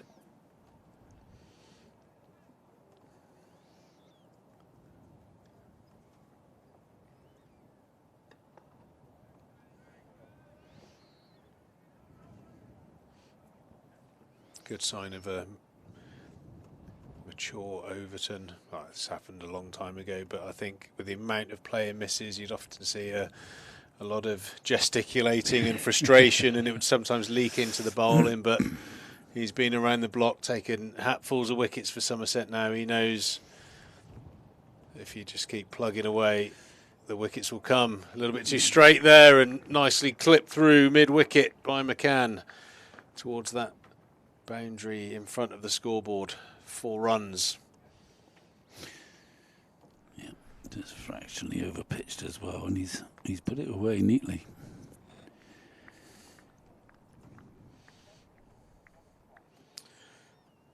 Yeah, it's the thoughts that go through the mind. You know, I've just landed that ball on off stump, it's nipped away and it hasn't got the edge. How about I land it on leg stump? And if it nips away... And that's almost always the one that doesn't do as much. And well, you'd have found that as a swing bowler. Dear old Graham Burgess used to be, who bowled, a lovely swing bowler in his later years. He's very skillful, went both ways, but essentially bowled a way swinger, and then he'd be clipped through mid-wicket, square leg for 4. Didn't swing you. That one didn't swing. And it never seems to swing when you start it on leg stump. Yeah, there's definitely I think that must be something to do with the angle of the seam when you release it. I mean, every single cricket ball being a natural material they do have, I mean, from ball to ball will have slightly different characteristics. If you angle the seam on one ball, it will shape. Do the exact same thing with a different ball, it won't do as much, and you've got to find your way into each ball. Well, those little subtleties, especially when you rely on lateral movement, as a lot of bowlers do in county cricket, well, in all cricket.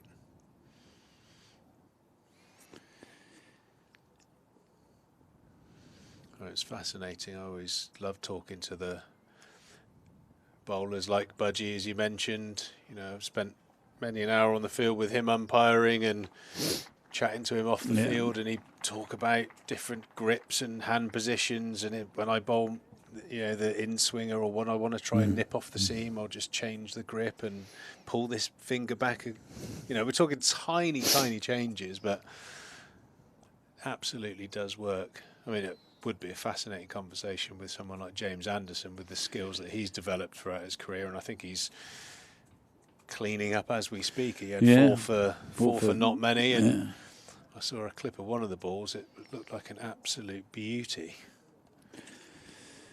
I think Vasconcelos, a ball hooping back in and knocking middle stump out of the ground. How old's he now? Got to be, 42, 43, at least, somewhere I think around so, there. yeah. But it looks fit as a fiddle and still bowling with good pace. I mean, He's didn't just knock the bails off, it was cartwheeling stump, so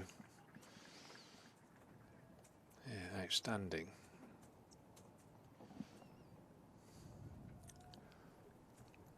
Oh, that's a lovely delivery. He's played there at from that. Ogborn. Maybe he didn't follow it, but he was playing at it. And, no reward.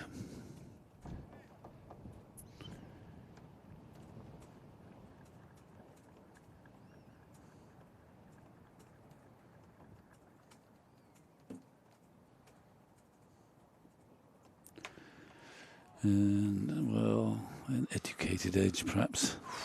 I think he meant it to be quite that fine. Sped away wide of third slip. A little teaser there, just keeping the bowler interested. Yeah, just drop the hands on it. Was that a drop catch? No, I don't think so. We'll have another look That in a minute. looked like he got hands to that. Was it still in the air when it went through? Who is it there? Oh, I haven't got my glasses on. Well, No, straight into the dirt. yeah. Harry, pass me my glasses, mate. I think they're up there, aren't they? Yeah, it's perfectly. It was not a drop catch. Oh, there we go.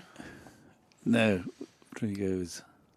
I thought the windscreen, I thought the old window cleaners hadn't been, and the blur that I'm seeing was because of the dirty window in front of me. Maybe not, Vic.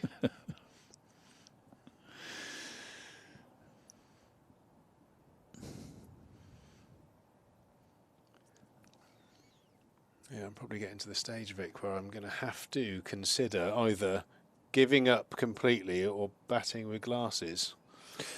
All right, well, just good enough for Trescothick, wasn't it? Trez managed to, I find it very, very annoying, though. Very uncomfortable, Well, especially when you've got a helmet Trescothick on. and Leach. I'd happily not wear a helmet, really, but it's just teeth. They're so expensive these days and impossible to get an appointment. Oh, another player miss. Somerset suffering the same as the Nottinghamshire bowlers did day one. Lots of balls, genuinely beating the outside edge, but no edges. 97 for 2 here. Solid start from Nottinghamshire. I think both teams will be probably quite happy with where they are, feeling the game's running on something like par at the moment, but all can change if a couple of those balls catch the outside edge. I think Somerset will be reasonably happy with how they've bowled. Overton in particular has been unlucky not to get any reward. Yeah, I agree. I think the scoreboards are a little bit flattering on the batsman side of things. I think the bowlers, across the day and a half so far have done their job pretty well.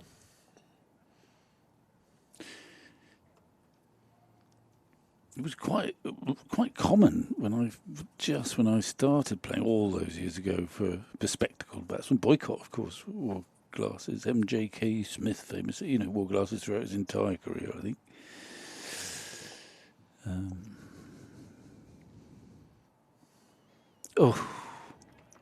And again, a number in the same over. Ogborn just offering the ball back in with the swing occasionally, and that ball that holds its line and darts across the right-hander is looking like the obvious threat at the moment, but still no wicket for Ogborn, but a much better return to the bowling crease. He's looked dangerous. Yeah. He's moving the ball away from the right-hander. I think it's got that angle, but I think it has moved a little bit off the wicket as well. Just getting back. I mean, Clive Lloyd wore glasses when he started.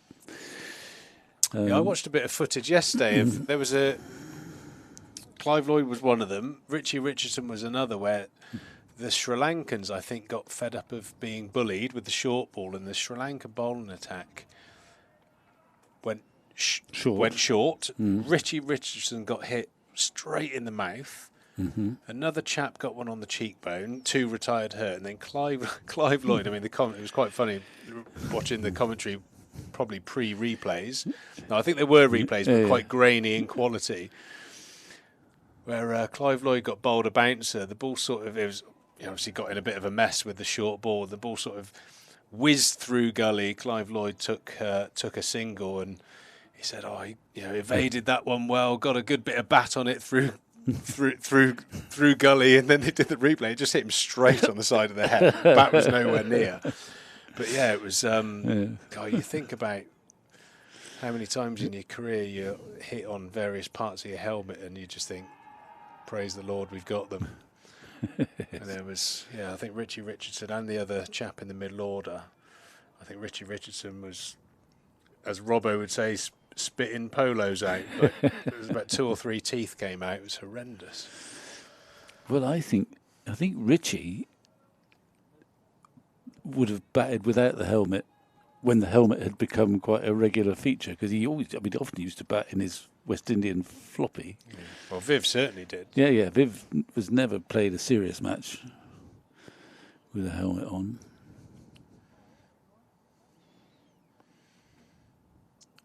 Ooh, he's had no luck at all. He had an LBW share, but I'm sure that was probably pitching outside or missing one or the other.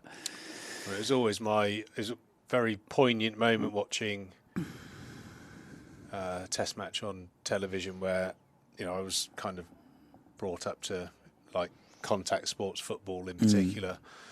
We didn't really play cricket in the Trigo household, and I can remember watching, almost caught it by chance, Robin Smith getting that nip back bouncer from Ian Bishop and caught him on the side of the draw, and him not showing any pain, and seeing his sort of jawbone swell up, and it just absolutely hooked me. And Robin Smith was an absolute hero of mine, that was the first time where I sort of really watched cricket and understood that there was that real so what combative captured side you to the game. was the sort of, not exactly the violence of it, but the fact that this was a physical challenge. No, it was the violence. Oh, it was the violence. That particular series with the fast bowlers that were on show. Yeah, I mean, must have been early 90s. I suppose. I have no doubt bowlers don't intend on hurting Depends batters, who they are. But it certainly felt like in that series in particular, they were after them.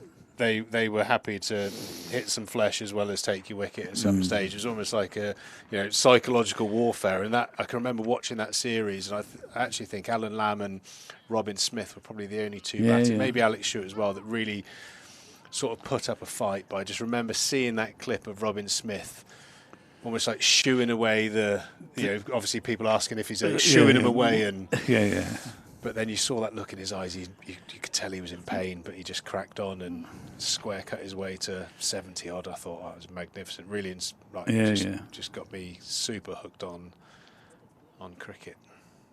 Yeah. When he square cut, he did it hard. Oh, that's hard on the bowler. That is not a convincing shot, but it's going to go for 4. One of those 55mm edges, Vic, there. Definitely a thick outside edge, but still races away, giving the fielders no chance. And that's the 100 up, 101 for 2 now for Nottinghamshire. I think my brother, whenever he comes across a clip of Robin Smith batting, he always sends it to me. And you wouldn't want to be a point or gully fielder, would you, when he was batting? No. I mean, he was 2 different characters. And he was a pugnacious, wonderful batsman to watch. And off the field, of course, he was a sort of gentle, vulnerable soul in many ways. Yeah, lovely guy. Forearms like a blacksmith. Yes, absolutely.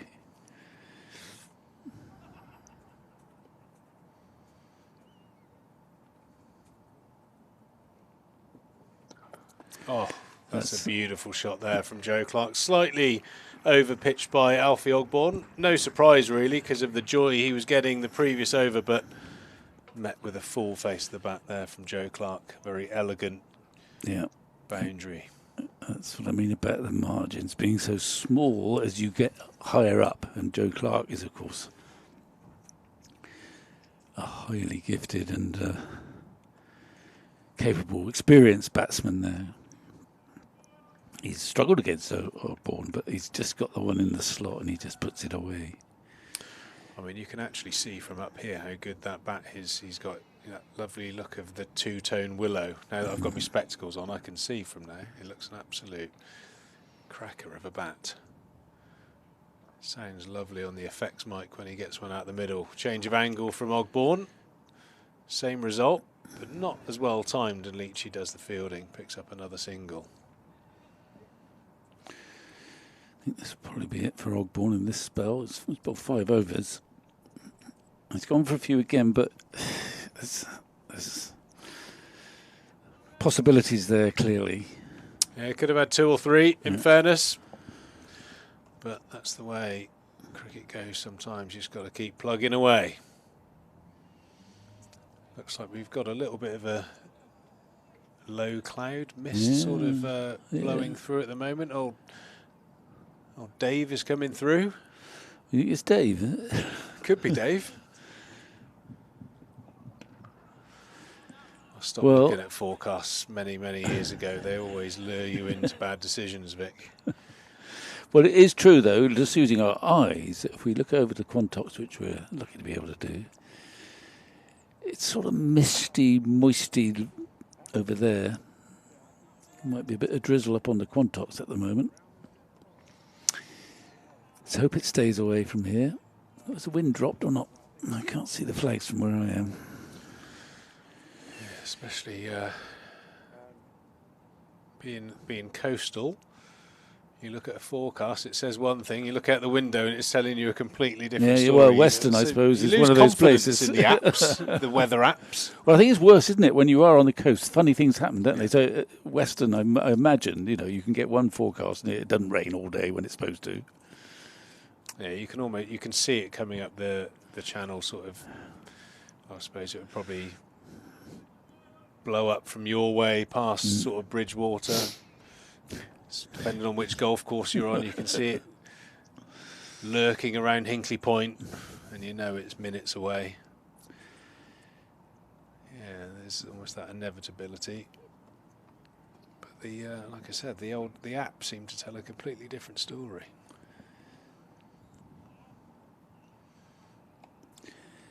Still, at the moment, the ground staff are always our best bet, aren't they? Here to see whether they're on red alert. Well, they have radars now, don't they? That I don't think they're on red alert, though. I can't see them loitering. That's too much. no, they've made their way out to the tractor. That's a good shot. He just opened the face of that, and he's picked up a couple more from a good ball. Really, I think he was aiming for that. I guess that'll be it for him. He's gone for a couple of boundaries in that over. Not all off the meat of the bat. Umpire's having a chat, so maybe there is just a smidgen of drizzle out there. They're looking towards the area where the rain comes from, but they're getting the light meters out, possibly. Well, I'll tell you what, Vic, we might have had confirmation about your father-son issue. Oh, go on. 1977. Yeah. Basil D'Oliveira, LBW marks for 84. Yeah. And that was Oxford Uni versus Worcester game. Right. And then in 1985, Damien D'Oliveira, court dredge, bold marks for 64, Worcester versus Somerset. So I joined Jimmy. That's quite a good pairing Jimmy and too. Marks. Basil. I mean, it's terrible, isn't it? I forgot I had Basil D'Oliveira, LBW. Basil D'Oliveira, who's a heroic figure. One of the holy grails of his generation. Yeah, there you go. Yeah, Anderson Marks. That's a podcast in itself, isn't it? Well, there's more runs. They're just coming from all edges of the bat and the middle of the bat, of course.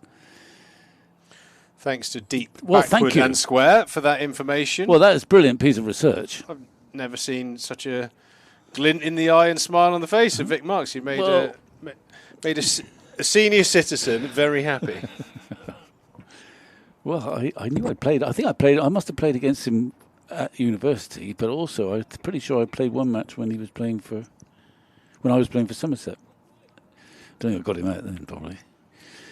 But I'm just glad to have played against him because he was, a wonderful cricketer and a very significant one.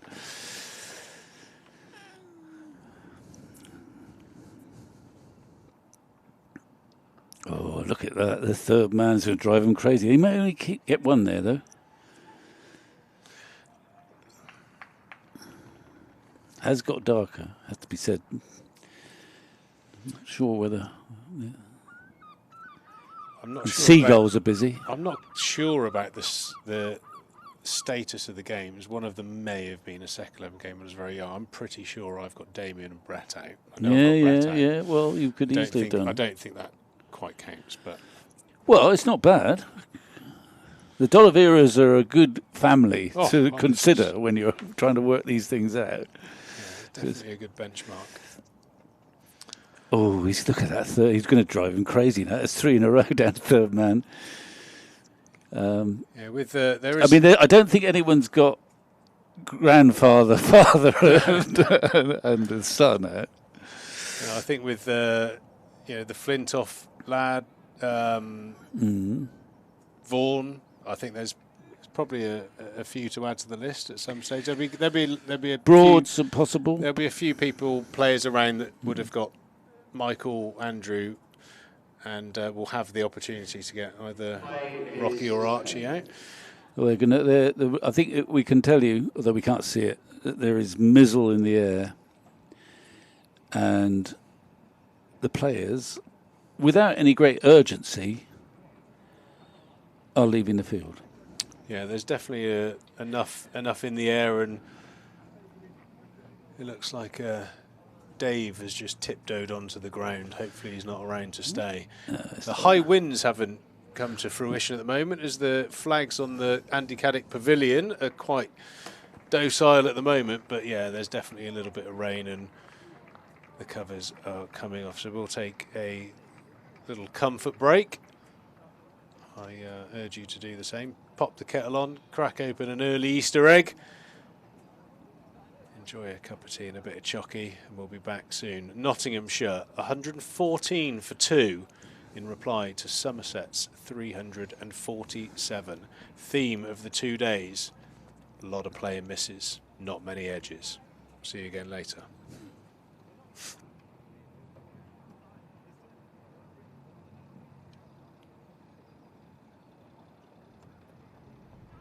The players and officials will now take an early tea. The tea interval is scheduled to be 20 minutes long, providing there is no further rainfall.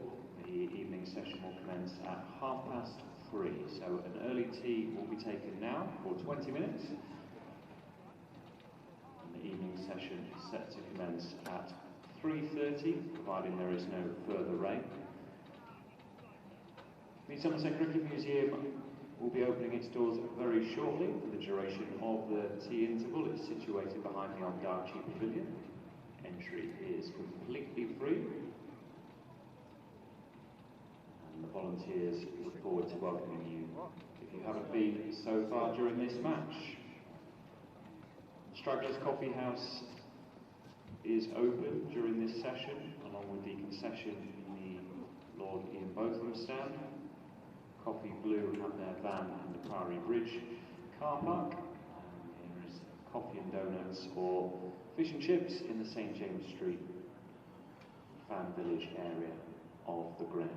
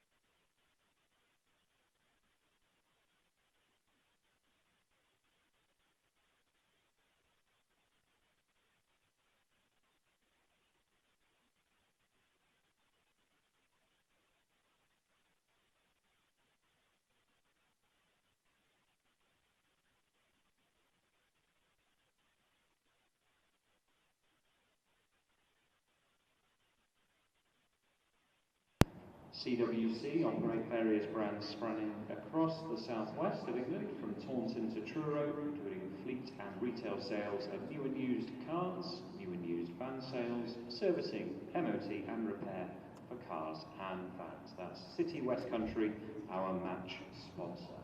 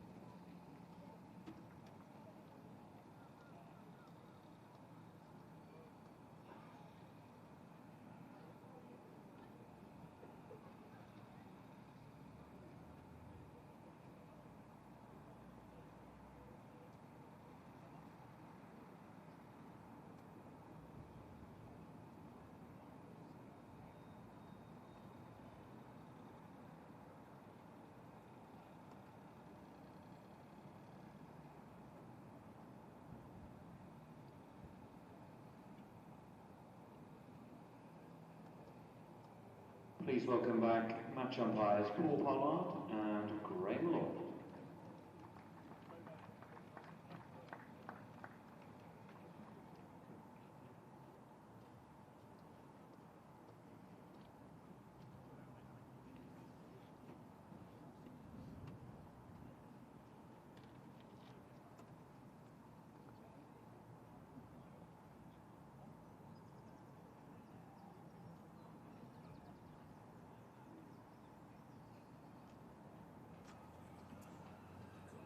Good news, cricket fans. We're about to resume play here at the Cooper Associates County Ground.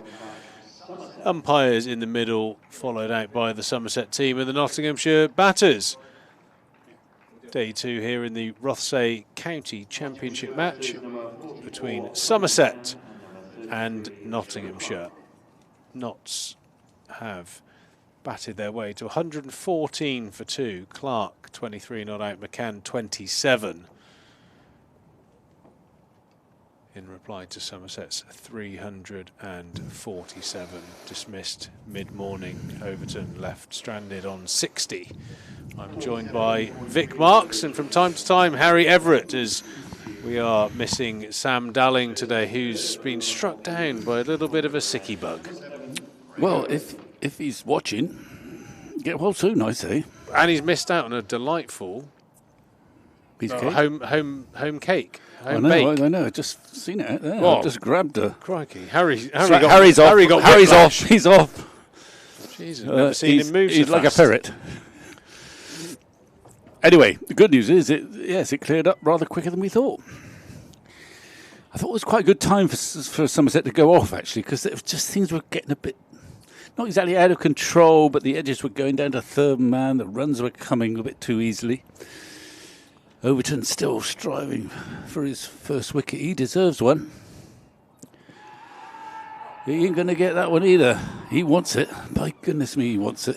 Well, he's down the wicket, but that was very full. Does that just put him off the movement down the pitch? Well, I guess so. Perhaps he's Let's have a look at that. big not outer. So he has a little flurry down the pitch. I tell you what, that's a good shout. Whether is he outside the line? No, that's Is it going over the top? No. Is it missing leg stump? I don't think you can do that and miss that and get hit that low on the shin. I think oddly that through LBWs that we've had, the good shouts have been right at the start of, right at the resumption of play, for everyone sort of logged in. Yeah, I mean, I think you DRS the two that Somerset have had. Let's have a look at the replay again. That's not it. That's the next ball. A beauty on the outside edge. Yeah, I mean both of the Hamid and Clark appeals could have gone either way. You can if you search hard enough, you can find doubt in pretty much anything. But yeah, you see those given. It's hit very low on the shin. I don't think height is in the equation. It's very full.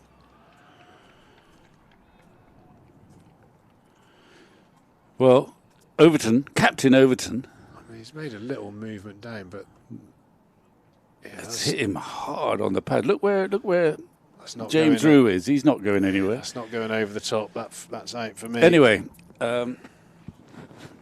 that's the decision. We carry on. Yeah, and so does Overton. I mean, he's usually he's kept control quite well at the moment. He's captain, of course. Who have we got now? Miguel Pretorius is going to have a bowl go. from the Trescothick stand end. Well, I think they're working on the basis that, well, let's put the two bowlers who look the likeliest to get something happening on together. Pretorius has got the 2 wickets. One with a Jaffa that dismissed Slater. Hamid brilliantly caught by Lammonby at cover. A bit more of a bonus.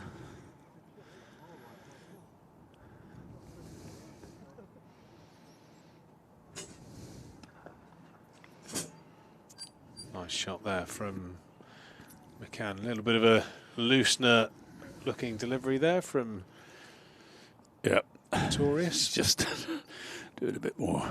Swing those arms a few Swing more those times. arms a bit more. Get into your work. He's got a red stain on his shirt now. We haven't seen much swing, but he's been polishing away. Yeah, that's definitely a new thing, polishing On the shirt, the ball on the shirt and not sort of down by the side of the groin, using the whites. Yeah, Lewis Gregory was notable for doing that, wasn't he, last Yeah, a year? lot of lads pull the sleeve down and do it on the... Are you not? they You're not pull the allowed s- to? Not allowed to do that? Well, no, I expect you are. Yeah. Yeah, they pull the sleeve down over the hand and cut the ball and then sort of twist it like that. It seems... Well, he can't do that, Pretorius. He's got a short sleeve shirt on. Unless it's really stretchy. No, We've already talked about Lycra today, haven't we? Well, you have. You like Lycra. I'm not such a Lycra person.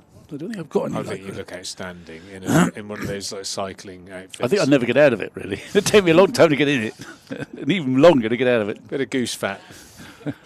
Well, it doesn't really make it more appealing. But you've learnt that, have you? Yeah, Goose fat. You might need sort of. Where did you get that from? A butcher? You got to go to a butcher. Third-party assistance. Well, it's good for spuds, isn't it? That's surely 4, I think. Yeah, nice strike down the ground. That's going to race to the boundary in front of us. 4 runs over, pitched by Pretorius and belted down the ground. So if you waltzed into a Western butcher in your Lycra saying, "Excuse me, sir, have you got any goose fat?" Yeah, well, yeah. I mean, it's a weekly occurrence. Is that for your potato, sir? No. For my cycling outfit.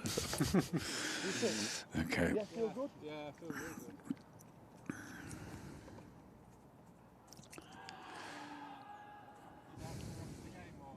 Yeah, I'll be well, mate. Yeah.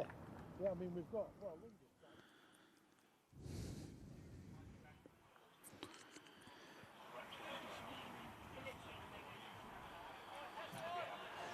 Yeah, that wind's just picking up a little bit here at Taunton. A bit of low cloud.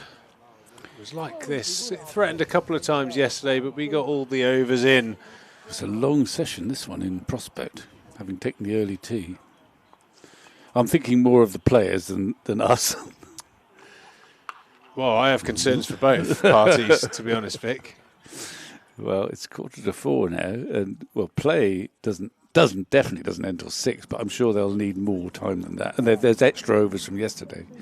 I mean, we can't burden Harry Everett too much. I mean, He's doing other jobs. what would as well. happen with the BBC text live feed if he has to come in commentate too many times?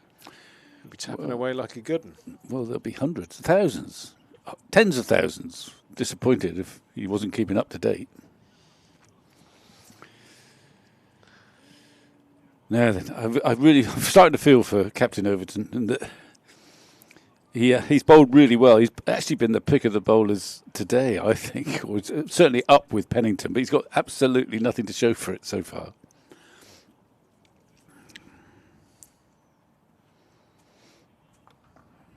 And now he's yielding a couple there.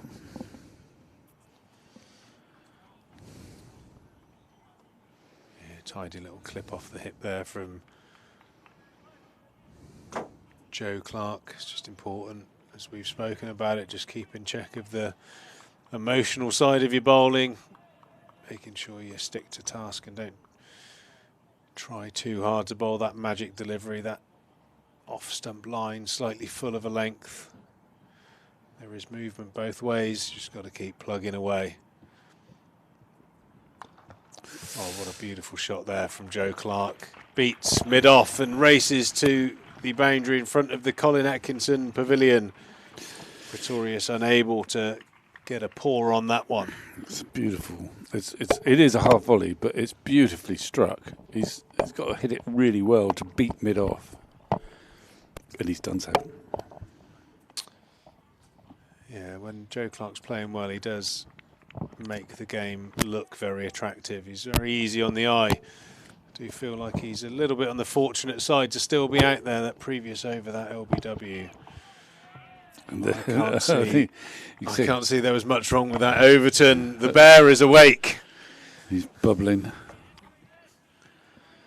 Tosses the ball to mid-off, give it a polish. marches Grumps back to his mark. He's had a good day. He batted well this morning. He's bowled as well, but he ain't got anything to show for it yet.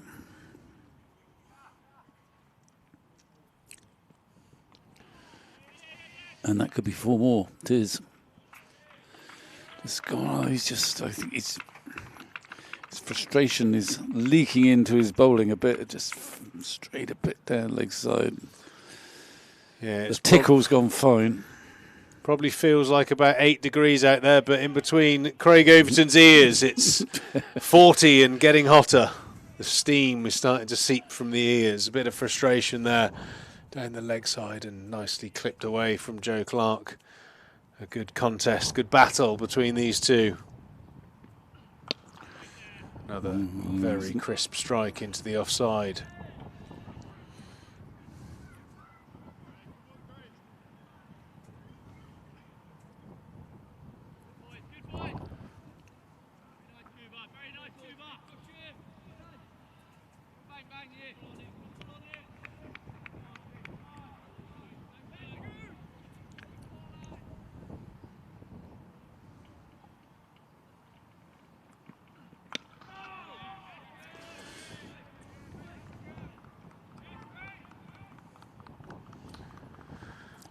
Fruitless over and some runs for Joe Clark and Nottinghamshire. 128 for 2 now. Clark 33, McCann 31.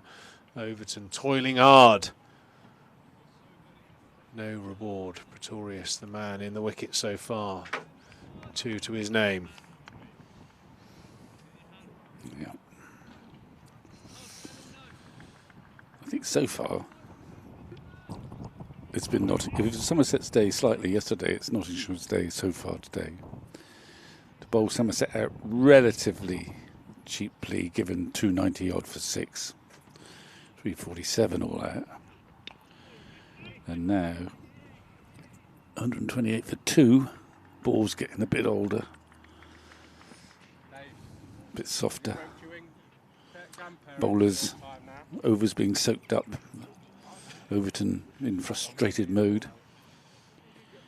Yeah, I think Somerset probably overachieved overnight after day one, and certainly would have expected somewhere closing in on 400. But yeah, a couple And of he got wickets him. fallen, and Pretorius strikes. He gets his 3rd. McCann nicks 1, and beautifully taken at first slip by Tom Kohler-Cadmore. Overton not getting much luck at the other end, but is made up the other. Is flying 3 for 19 now, Pretorius. We have a look at that replay. Yeah, I think he caught it relatively cleanly. Just a little juggle, perhaps. Well, they do say, Vic, there's no such thing as an easy I slip know. catch, but if there was one, that's right in the lower half of the bread basket. Well, he's caught it anyway. Pete Denning used to say that. They always smart a little bit this time of year when you've got cold hands. And Yeah. And he's been stood there all day in the freezing cold. Nothing's come his way, really. Or one's pitch short. So it's a good effort of concentration to make sure you catch it when it does eventually come.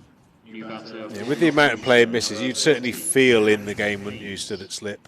You'd expect one to come at some stage. Yeah, but you've got to keep concentrating, even though you've had a sort of barren 3 hours. And in press boxes of old, they would now say it's 7. And do you know why?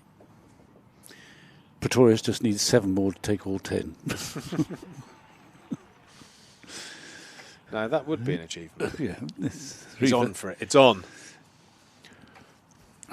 Well, who've we got It's now? not like making a birdie on the first hole. You're on for a 59.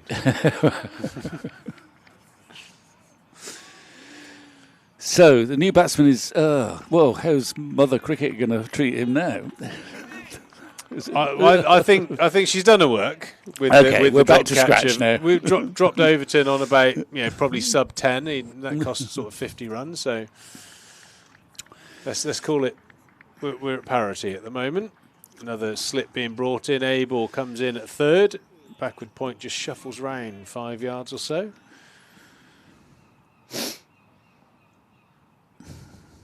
Pretorius bounding in. The big, strong frame of the South African. Hello, he's off and running. It's probably one of the better first ball shots you'll ever see. Through the covers, on the grass, all the way. 4 runs. Yeah, very sweet. What a lovely way to start. Highly rated is Haynes. Had a good start to his first-class career, and shots like that, you can see why. Well, it was quite an exodus, wasn't there, from Worcester to Nottinghamshire. Clark, Haynes, Pennington. Ooh. Drive that one through the covers, if you may.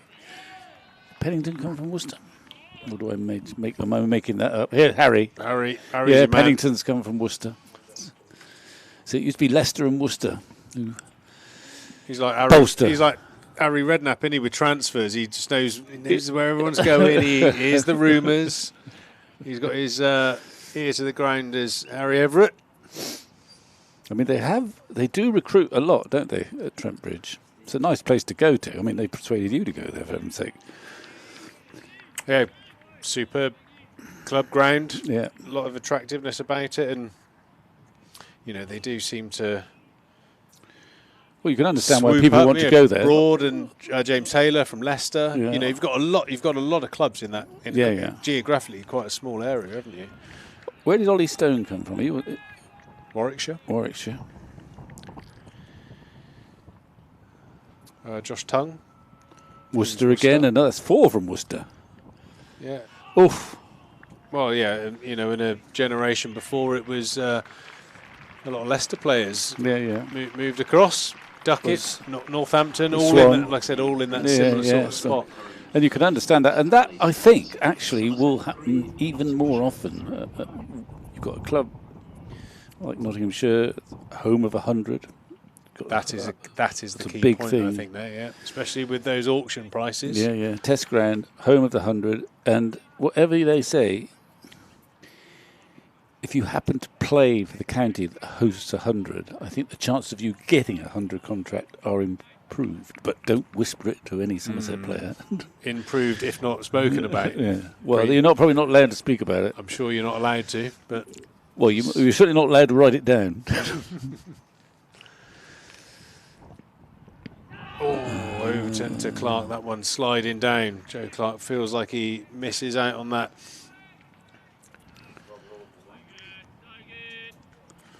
Rob Lord, Harry's on fire as ever. Rob Lord, we saw bowl some useful deliveries.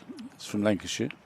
So that's moving from one, if you like, in quotes, big club to another.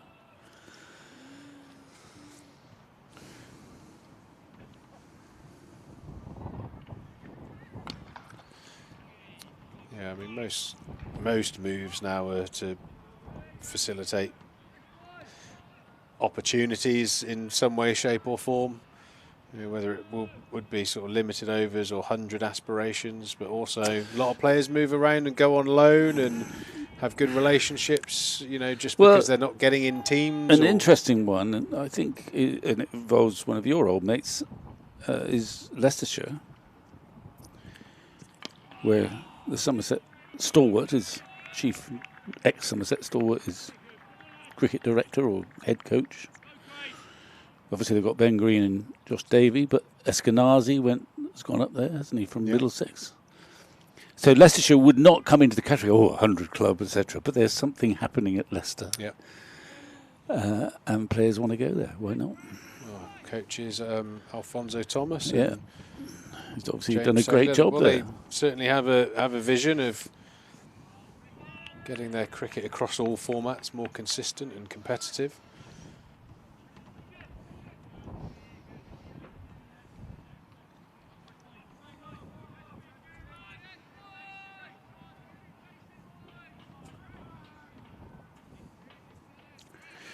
Right, he's got a new batsman to bowl at, Craig Overton. He's been frustrated by Clark, partly because he thinks he's heading very close to being LBW, but he's been picked off for a couple of boundaries.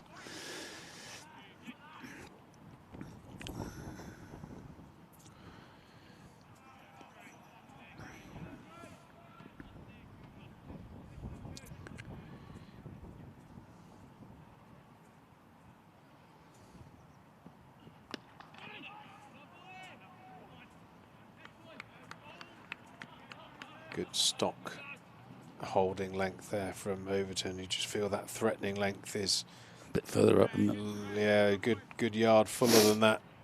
Draw the batter forward. That off stump line, there's definitely enough there to keep you interested.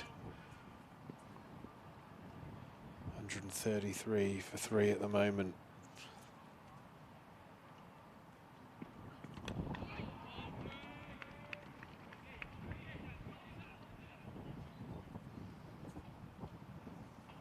Big breakthrough. McCann in the previous over by Pretorius. Can Somerset do some damage here halfway through day 2?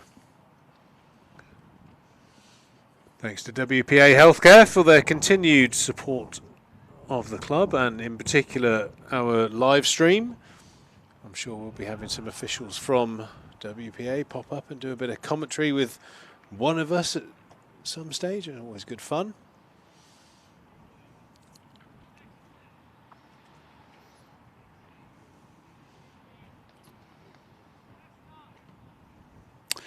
Well, it's just a minor field change. They've given Pretorius a sort of sweeper just behind square on the offside. And I guess that's because they sense... Well, it's Clark on strike now, isn't it?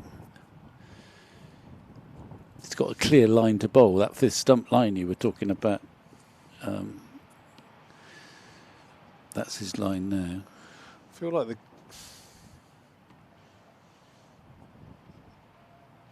that man on the line's just too square. I personally would have a point and put cover through, because Joe Clark plays with a very straight bat, really. I mean, so you want your sweeper a bit if in front of square, your sweeper. My perception of what's happening there is they're encouraging Pretorius to not be fearing of the drive, but Joe Clark isn't really a sort of slashy player. He plays very correctly, plays straight through the covers. So if you're trying to force a false shot out of him, I would say the slashy one that might go towards point could actually be a catching position, but obviously points out on the boundaries. I would have a point in place, because I think you could potentially get a dismissal from there. And if he actually hits a good shot, it's going to beat that man out on the point boundary to his right hand side, I think. But so you don't mind having the man on the boundary, but you'd like him straighter, would you? I just say, or don't want him on the boundary full stop. My overriding feeling is that you get a lot of catches at point from false drives. Yeah. Which I'm assuming that's what Craig Overton's trying to encourage. Make sure you pitch it up, get it in that sort of knee roll, top of the stumps length. Like I said, Joe Clark isn't really a slashy driver. He's a hitter. So he hits it in the V a bit more. Yeah. I mean, I think if Joe Clark was to describe his perfect drive, it would probably beat Goldsworthy's right hand, not his left hand. Okay. And we've already seen it. Goldsworthy is an extra cover, I think.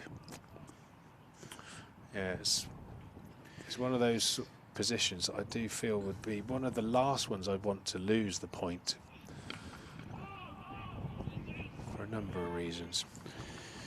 Well, what we can say that up to now, Pretorius has given this, it's a 6-3 field anyway, whatever, 6-3, 6 on the off, 3 on the leg. He's hit the right line, there's no question about that.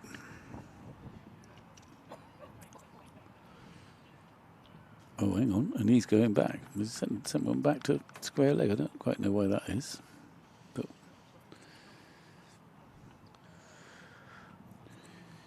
don't get the feeling that Joe Clark worries too much about being bowled short too.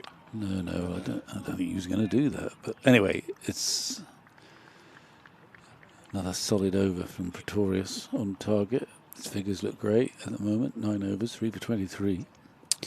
Yeah, he hasn't bowled that much better than Overton, I have to say, but he's bowled very well, and he's managed to pick up the 3 wickets so far. Overton's going to keep going. Bowling his 14th now, 5 maidens, 0 for 33. Yeah, good performer, Pretorius, big strong lad, bowls his overs. He's pretty consistent in the way that he bowls. Full Somerset from what I've seen, just bashes away. He's got a Got a big heart. As the man running in now, he'll be probably starting to tick a little bit in terms of The justice. Feeling like he should have a couple in the old end column. But he's been around long enough to know that they can all come in a flurry as they did for I'm not sure early on in the day. I'm not sure if you're at mid-off. You said, "Don't worry, you've been around it long enough, Craig. And it'll probably come along in a minute." He would necessarily welcome that observation. Oh, there goes another one. There you go, 113. It's been an awful lot. There's been a lot. Yeah, I mean there is something like a skill when you're a mid-off fielder of sort of keeping the bowler on track. Yeah. Depending on the character, some people just manage themselves. But there's definitely been occasions in particular, both brands of Overton, where you probably had to pull a few ears in and say some sort of calming words from time to time when you think that things might be spilling over. But Craig's been a magnificent performer for a long time now. For a long time, yeah. Very committed cricketer. Leachy's doing a few little shadow warm-ups down at fine leg, maybe just occupying the brain, but he's just turned his arm over a few times, maybe a sign that we might see a little bit of left arm spin. There he goes again. Well, he'd probably like any good cricketer, he wants to get involved. He likes to bowl. I mean, Overton, with coming to the end of his spell, you would think he's bowled about 4 or 5 at least. I think this is probably his 5th.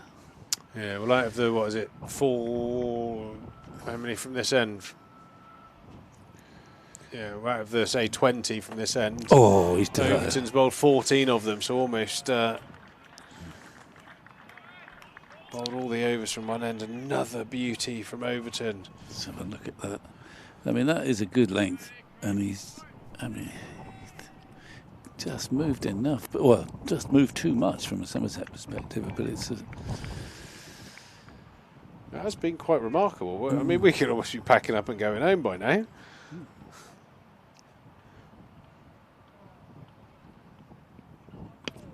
And then what happens? Yes, hands on hips. It's a good shot, and he's picked up 4.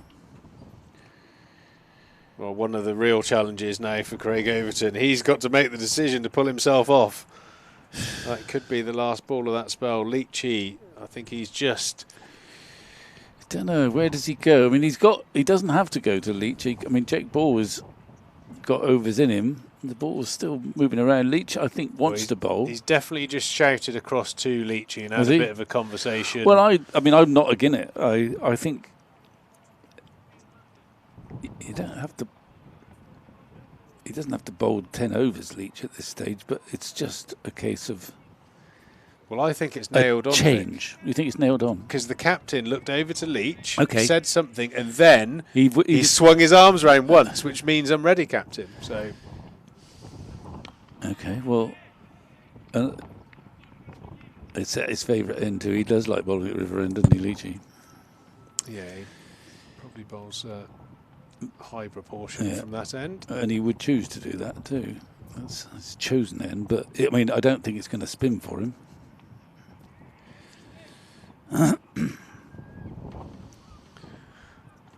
Well, it didn't from Liam Patterson-White, and he managed to get a couple of breakthroughs. Exactly. No, I'm of the view that captains who think they can only bowl their spinners if the ball's turning are blinkered. You know, it's possible. It's a change of tempo. Batsmen make mistakes. Spinners can exert pressure, but we don't expect it to go fizzing past the outside edge of a right-handed batsman when he comes on. But it's worth a go. And now, of course, the ball is, well, this is a 40th over.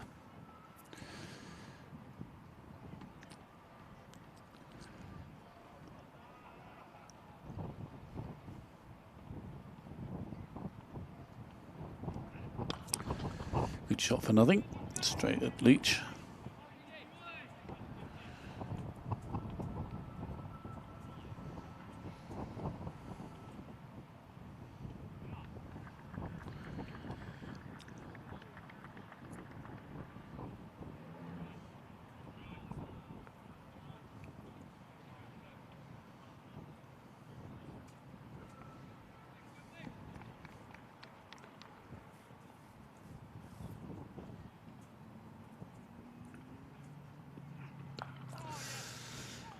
That's very good. Backward point there. It's Tom Abel.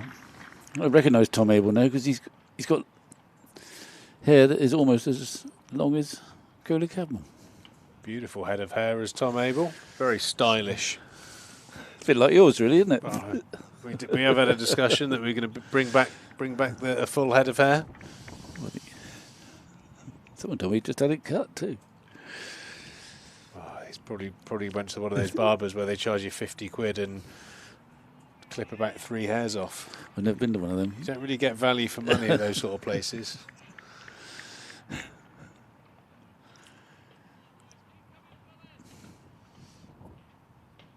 It's more of a shearing for you nowadays, isn't it, Vic? Yeah, I do it myself. Yeah. COVID stopped me going to the very flexible arms, shoulders to get around the back. Or do you not much there, really. seek assistance? No, I just keep mowing and highly skilled man. Just do it on feel. Yeah, exactly. You can't see it very well. It's quite difficult to get a view of it. Yeah. Doesn't take very long. Yeah, my dad has a few. Oh, he's been terrific actually in this spell and earlier on. Pretorius, he's picked up 3 wickets, but he's given very few freebies. He's on target at the moment, and he's putting pressure on him. That's another maiden to Clark, after all, who's the man who's in. He's certainly in the game. Okay, so it's not Leach. Ogbourne. Alfie Ogbourne's going to have a go from the river end. Okay, well, he's only bowled from this end, where you thought the wind might assist getting the ball to swing or move back into the right-hander, but hasn't really done that. He's now going to bowl around the wicket. Left arm around the wicket. A couple slips. Got a bit of protection on the offside.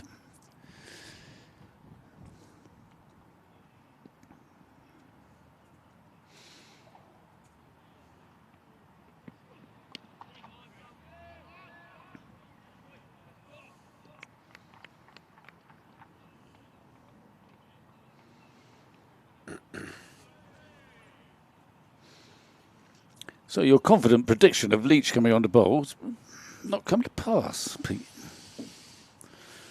It's absolutely reverse malarkeyed me there, Captain. Maybe to follow Pretorius potentially. It wouldn't surprise me if. I mean, this is Craig Overton's preferred end, and maybe the lack of luck he's had from the other end, he might be thinking about having a little run. But yeah, Jake Ball's got overs. He hasn't bowled too many so far and bowled nicely when he did. Lots of options. Yeah. Lots of options. I mean, actually, logically, I suppose, Leach, the breeze, if you're right-handed, I think you prefer A little bit of drift. drift coming into the right-hander and then theoretically holding, but I'm not sure you'll get it to spin. Well, that one that continues sliding onto the shin, that's the one that the left-arm spinners get a lot of wickets with. Batters playing for the spin. Yeah, it is this sort of time where the ball's still nice and firm enough, but this is the best time to bat if you can get yourself in, set, and be greedy, as were Abel and Rue on day one.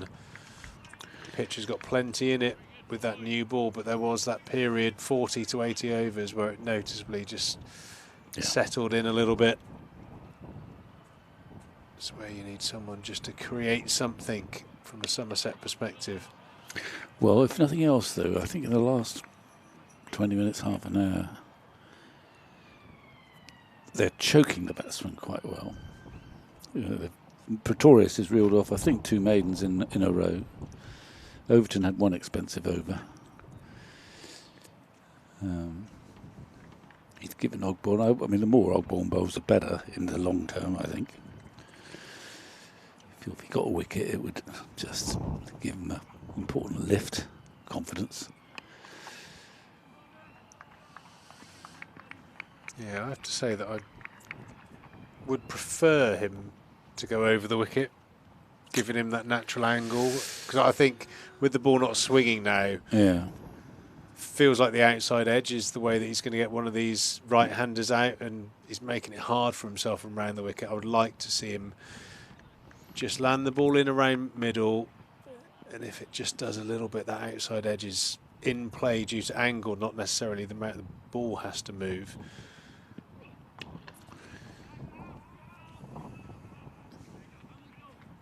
But it's a funny old game, isn't it, Vic? We all see it in different ways. Yep. Hang on, there's people coming and going.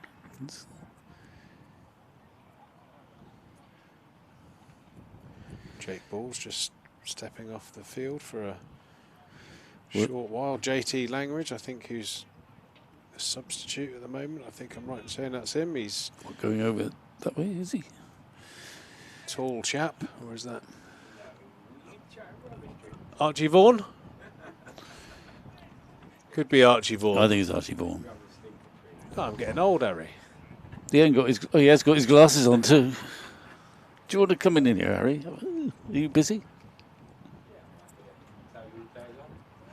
Well, since they're both tall and lean and from 100 metres. JT is, how big is he? Must be 6'6", 6'7". He's a big lad.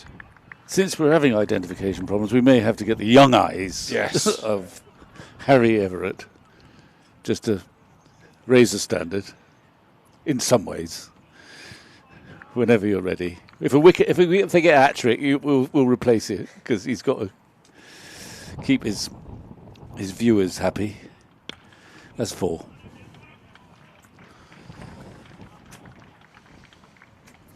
Four runs through that cover region. The fielder protecting the cover drive out on the boundary. Didn't even move. He was so far away on that square line.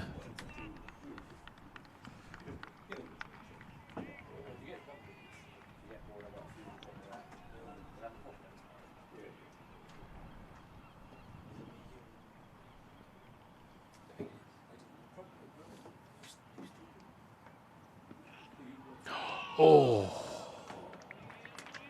that has gone through Joe Clark. Nip back, fortunately for Joe. That's just bounced over the stumps. Sharp nipping delivery back through the gate. Oh, over middle and off stump. That ball can make a good batter look pretty average. That's a beauty from Miggy Pretorius, who's bowled very well. Remember how little cricket he's played in the last 8 months, since final stay at Edgbaston. Didn't play before Christmas, just a couple of games in South Africa in February and March, and straight into the cauldron here. I'm impressed with Joe Clark's restraint. We think of him as a bit of a white ball biffer, but he's played pretty well. There's some clean drives, left the ball at the right times. Got away with a couple, of course he has, but you're going to on a April wicket. Yeah, you don't get 10,000 runs at 40 by being a biffer. No, you can play Joe Clark. He's a very fine cricketer and certainly easy on the eye. Did we mention him as another Worcestershire product? Well, that was where he made his name initially, but he's been at Nottinghamshire for quite a while now, 6, 7 years. Earns his trade in the winters, playing in various competitions, big bashes, etc. But yeah, he's got a pretty orthodox technique, and like I said, he's very easy on the eye when he plays his shots, especially that cover drive and straight drive that he plays so well. Yeah, he's played a bit of cricket with Tom Cudler-Cudmore, that mates over the years back, and then in T20 comps. Oh, T10. Another player missed. Sharp bit of nip there from Pretorius. Close to picking up his 4th wicket that over. One through the gate, one outside edge. And that there is a very fine piece of bowling. Brilliant to see. A lot of Somerset fans have been concerned with the seam bowling ranks and only having Miggy P as an overseas, but if he's going to come in and take 3 for, that's a really positive sign. He's not going to lead the attack, but particularly without Lewis Gregory, he stepped up beautifully. Craig Overton's not bowled badly, leaves Jake Ball really, but to have Miggy P coming in and taking the wickets is a massive plus for Somerset. Well, they've got good bowling stocks. Josh Shaw signing from Gloucestershire. They have options. I would imagine that pre-season bowling from Alfie Ogborn just probably gave him the nudge ahead, and certainly an advantage being left arm over, giving a point of difference, albeit left arm round at the moment. Yeah, would you rather he'd be left arm over here? You happy with left arm round angle? Yeah, I think when the ball stops moving as much, I think you're asking an old ball to do a lot from round the wicket against 2 good players. Yeah. I think only a slight error in judgment from the right-hander when you've got the angle going towards the slips can bring the outer edge in a lot easier. I could be completely wrong and he'll get a wicket now. But, yeah, for me, just looks quite innocuous from round the wicket at the moment. And a boundary there, over-pitched. And put away by Haynes for a boundary. Yeah, I think he was posing problems when he was over the wicket to Joe Clark in particular. Beat the outside edge a number of times, and I think he's just giving away a little bit of an advantage here. It's fine when there's swing and a lot of movement, but when that ball is 42 overs old, cold conditions, so no swing on offer, you just lose that point of difference, I feel. Another short wide delivery. Hit to the point boundary for 1. One of those senior bowlers get in his ear. Try over the wicket. Come on, Alfie.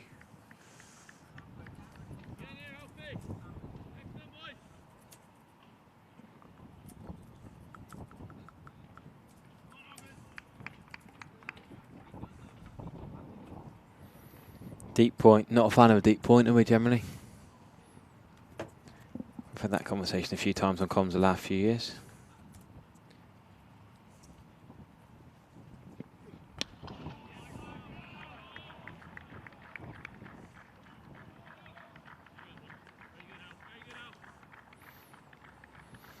Very good, Alf. You can hear through the effects mic. It's one of them that the Somerset faithful would love to see him do well. A young lad who's come through Castle Carey, Yeovil. He's then been at Bridgewater in club cricket in the Whipple last few years. Come up through the 2s. His brothers play Somerset 2s. He was out playing cricket in Melbourne. Met with him over the winter. He's another talent. Right arm seamer, bats left-handed. There's that easy one out there. Tom Abel swoops round from gully. If you bring deep point up, get point round, stop that easy rotation.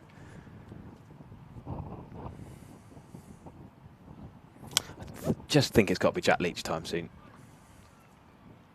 Yeah, I don't think there's going to be much choice. Just looks a little bit too easy at the moment. Yeah. I think there was that same period, same time of the day where Rue and Abel were batting together, where it didn't really look like the ball was threatening the bat too many times.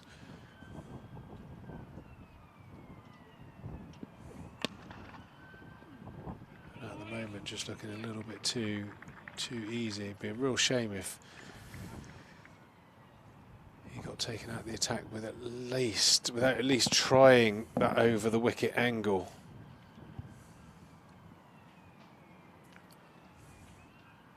Umpire just had a word. Sorry, captain just had a word, maybe just got the little sign that he was going to come out of the attack. Which would be a shame.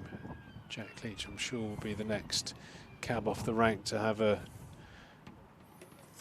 bowl from that river end.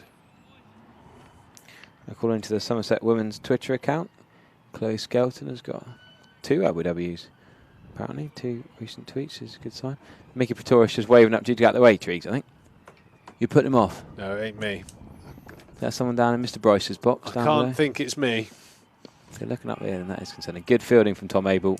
Loud, clear shout from Haynes and Clark. No, it was a think about one. Good decision, not a run. Yeah, normally it's two levels below us. Not the terrace, but the hospitality box is just to one side of the 1875.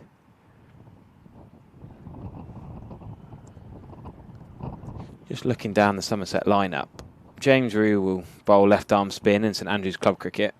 So if you count him, only Tom Kohler-Cadmore doesn't bowl in this lineup. So many part-time options. I mean, even part-time is potentially harsh. Other than Jack Leach, Josh Thomas. If you're stretching it all the way to the wicket-keeper, Harry, Tom Kohler-Cadmore could bowl. I'm sure he could bowl something. I'd back James Rue to bowl a lot more than Tom Kohler-Cadmore. You've seen the Rue boys play sport. I'd love to watch it. I've seen him bowl in club cricket. Yeah, it's decent. He bowled 10 overs St Andrews in the league you play in. Whipple Prem 1 last season. Is that why they went down? I guess you didn't play against him, didn't face him then. There's a couple of games last year or the year before where he got Thomas to keep and he bowled his left arm spin.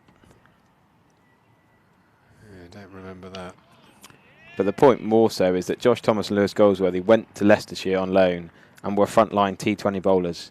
Tom Abel had a hat-trick against Notts at Trench Bridge a couple of years ago. His hamstring's now not in a great place to risk him bowling, but regularly picked up 2 and 3 fers in this 40 to 80 overs sort of mark when the ball's not doing quite as much. Tom Lammerby opened the bowling in T20 cricket for Somerset. Quite often will bowl left arm in swing. So there's all these options even after Jack Leach, but got to give Jack Leach a bowl soon. Oh, just short. Just wide of a diving Craig Overton, his right mitt. Not miles away from that, but didn't quite carry. Lucky, really. And Nott's right-handers, just frustrating Mickey Pretorius and Craig Overton.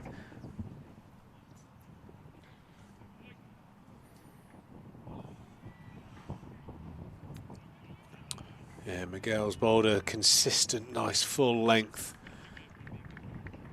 He's actually done well to go at such a low runs per over. He's always probing around, dragging the batter forward. That's why he's created those chances. That one just evading the second slip. The long reach of Craig Overton. 148 for 3. Notts, this partnership looking to blossom here. Haynes has looked very good for his 13. He's been out there for 24 deliveries, and Joe Clark, personally think has probably got away with one, as did his captain with a very, very good shout for LBW, but apart from that he's looked very solid for his 40. Somerset toiling away.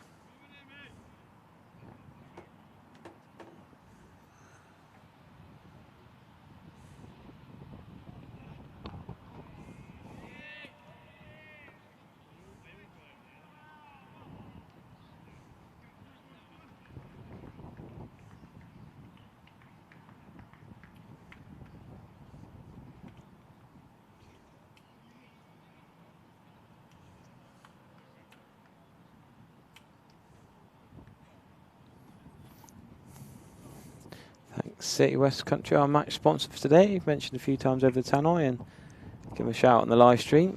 Thanks for supporting this game.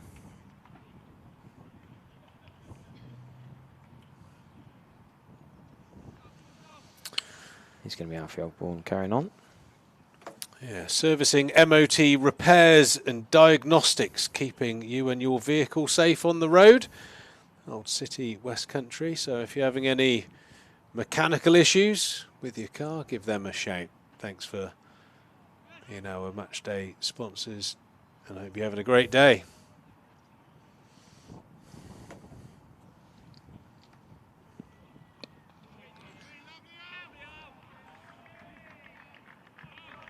Might have to give them a shout.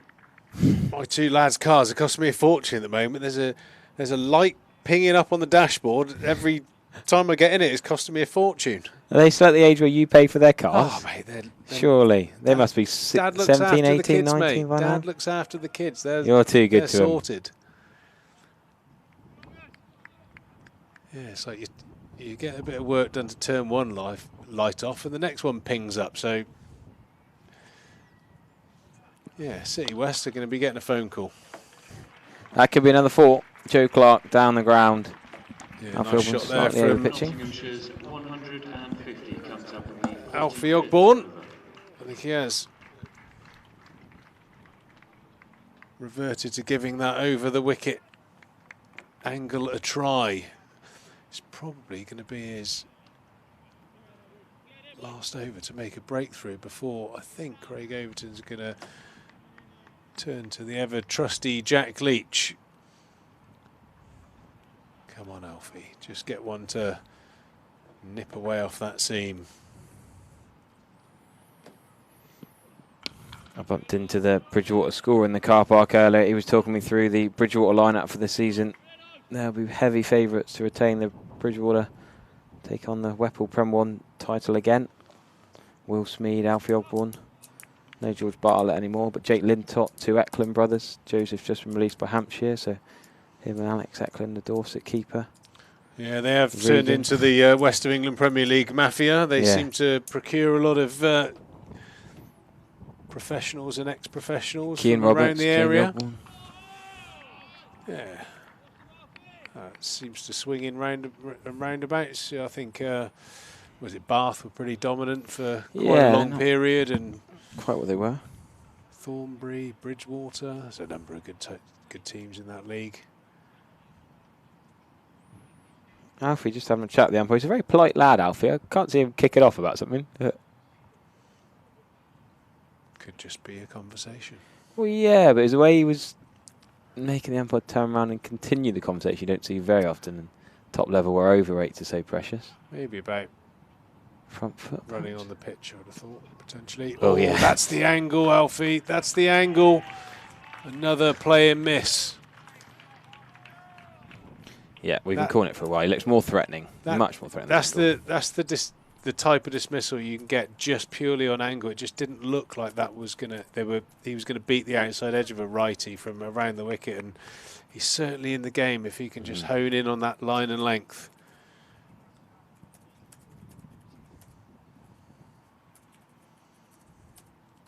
More dismissals into play is my key buzz phrase for that. You know, get Nickoffs bowled and LWs all into the equation with that angle. Nicely bowled, nicely bowled. I'd definitely give him another over. I think with a young bowler, especially after having a hard-working winter and a good pre-season, he'd be so desperate to perform and take a wicket. There's almost a case that he's almost trying too hard. He's just got to settle into that area and trust that the fruits will come. Have a look at those partnerships there. 59, the opening pair, who batted well. 56 between Clark and McCann, and an unbeaten 24 at the moment between Haynes and Clark. Somerset toiling hard. Run rates around 3.5 runs and over. So very, very competitive championship cricket happening here at Taunton.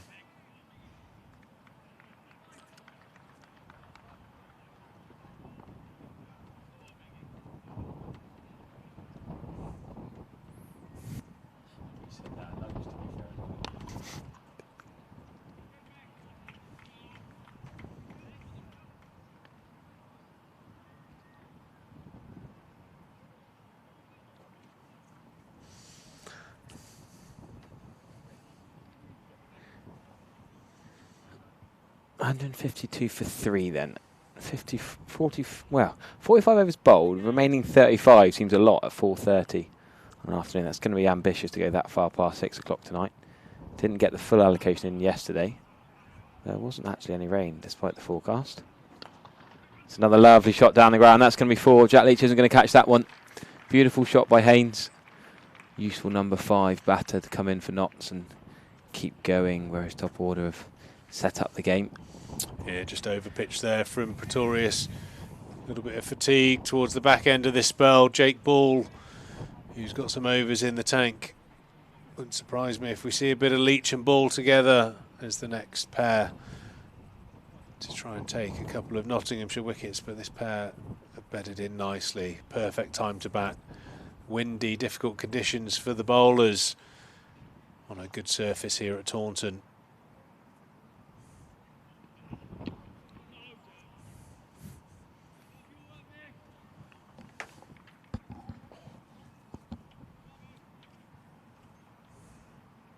So Alfie's just bowled a decent over from the river end. We think Jack Leach should bowl soon, but I'd suggest give Alfie Ogborn at least one more, maybe two if he gets a breakthrough. If he doesn't, I think then it'll be Jack Leach from the river end.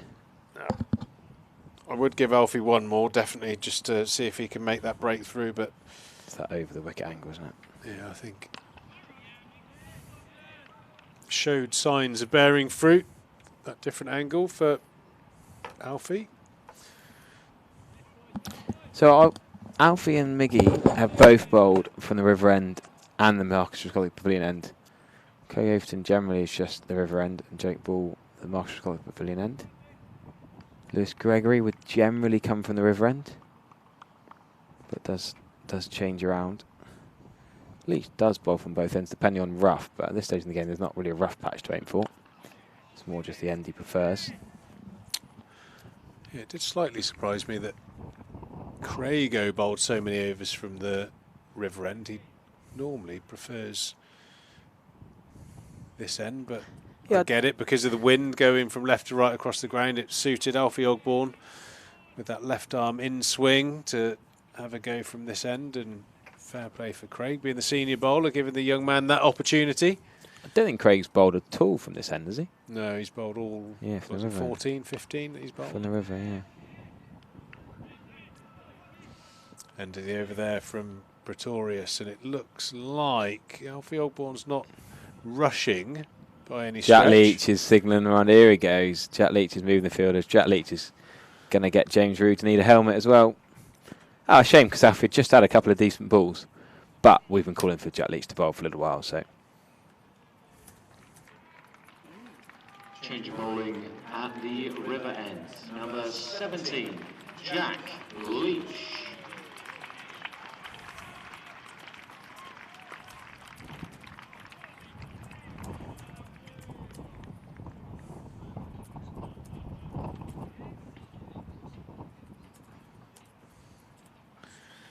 Here we go, we have a little bit of Leachy.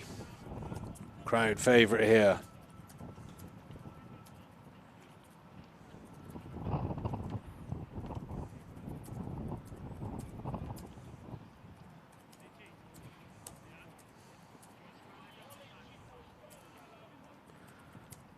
Yeah, as Vic mentioned, I don't think we'll be seeing too much in the way of large amounts of spin, but can Leachy just use his experienced flight and guile just to slide one through onto that pad of the right-handed batters? Joe Clark isn't shy of using his feet to the spinner, so we'll see how this plays out. Certainly won't be looking to do too much straight away.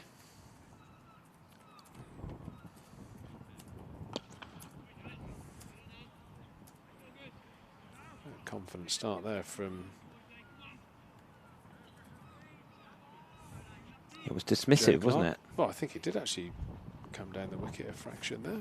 Yeah, long on is hovering, Kola Cadmore. Not quite no man's land, but 7 or 8 yards in, even 10. Oh, and that's filthy from Joe Clark. There is Kola Cadmore. Should just be one run. Easy piece of fielding with sunglass and hat going everywhere.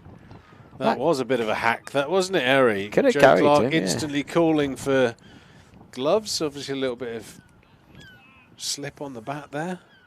That's some kind of an excuse for that rather agricultural swat at the ball. But yeah, 2 balls, he left the crease both times. Kola Cadmore is going to stay there for Haynes. Mid-off is sort of lurking, Alfie Ogborn. Leg side from Jack Leach, asking that to do a lot down there. Or taken by James Rew. Guess Jack Leach will have to bowl to Finn Hill in the One Day Cup in the summer. We've seen him practicing his keeping at lunchtime with the main 4 wicket keepers all off elsewhere in August. That's a poor shot from Haynes. Should have come forward, really. So yeah, loads of spinners in the One Day Cup, but different keeping option. Tournament that Jack Leach has been pretty useful in. Bowled well at Durham, particularly last year. Did try him in the T20s, but I think 50 overs and 4 days more his bag. That was quicker and flatter in at the stumps.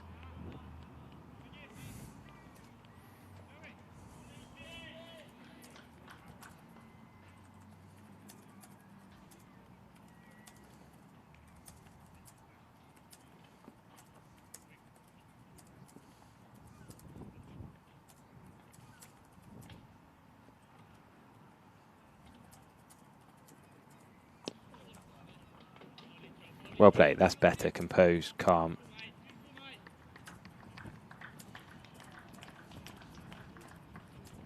Quite quick. Jack Leach most that over, but decent. Just 2 runs off it.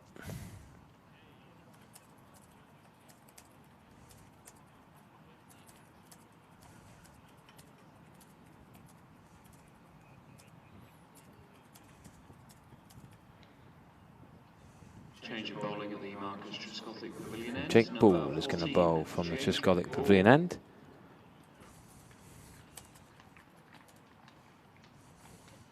Still 33 overs to go here. 36 overs to go at Sophia Gardens. Glamorgan's first game back in the top flight. Great to see a bit of Welsh representative there, and talk of perhaps Tribe or Callaway to play for England. Be the first since Simon Jones to come from Wales into the England and Wales cricket side. People forget that there's a Scotland team, there's an Ireland team, but actually Wales, for some cricketing reason, Wales count as part of England.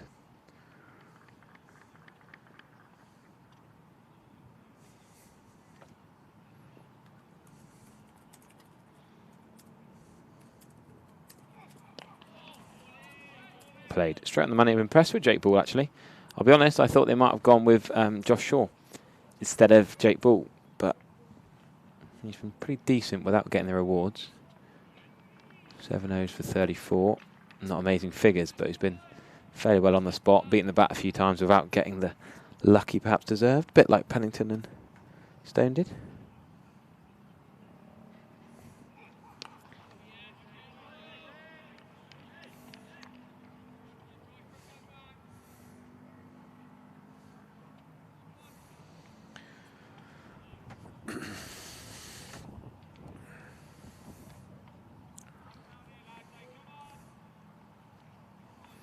Sammy D's just texted me, not in a good way. That's it. The first text all day. He might have just surfaced. So you got a little bit of food poisoning or something? Yeah, Lovely. like I said, was it the Shot there pasty? from Joe Clark out to cover boundary. Sorry, that was Haynes. Maybe Sam's been living up north for too long and his body's not used to pasties anymore. He's got his London and Cheshire genes. Not used to West Country food down here, I don't know.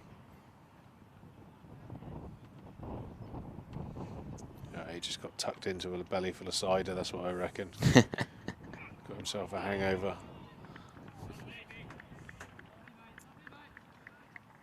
Nice little bit of nip there from Jake Ball, who showed signs of getting a breakthrough. Got the ball to nip sharply, in particular against the left-handers.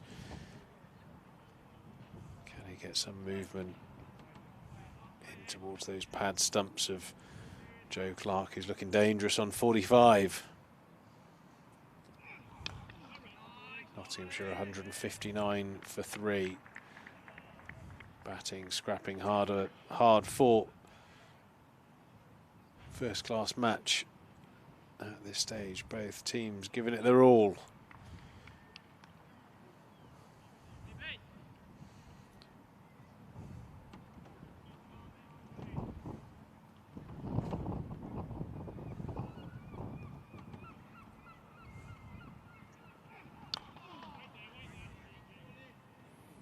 It is a great positive to have the mics, isn't it? The effects mic.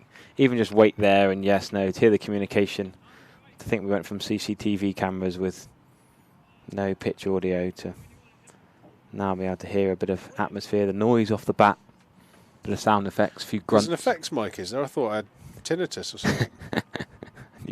And you'd have some kind of answer to that. Would you have ever had an effects mic when you were playing? Probably not. For what purpose? Well, when you were playing, the streams weren't like this, were they? I'm trying to think. Your even last year. Weren't even streams. You had not even CCTV? You had Sky Games. Yeah. You might have caught a bit of footage off someone's Ring doorbell or something. But what was the last year? No, we did have we had the live cam. Yeah, there was a static down the. Yeah. But that was more for the analyst, the stats and the analyst kind of thing. It wasn't broadcast anywhere. Even Sky, to be honest, what we have now is probably more technical than what Sky had your last year. Yeah, it's very much mirrors what you see on a major broadcaster. Sky Sports Somerset, people call it, don't they? Just as free, rather than paying £50 a month. Magnificent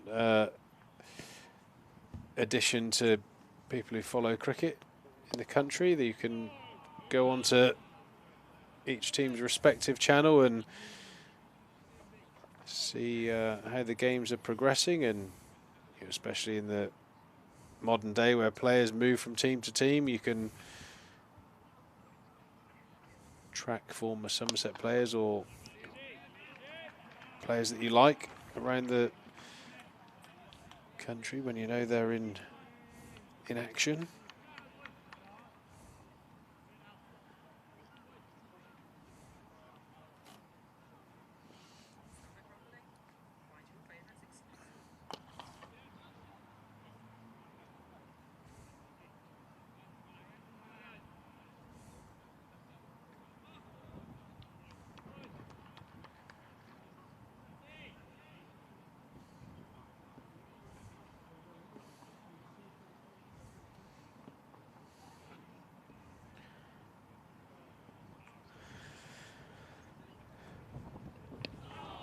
How Somerset would like a little breakthrough here from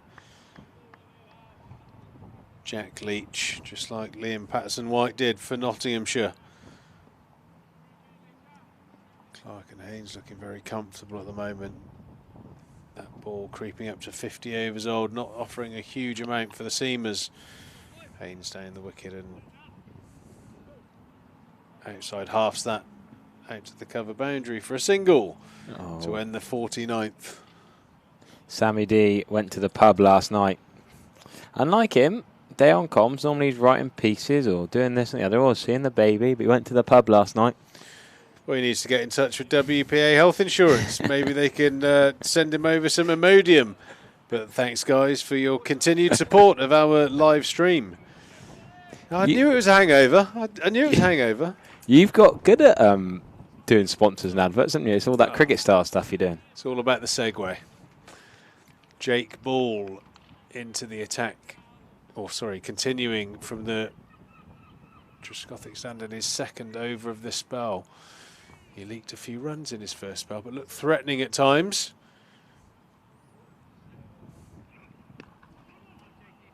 Nicely played there by Haynes. Out towards backward point, picks up a single.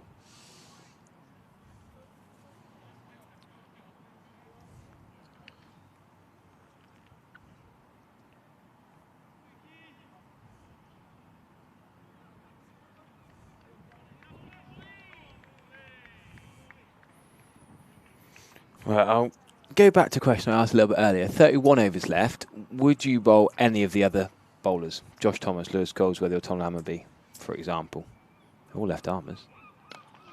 Say no more wickets fall in 25 overs time. You've gone through your four seamers. Jack Leach has bowled 10 overs or so by then. Well, I mean, all of Somerset's bowlers that haven't featured so far are legitimate bowlers. Yeah, Goldsworthy, Lammerby, Josh Thomas with his left arm spin. I mean, you'd argue, would you bowl double spin? And if you're going to bowl one of the spinners, you'd probably preference Leachy across the three. I don't know who you prefer out of Thomas and Goldsworthy now, though. That's a tricky obvious one. Well, they bowl very different. I mean, stature-wise, Goldsworthy, he's quite a short fella. He sort of undercuts the ball, skids it. Josh Thomas is very much an over-the-top sort of top spinner, sort more of like Jack Leach, a little bit like Liam Patterson-White, actually. He gets a bit of overspin and sort of rushes onto you a little bit. I mean, they're all viable options. There will come a point where Craig Overton will experiment. I don't think we're at the stage just yet where bowlers have bowled enough to need that much rest, apart from the normal rotation of four bowlers, where you bowl 6 overs, 12 over period of the game, and then the next two come on, bowl the same, and you're probably ready to go again. I mean, Craig's bowled the most overs, 14, 15 overs that he's got through already. So, at his age, you probably have to just keep an eye on that to a point. But obviously the fifth bowler being Leachy means that you can rotate your seamers now from, I think, all of their preferred ends, which is this one. Yeah.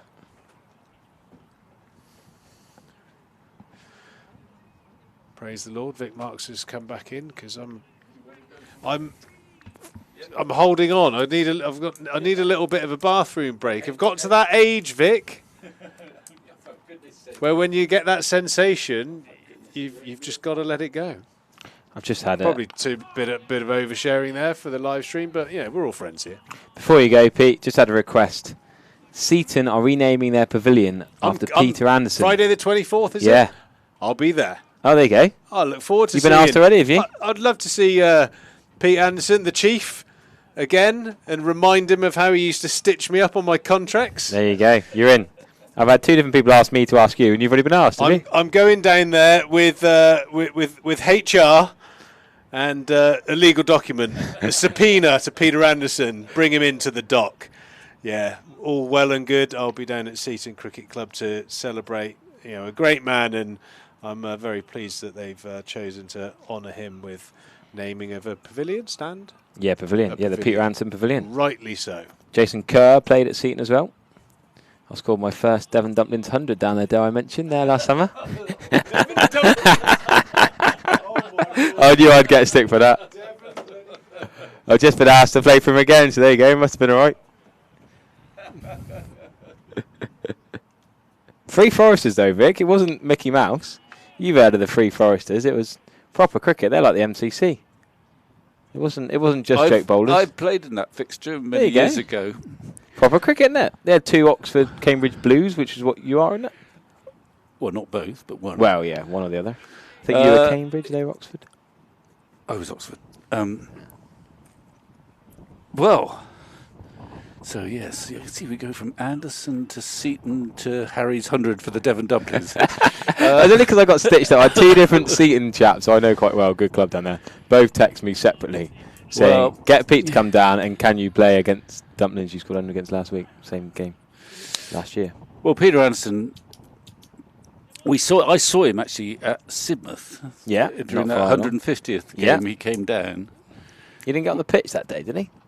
I don't think he got on the pitch. That's a good shot. That's a beautiful placement, that is. The gap between cover and point, as you've had to say, is pretty small. Yeah. Timed it beautifully. Oh, it's gone onto the car park, Vic. How's it gone? Oh, over the rope, and it skipped over the advertising hoarding. Whose car's that under? Zoom in on the number plate, please. Neil Shillabit. Well, it's not going to damage it, is it? Well, you don't not, but it did go at a fair pace. Did it go up? Did it go up in the air? He hit it beautifully. That's a glorious shot. It wasn't going too slowly. Just slightly overpitched. And could do a little bit of damage if it hit the first car. Okay. No, it should be all right. Just bobbled onto the wheel, I think. Great work by Neil Shillabit. Who's that in the car park? None of the fans are helping. No, it went quite a long way, didn't it? You remember in COVID times you weren't allowed to help?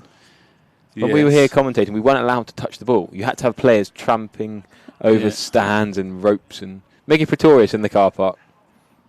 Okay. There you go. Welcome back, Miggy. Don't know how your boots on the concrete. You think you'd have to jump over his advertising hoardings, but he's so big, Miggy just sort of stepped over them as it was the rope. Straight over it. Sorry, Peter Anderson, what were we talking about, Vic? Well, I'm only recalling the fact that I saw him down at Sidmouth. I mean, he was terrific. Old style. He was Somerset's first ever chief executive. Yes. Prior to that, it was slightly more old-fashioned the secretary. And he came, I remember exactly when he came to Somerset at the start of my last year, 1989. And he was the first chief executive. And the idea was that they wanted someone who was more proactive, who wasn't quite so hamstrung by a committee, who would take big decisions without always having to lean on the committee, for permission.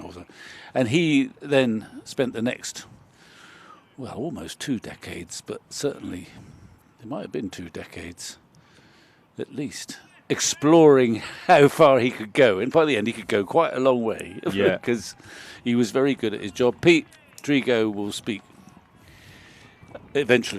speak warmly of him as an employer. He lasted that long? Oh, yeah. Yeah. He was there. Well, certainly he was there. Oh, Pete, he was obviously there when Pete started. And he'd gone. Pete was still playing when he left, which was, I can't remember, around about 2004, let's say. So he must have done at least 15 years. But he did a lot of great work here. And what was the link with Seaton then? Why did he end up down there? Well, he'd played years ago. He'd played for Devon. Okay. He was, a good minor counties cricketer, I think. And then thereafter, he'd been in the police force, and then he went off to Hong Kong, where he served in the Hong Kong police force, which might have been a sort of private police force. Anyway, he worked in Hong Kong. One of the reasons why we signed Dermot Reeve. He played cricket with Dermot Reeve when Dermot was in Hong Kong. In the Hong Kong Sixes? Well, no, but I don't know, before that, I think. Yeah. So he was originally worked in Devon and played minor county cricket for Devon. We're talking, quite a long time ago now. And obviously when he came back, he lived near Seaton. And whilst he was chief executive, he used to, and for many years afterwards too, he would prepare the pitch at Seaton. Right. And was an absolute stalwart there. And if they were struggling a bit, he would pluck out Jason Kerr and one or two others to come and play on a Saturday just to get Seaton out of a bit of trouble. Yeah. But he was a great servant of the club in many ways. Brook no nonsense. Spoke, plain and strong, but had a heart of gold. And I think you'll find that most of the players around in his era, through the 90s, all the way through the 90s, and then into this century, they would have felt the sharpness of his tongue occasionally, but they recognised that he did his utmost to look after them and did a lot of fine work for the club. He lives in Beer now, I'm just told. Yeah. Well, he's Not probably far. lived in the same place as he's ever lived, I think, right, or okay. since coming back. So yeah, he's a great servant of the club, and it's still going strong. There you go. They're a lovely club down at Seaton. Played down there a few times, and they got the tennis club and the bowls club connected. Well, Nice those mix. South Coast clubs. Although I haven't played at. If you played at Budley on their new ground, Yeah, there, the Holt it's called. up on the hill, overlooking the old ground. It's a bit bizarre. A few times I hit the ball through the covers and I'd hit a stone. There were so many stones on the outfield. 'cause it's a Slubber new things, ground, new sort ground, of. yeah. And there were fours that hit the rope, like that one Miggy Pretorius just chased. It bounced over the advertising hoardings and into the estuary. Right. It's a bit dramatic. We lost a lot of balls. Oh, yeah, 'cause it's a long way to fall down. Yeah, it was a Devon Dumplings touring game against Worcester Nomads or something. Team of Worcestershire College uni lads, whatever they were. And we just kept losing balls. Not through sixes, though, through fours. Good. Oh, right. Which is a bit frustrating, but no, it is a lovely ground. It'll bed in. They got two nice pitches. Well, I played on the old ground once or twice, probably, which was probably below sea level. Yeah, I played to there get- as well. yeah. It used to be a bit like Taunton Dean's ground by Varvey Park. You used to kayak on it in the winter when it was flooded. Right. It was that bad, yeah. Played youth cricket down there. Because Alistair Cook opened the new pavilion. Not quite sure why. Did he? Well, he's got a relative around Tiverton. Not anymore. She died, sadly. Yeah, but His grandma lived in Holberton, that's right. Yeah. but not really a link with Budley. He's from Leighton Buzzard Way, his farm now as well. Yeah. Oh well. Who better Well, to open a pavilion or indeed the batting? quite open anything. Sure, they got him to open a bottle or something while he was there as well. Oh, yeah. So Jack Leach is having a go. It's not going to spin for him, I don't think. We haven't seen any evidence of that. No. But we wouldn't want it to spin on day two because then we'd be in trouble, wouldn't we? Well, no, We I can think have you're that. allowed to have it spinning on day two. Well, it didn't feel like it. In recent years, deducted points. I mean, it would be a terrific wicket if it started to spin now, but I don't think it's going to happen. Well, I'd still like to see someone like Tom Lammerby bowl at some point today. Just a little bit different. Yeah, You look I at think the- it's. I mean, I would like to see occasionally. I'd like to see Lammonby not as the bowler of the last resort. Correct. I agree with a newer Because- ball when it swings. Because what he can do on a good day is get. I mean, it hasn't swung much for anyone, to be fair, but he has the capacity on a good day to get that ball swinging, not at any great pace, but back into the right-handers, in the way that Ogborn tries to do. So if you're going to use him, just occasionally, I'd like to see him used for the 20th over, maybe only for 2 or 3 overs, just to see whether he can get that ball moving in the air. Whereas if he comes on now, the ball's old. It's 53 overs now. I don't think it's going to swing. Well, it hasn't swung really for anyone. Not any out-and-out swing bowlers, really. Yeah. In this game, perhaps Ogborne might be the most obvious one, but he hasn't really got the ball to swing. It would have been lovely to have Tom Abel as an option, but I don't think it's worth it with his hamstring. No. He hasn't bowled seriously since he's come back from his hamstring. But you're right that he was really useful. He was a really useful 4th-stroke 5th bowler because on his day, well, he got a hat-trick, of course, didn't he? Yeah, got me out in a school game 10 years ago. I snicked him behind, second ball. Yeah, well, I didn't know that. That wasn't difficult, I know. Well, did it swing? Or did you just miss it? I probably just played it rubbishly, to be honest with you. But he got, on a good day, he got the ball swinging. And he had the knack. He's got quite a good record, actually. Yeah, nice action, didn't he? Strong action. Yeah. But it's too much of a risk now, I think. Now, the umpires are having a chat. Oh, this is not a good time. I don't think it's that dark, is it? Well, they're going off. Did they go off for light yesterday? Yeah, but not this early. Well, it's not dictated by time. It's dictated by a reading on the thing. But I've not seen them take it. Normally they take it a few times. They must have set a target, I presume, last night of, let us say, I don't know how the numbers work, 4.5. And then they happen to have looked at their light meters. It's actually not that dank away to our left, but we can see a lot of shadows from the lights. And the light has reached that level again. In fact, there's a few little wisps of spots I can see on our screen. So there might be just a flicker of rain as well. Now, whether that's terminal, yesterday I think it was about 6 o'clock when they gave up. I think it's quite possible that we come back out again, I think. Just trying to work out whether it is light or whether there's just a smattering of rain. Just look at that screen. See any rain. You can't see it. What if you look at that screen there? Yeah, is that enough? Well, no. Obviously, Somerset are walking off extremely slowly. You thought they'd be quite keen to go off. Nothing's happening. But they are, in a resigned way, heading up the steps. The batsmen have popped up the steps into their dressing room. They'll get a few pats on the back from their Nottinghamshire colleagues. 171 for 3 is a pretty healthy response to Somerset's 347 total. It's been a strange game, really, because you look at the scores and you think this is a batsman's paradise almost, or another Taunton Flatton. And yet we have seen the ball beat the bat in both innings pretty frequently. But the edge is elusive. So the covers are coming on. The umpires are still, they're not patrolling on the square, they're just standing there having a chat at the moment. The light's not great. I don't know whether these covers are on because of as a precaution. Or yeah, I think it's more that. They put them on early, didn't they? With no rough bad light. Looking away to the left, actually, the clouds are lighter. And so I would hazard a guess. In fact, just up there, I can see a little squint of blue sky. But my guess is that this is not terminal yet. That we might have a bit more. Have you updated your BBC? Yes. Do they need to know? There's no more play. Not no more play. There's no play at the moment at all. Come on, don't be so negative. No. I mean, I think it is. There's another little flicker of blue sky up there. I would have thought that they might well come out again, but just for the minute. In fact, the umpires are sort of hesitantly leaving the field, not quite sure whether this is such a good idea or not.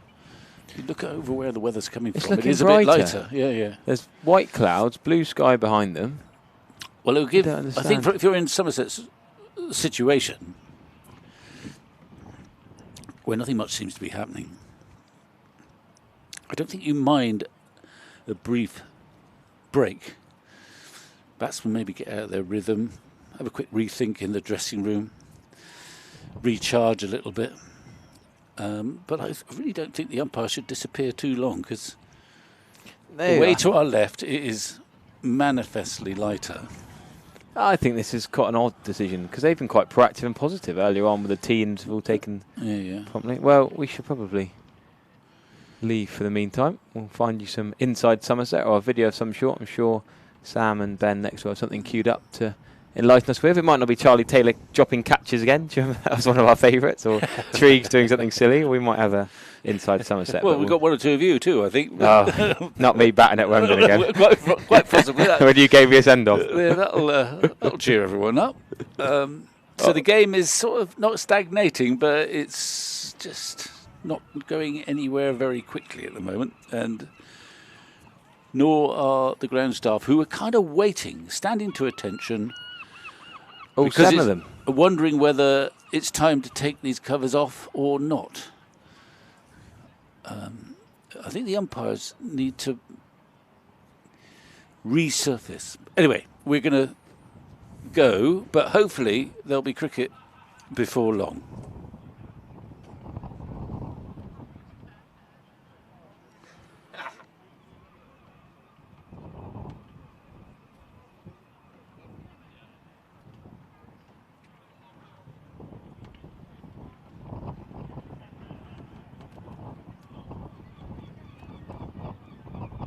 Craig Overton, good morning, sir. Morning. 15th season coming up. Can you believe that's true? Not really, no. It feels like it's flown by, really. But yeah, it's been almost like merged into a blur, really.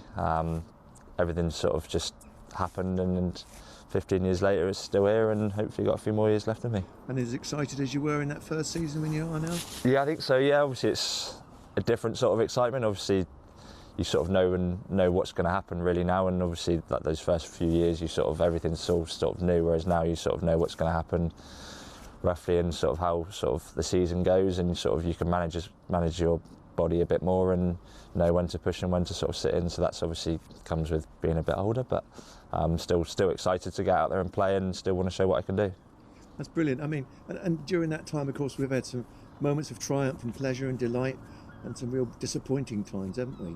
And today we want to talk about your whole cricketing life, really. How does it all begin? I mean, where does Craig Overton begin his cricket life?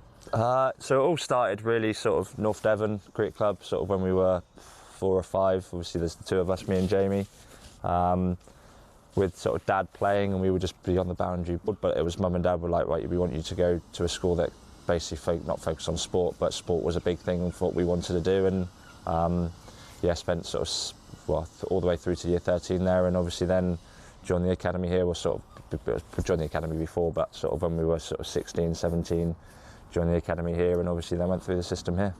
What about the Devon age groups? You played up through them? Yeah, all through them. So I started when I was 9 for the under 10s. Started a year younger. Jamie then joined the year after. Joined sort of the back end of the summer really, and then basically all through the systems, all the way through sort of to under. We played a bit of under 16s and under 18s, but obviously the academy started here, so we sort of were a bit in between.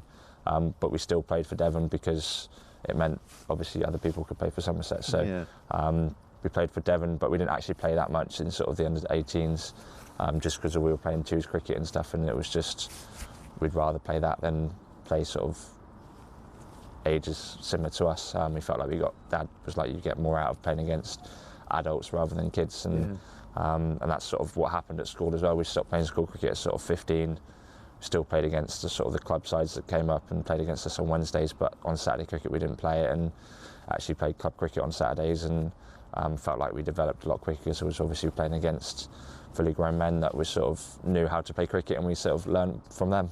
Learned pretty quickly. Yeah, I think you had to, just because if you didn't, then you'd sort of fall behind. So yeah, we learned pretty quickly, and we're obviously both both quick learners really, and that helped us. And we didn't quite always get it right, but you sort of learn from those experiences.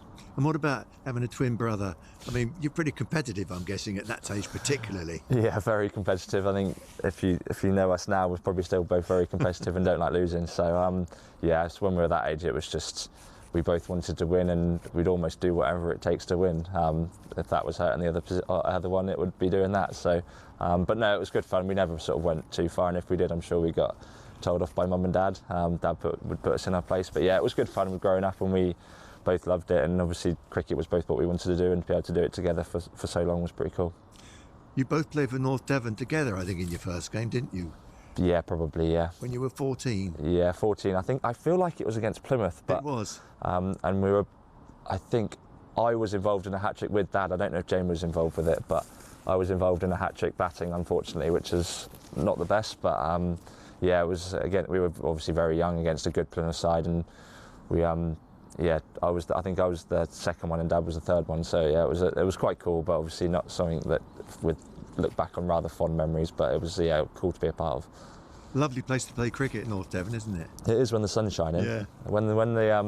When it's cold and wet in April and September, it's not that nice. But yeah, we were very lucky. Obviously, we were 5 minutes away from there. Could spend every day in the summer down there just playing cricket and messing around, and wasn't really near anywhere else, so you couldn't really do anything else. So it was, yeah, we were very lucky, and obviously the facilities there were phenomenal. The wicket is, I believe, was I don't know if it still is. I haven't sort of been down there too much to see what cricket is, but I still think it's up there with the best wicket in Devon. So that obviously was a sort of a breaking ground for us. That was a good wicket that meant we could score runs and bat properly, and obviously that you had to bowl properly to be able to get wickets, which obviously then helps when you get to high levels. And how did you come to be part of the academy?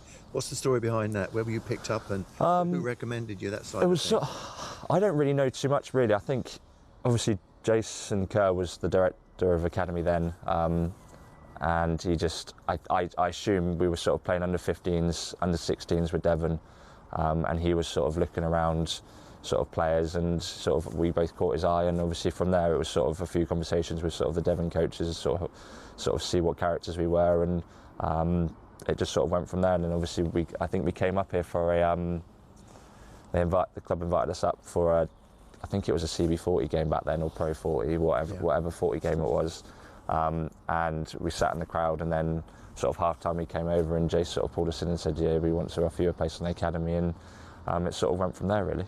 Who else was on the academy at that time for you? So my year was obviously, we had Abe's, year above, Will Jenkins was sort of my age, yeah, from Somerset, and then the year above was like Callum Haggett, Sam Mount, Jake Lintott, yeah. So that was that few, and then I can't remember, there was a few, obviously to my second year, a few of the younger lads, but not many of them sort of came through onto the staff. But yeah, it was that first year was obviously we had a great group, and sort of obviously didn't really play against many of the Somerset boys, so obviously knew Abe's and stuff, but not from the year above. So sort of going into that new environment, obviously you were a bit nervous, but it felt like not coming home eventually, but it felt like it was a good group, and we actually did a lot together. You did a lot together. I remember a car cleaning experience you had, didn't you? Car cleaning, didn't you bag packing in Morrison's. I was going to say bag packing, I remember that one. And then, raising money for Children's Hospital South West, and then we obviously did the half marathon, which, funny enough, there's only 2 of us that were old enough to be able to do it, because I think you had to be 18 to do it and actually run it on the road. So half of us, well, no, more than half, ended up going to Nuffield and running it on a treadmill in the gym there. So that was interesting. But yeah, it was obviously, we did a lot of fitness back at that time with sort of Daz Vaness, and sort of stood us in good stead going into the senior staff here. But those things are so important, aren't they? They're part of the way you develop, and being part of a group, the camaraderie you get from that going forward as well. Yeah, no, it's massive, and I think just spending time as a group, obviously we learn a lot off each other, but obviously that those times where it did get tough in sort of the gym aspect of it actually keeps you stronger as a group when you do get out to play out there. So yeah, it was tough time on the academy, but obviously it was a worthwhile experience to do, and obviously it's helped us all to sort of do what we can out here. And when you got your chance, you went out there and made your debut against Lancashire. Lancashire, yeah. Didn't actually do that much in the game. I think, I know we bowled first, and I think it was about 340 for 4 or 5, and then it rained for the rest of the game. Yeah, it did. So we didn't actually. I obviously bowled a bit, but didn't do theoretically that much in the game compared to some other games. But yeah, I know I got a wicket, and that was all that sort of really mattered, and then it went from there. Who was your first wicket, do you remember? Ashwell Prince. Ashwell Prince, Caught absolutely. one-handed by Compo at mid-wicket off a short ball, so it was a bit of a long up, but we'll take it anywhere that comes. The end result, he was out. Yeah. And Philander was playing, wasn't he? Yeah, we had Vern. I think Fons was playing, but it was obviously the year where everyone sort of got injured, and I think it was the next game Jamie played up in Durham, and then we literally had 11 fit players. Yeah. So I don't think Fons might have been injured as well. I think we had Triggs, but the team up in Durham was literally just for the kids because we literally didn't really have anyone, and we actually almost beat them, which was remarkable, really. But yeah, that was obviously a strange time. Obviously, you're looking up all the senior players, and they were all sort of battered and bruised from the middle of the summer. But yeah, it was good time for all of us youngsters to sort of get out there and show what we can.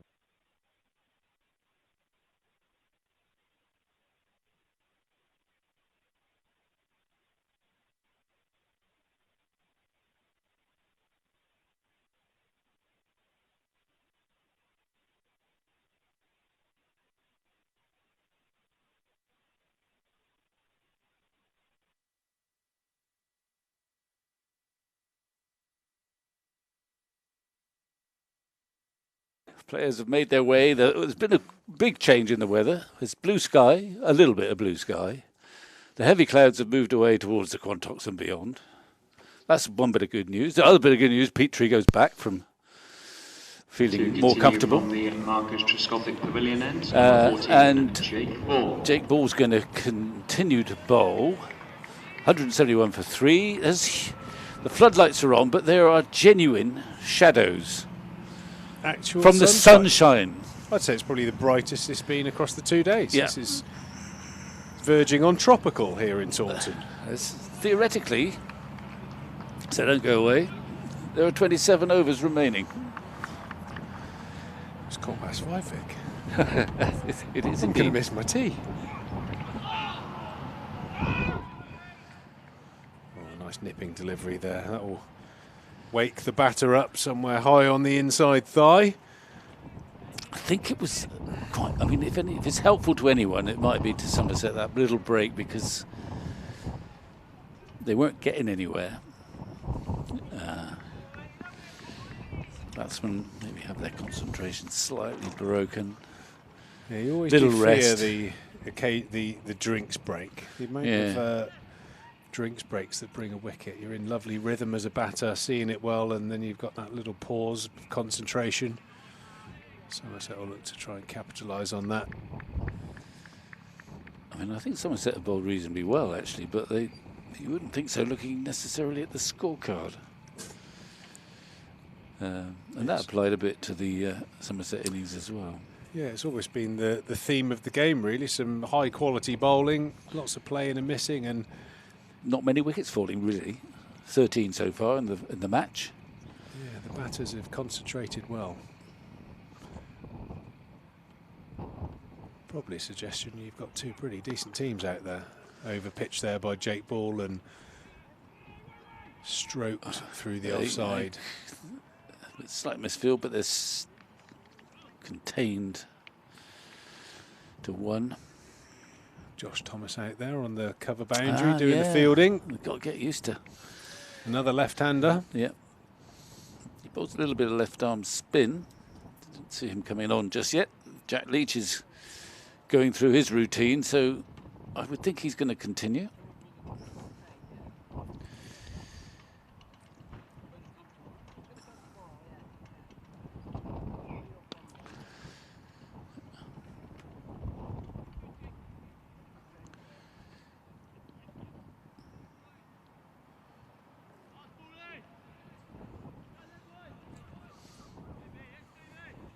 Quite a few, understandably, quite a few of the stalwarts in the James Hildreth stand have either taken cover or gone home.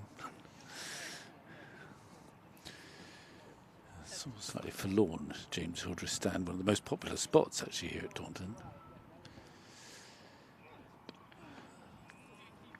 Yeah, it does take some commitment this time of the year to Absolutely. follow the team, and Easter absolute Saturday. respect to the supporters that do come in and Yeah. huddle down.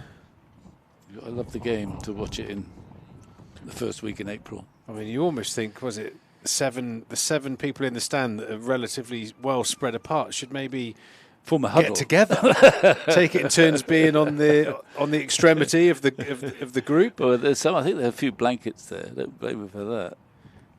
Create some heat. Go full penguin.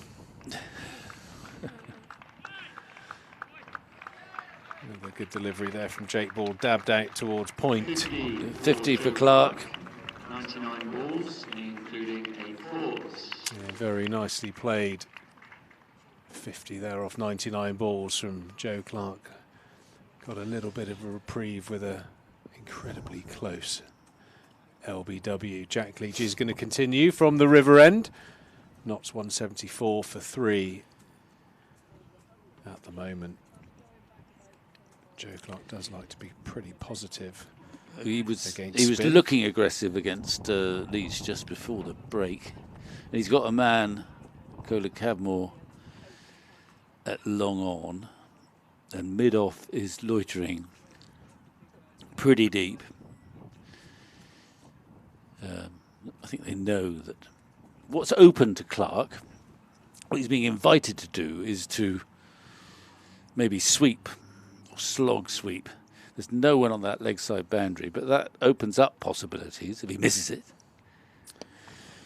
He hasn't shown any inclination to do that so far. Yeah, not really massively renowned for a sweet shot. He's very good at sort of coming down the wicket, the line of leg stump, and driving that extra cover, lofted extra cover drive straight down the ground. He plays generally with quite a straight bat. Very powerful striker. Yeah, he almost does that sort of flat-batted drive. That was one there, but, thinking, well, that's a lot of bottom hand there. Not quite showing him the left elbow, but he knows what he's doing, I think.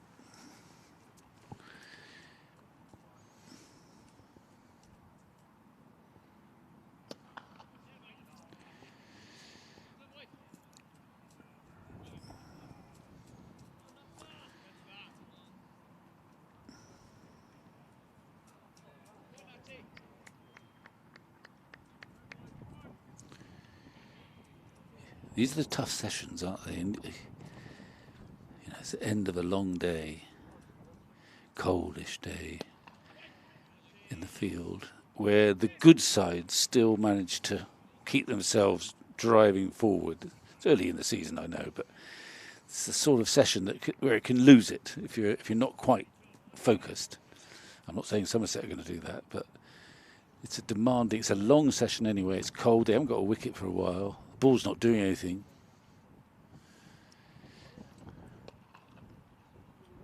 I think it goes across the board, really. It's those good teams as well from a batting perspective in these sessions where, you're not really under threat and you have that little switch off of concentration. You lose your wicket, often brings another one. Yeah, concentration in these parts of the game is absolutely crucial, making sure that you're putting the ball in the right area. Sometimes you are, at the mercy of a batter mistake, but you've got to make sure you keep bowling that ball hard into the surface. Yeah, keeping the stumps in play. Yep, and that was a perfectly good over from Leach. There's no obvious help for him. And both these players look pretty adept against spin. But no liberties were allowed. Jake Ball's going to continue, partly because it's his turn among the seniors. The rest have bowled as many overs as Jake has bowled already, 11 overs he's now on. Second spell has been, I think, more economical than his first. Yeah, there was that how does that not hit something relevant? Somehow it's got through the gate against Clark. There's a couple of those Joe Clark's had. Have a look. How does this not hit something?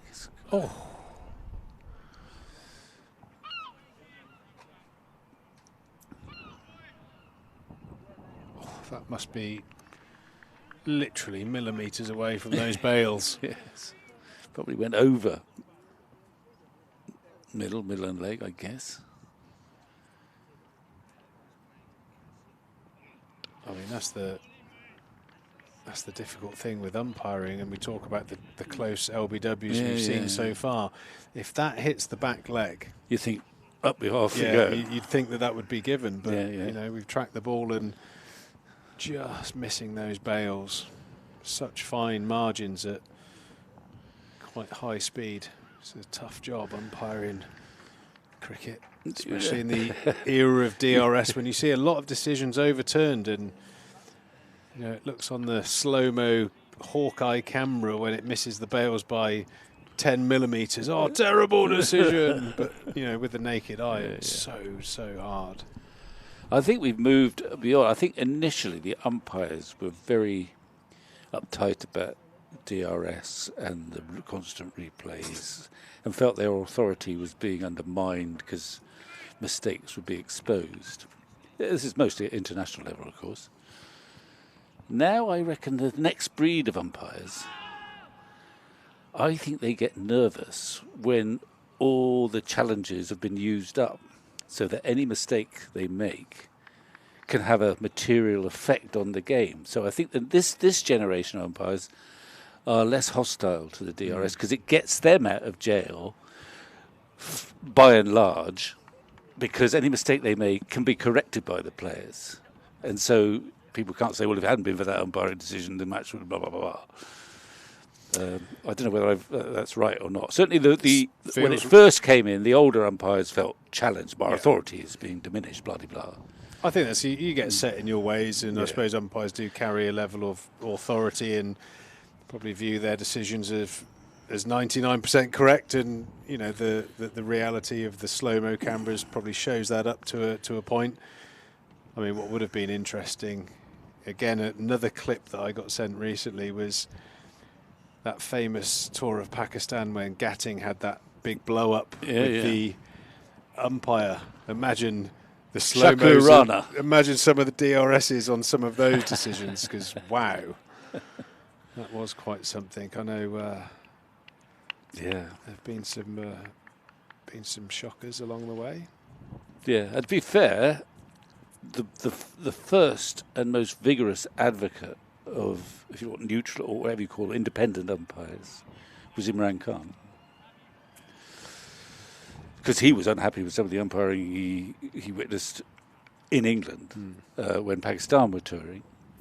But also, I expect he recognised that there was also some dodgy umpiring at home in Pakistan as well. Well, also he was a big advocate and ahead of his time in that sense. Yeah, in an era where, if I'm right in saying this, I mean, there was another clip that I was showed an Australia-New Zealand series, probably in the 70s, 80s, where the home side, if you played in Australia, you'd have a full series of Australian umpires.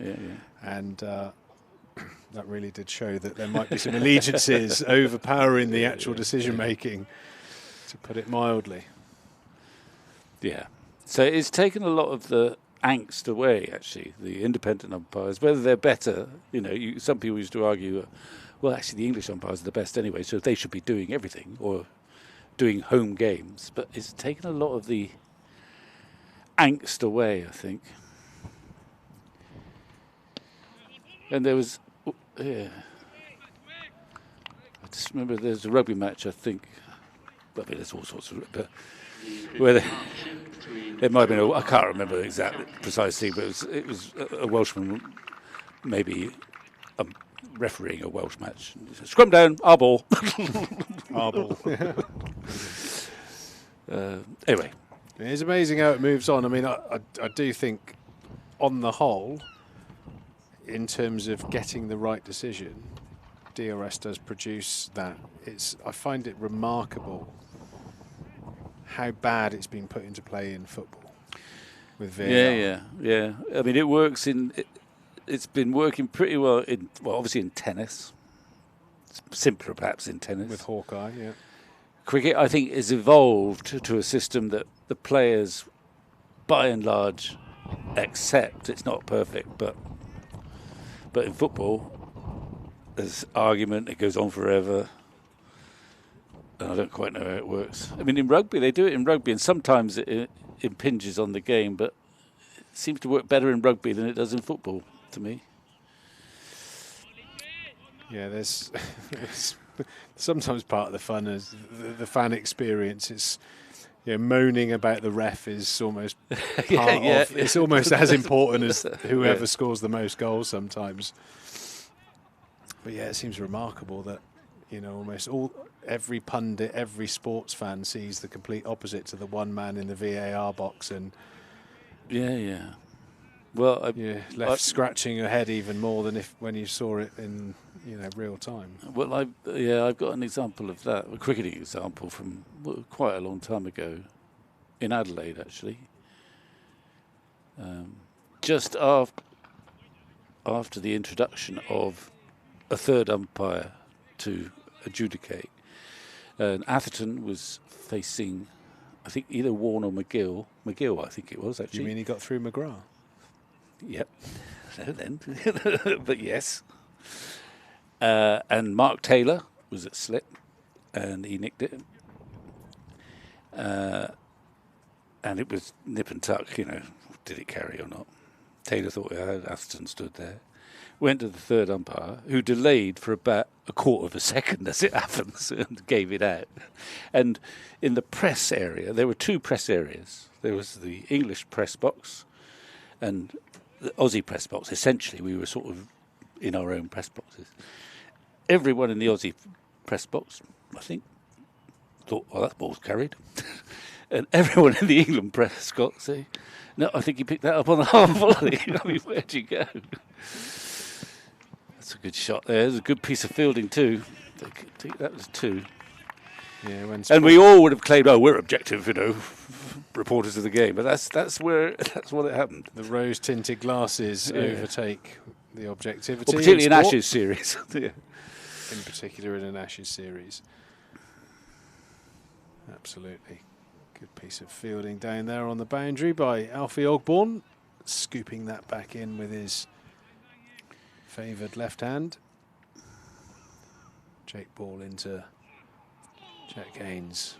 It's good. He's got pretty good rhythm, Jake Ball. He's got a bit of zip there, but the wickets, for all the seamers except for Pretorius, are elusive.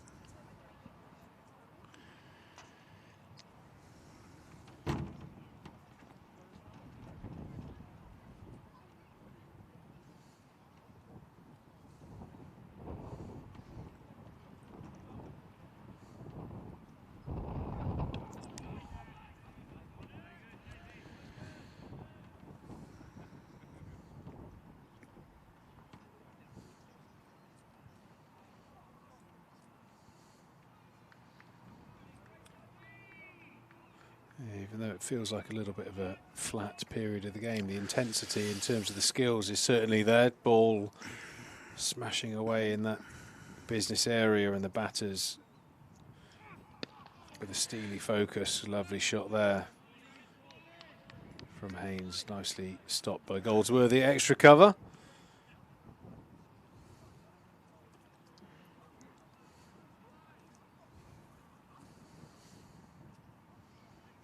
Sometimes that's the good stops. Batsman thinks, that's four. He doesn't get the four. You get a bit. You want to try and atone for it. The next ball can be a source of weakness. I should have had four there. I didn't get it. I'll get it this time. He might get the four anyway. Oh, lovely stop there, down. Oh, he's hobbling though. Fine leg. Alfie Ogborn again. Diving on this slightly softer surface this time of the year, and looks like that knee just plugged in a little bit. Okay, well, he's walking gingerly at the moment. I think physio will probably be just checking him out. Archie Vaughan or whoever alerted, he's probably all right. But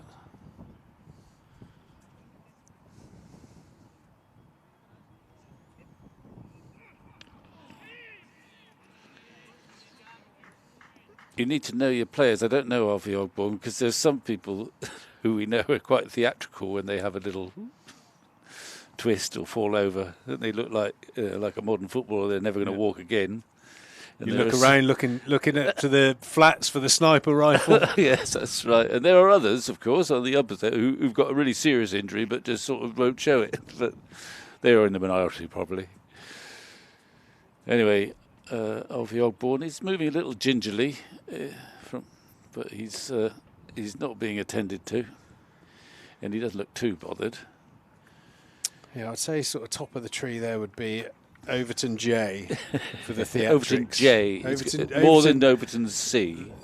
A lot of, ball hit back, throws a hand out to save it, and you think, oh, that's with all the carry on, oh, that's hand or finger gone and Yeah. disappear Broke off. it, yeah. 2 minutes later, he's back out. He's absolutely fine.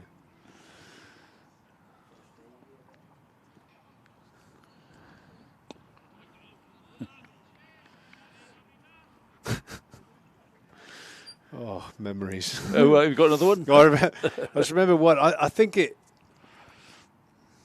I have no doubt it would have hurt. And There's a butt coming up. But so there's a game, and I think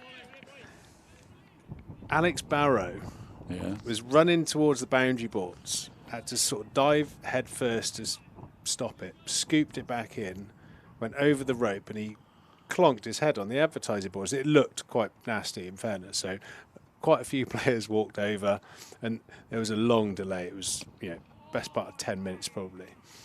And it obviously had that initial impact, and I think it would have hurt, no doubt about it.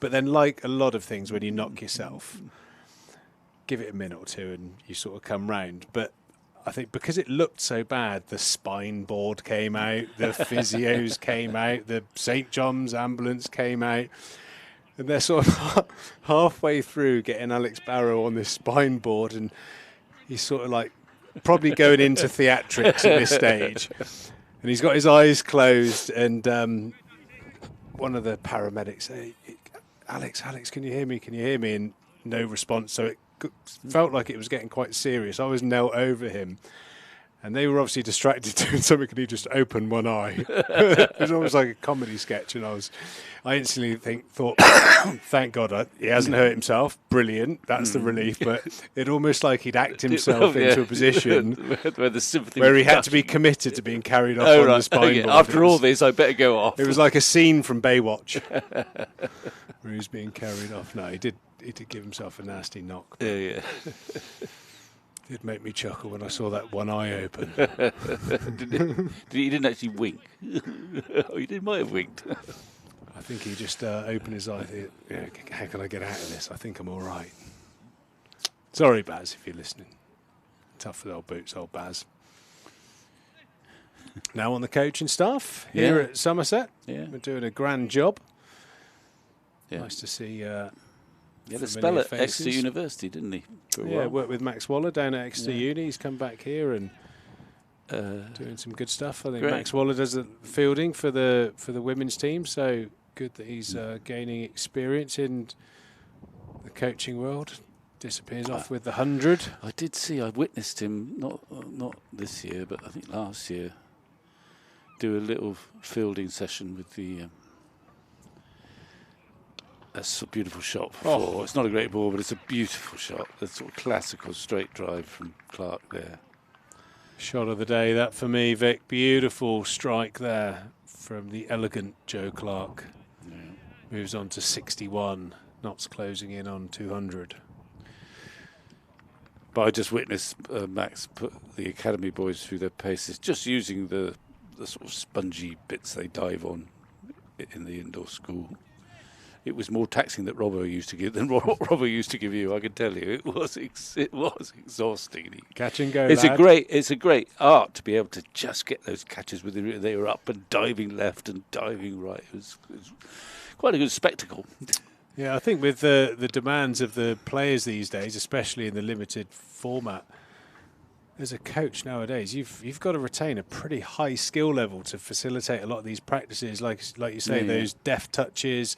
Mimicking cut shots, pull shots to get the players, I suppose, training in a way that looks a lot like how the ball would come at you in a game. And if you can't do it well, if the coach can't do it well, the practice becomes tedious and not very helpful. I do miss those sort of times as Jake Ball drops short to Haynes. He doesn't miss out, moves into the 40s, onto the hip, and as we've seen time and time again, anything sort of waist high seems to be a run scoring opportunity here at Taunton. These are tricky moments for Somerset. They're just losing control a bit. Some fluent shots from both these players now. They're both very gifted players. I mean, as you say, that straight drive from Clark was so simple, beautifully executed. Yeah, I think actually as a bit of an energy creator, we used to do all these quite dynamic looking fielding drills, and occasionally the coach would say, right, old school this morning, and it would just be long catches, return throws, catch and go.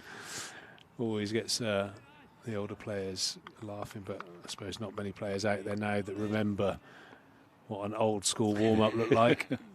A lap, stop in the corner under a tree for a stretch. Yeah, Robbo's favourite back in the day was the old catch and go. Where he used to get you. How many in a row? Where you used to have to stand next to him back. Okay. So you almost had to do the turn before you fetched it. He'd hit a relatively high ball up, and you'd be under this catch, and he'd always reel off the names of his career best victim. And I think it might have even. I know we spoke about him earlier. I'm sure Mark Davis might have been the one. Mark Davis, Hove, 87, 17, lad, 17. Flashing drive there, an outside edge. Yeah. More runs. There's an expensive over there. More runs for Joe Clark. 200 up for Notts. 3 boundaries in that over. Wasn't classic there from Haynes, but got to take the rough with the smooth. He won't mind. 4 more to the tally. Okay, well, these are tricky times for Captain Overton. Just it's got out of control. This pair seeing the ball well now, playing some sweet shots. Ball's not doing anything. I think Jake Ball will have to have a breather, and it's a question of where he goes. I mean, they've all got their full quota of sweaters on at the moment. There's Pretorius, there's Overton. I'm not sure we're ready for Ogborne again just at the minute. They're just picking off the ones quite well here too against Leach. There's no spin for him. It's all looking pretty tricky. 61st over we're in. Still 20 remaining today if the clouds keep out of the way.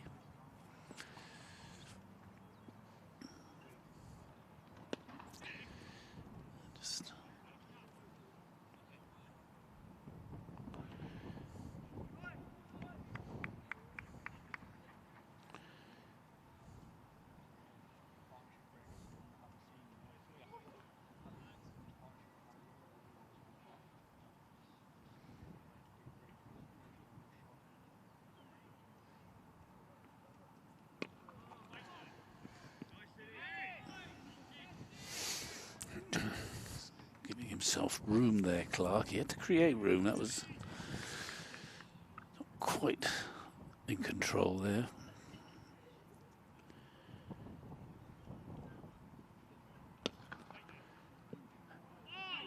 There it is.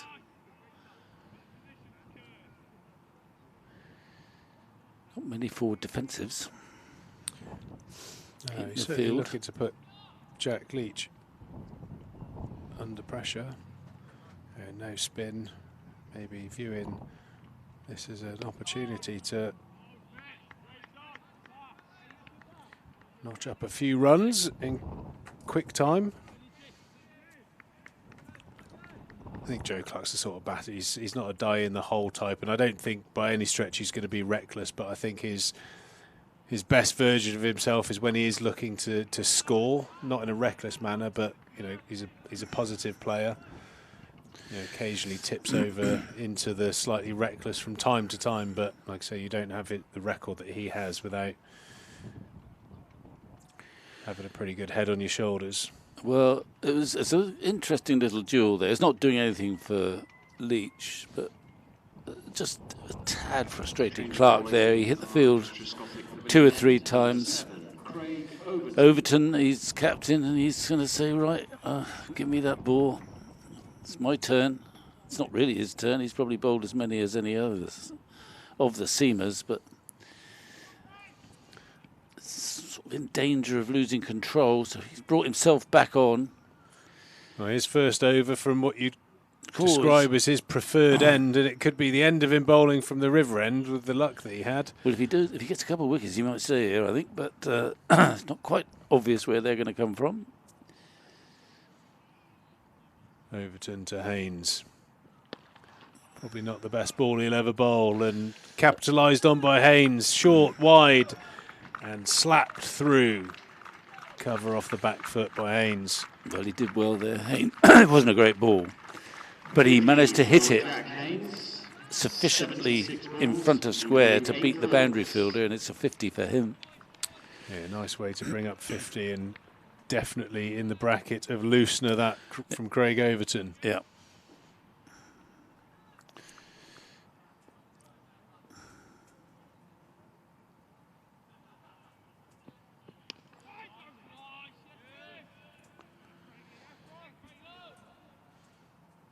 Both Nottinghamshire batters passing 50 now. Clark 63, Haynes 50.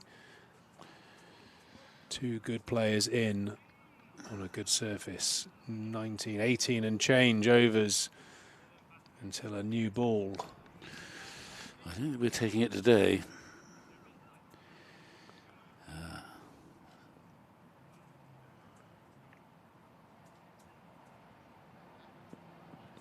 Oh, it didn't quite carry. Good delivery there from Overton. Soft hands have saved Haynes there, running it down into the ground. Bounces in front of Tom Abel. That second slip.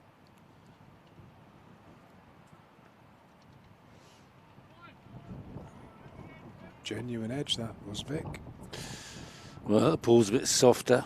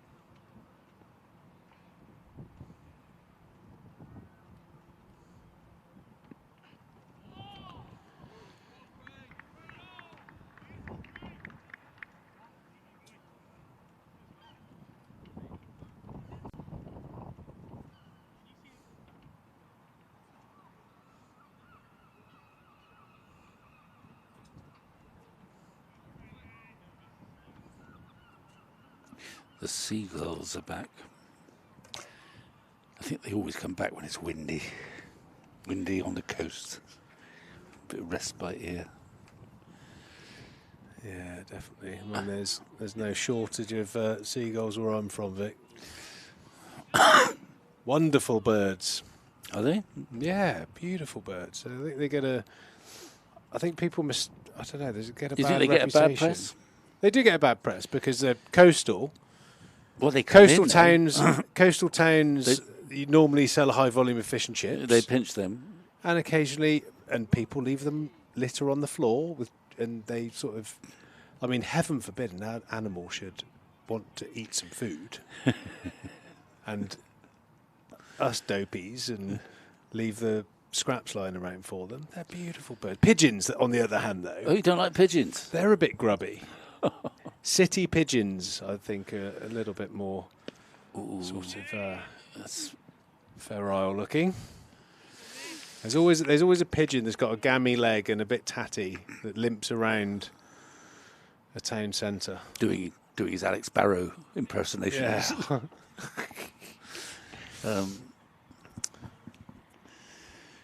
Yeah, I do enjoy a seagull. Seem to have a good bit of character about them.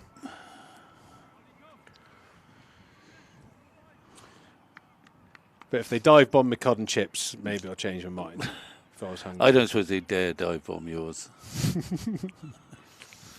We're brought up in Western knowing how to defend our Yeah. bag of chips.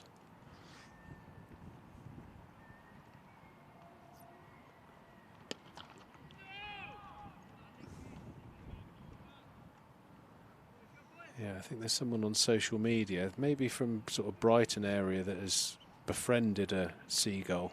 He feeds it from his loft flat that he lives in.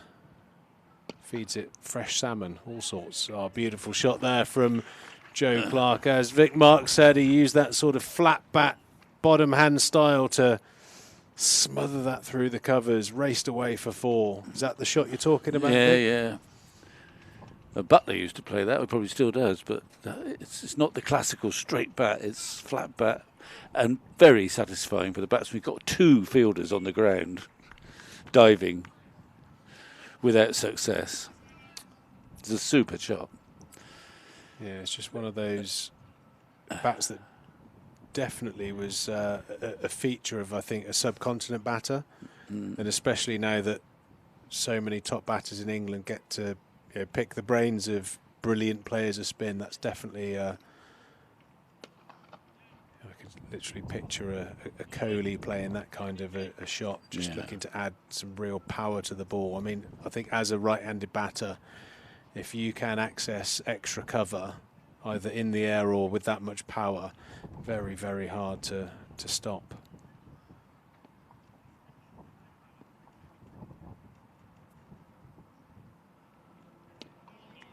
It's interesting, isn't it, how Indian batsmen brought up in conditions where the ball spins a bit.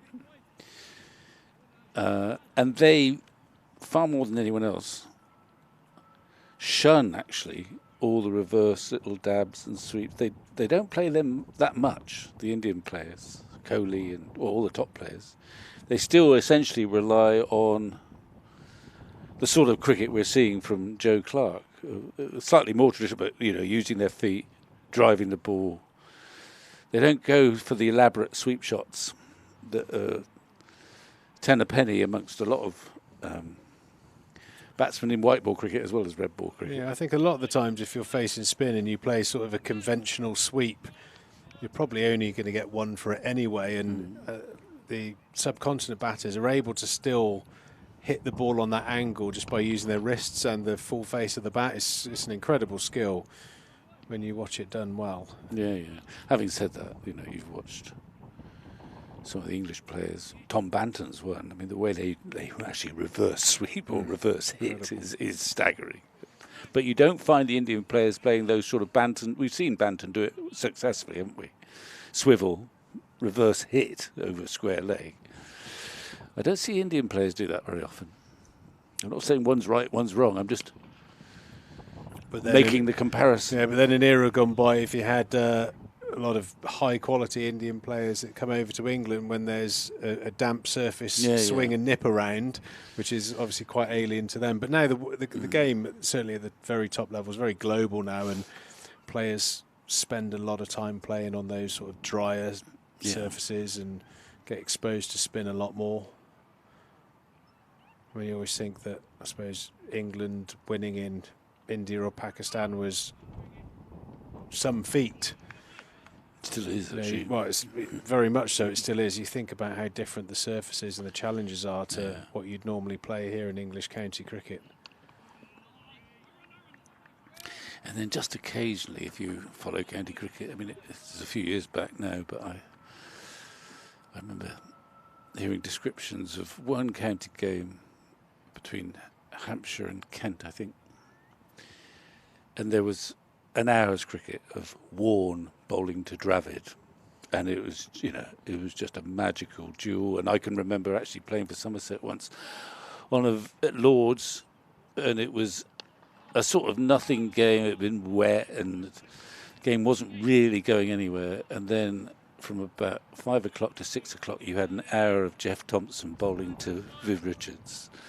Wow, barely anyone there, but the pride of both players meant that they were neither were going to give anything. Tomo ran in 81; he wasn't past his quickest by then, and Viv was, going to take him on and didn't want to get out to him. But it was a terrific duel in isolation,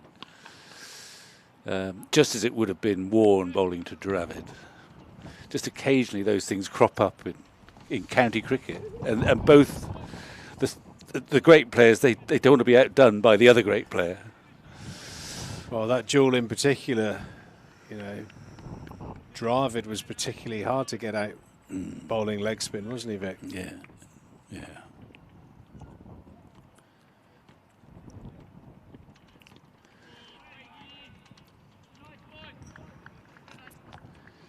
So, this is good batting here. I mean, Clark especially has played some gorgeous shots, but Haynes has settled in pretty well as well.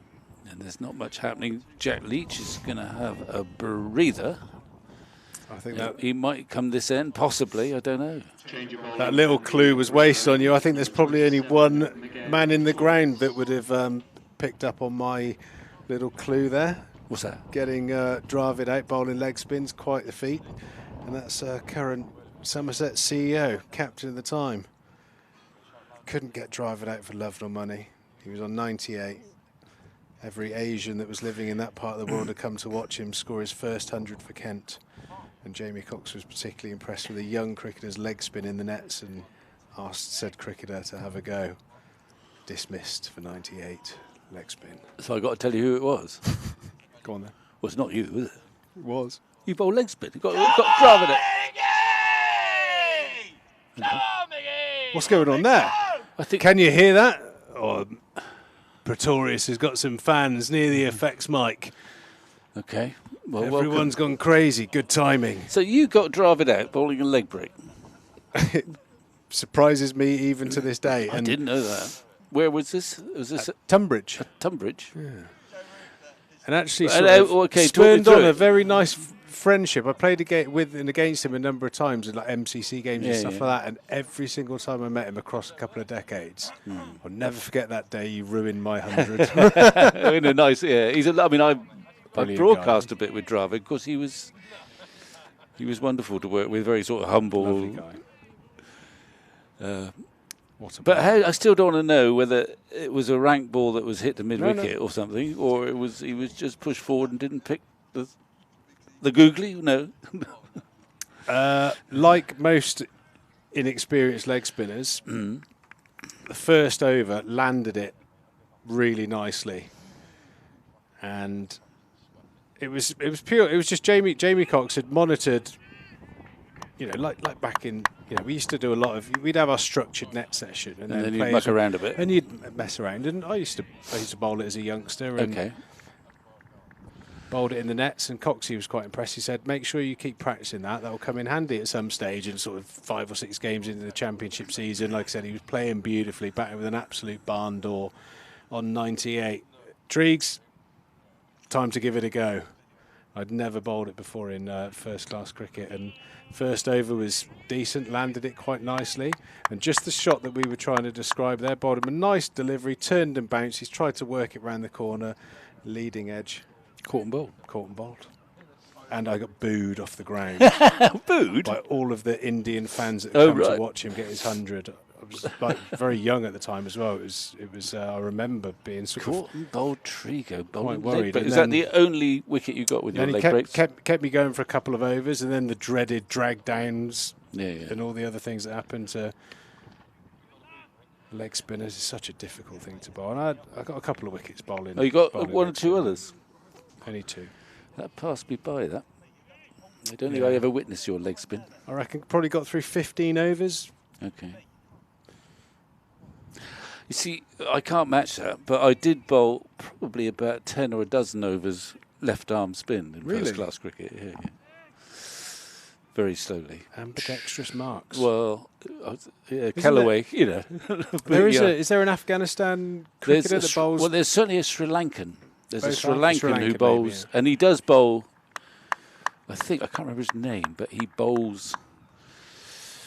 If he's playing one-day cricket, he'll bowl left arm to a right-hander, right arm to a left-hander, and doesn't Callaway at Glamorgan do that occasionally? Yes, and there is a lad that plays for a completely different level, but plays for Bedminster who does the same. Yeah. And I think he might be from Afghanistan, and he's very good at both. Like I said, if there's a left-hander in, he'll bowl off spin and change as soon as a right-hander gets on strike. Very, very talented.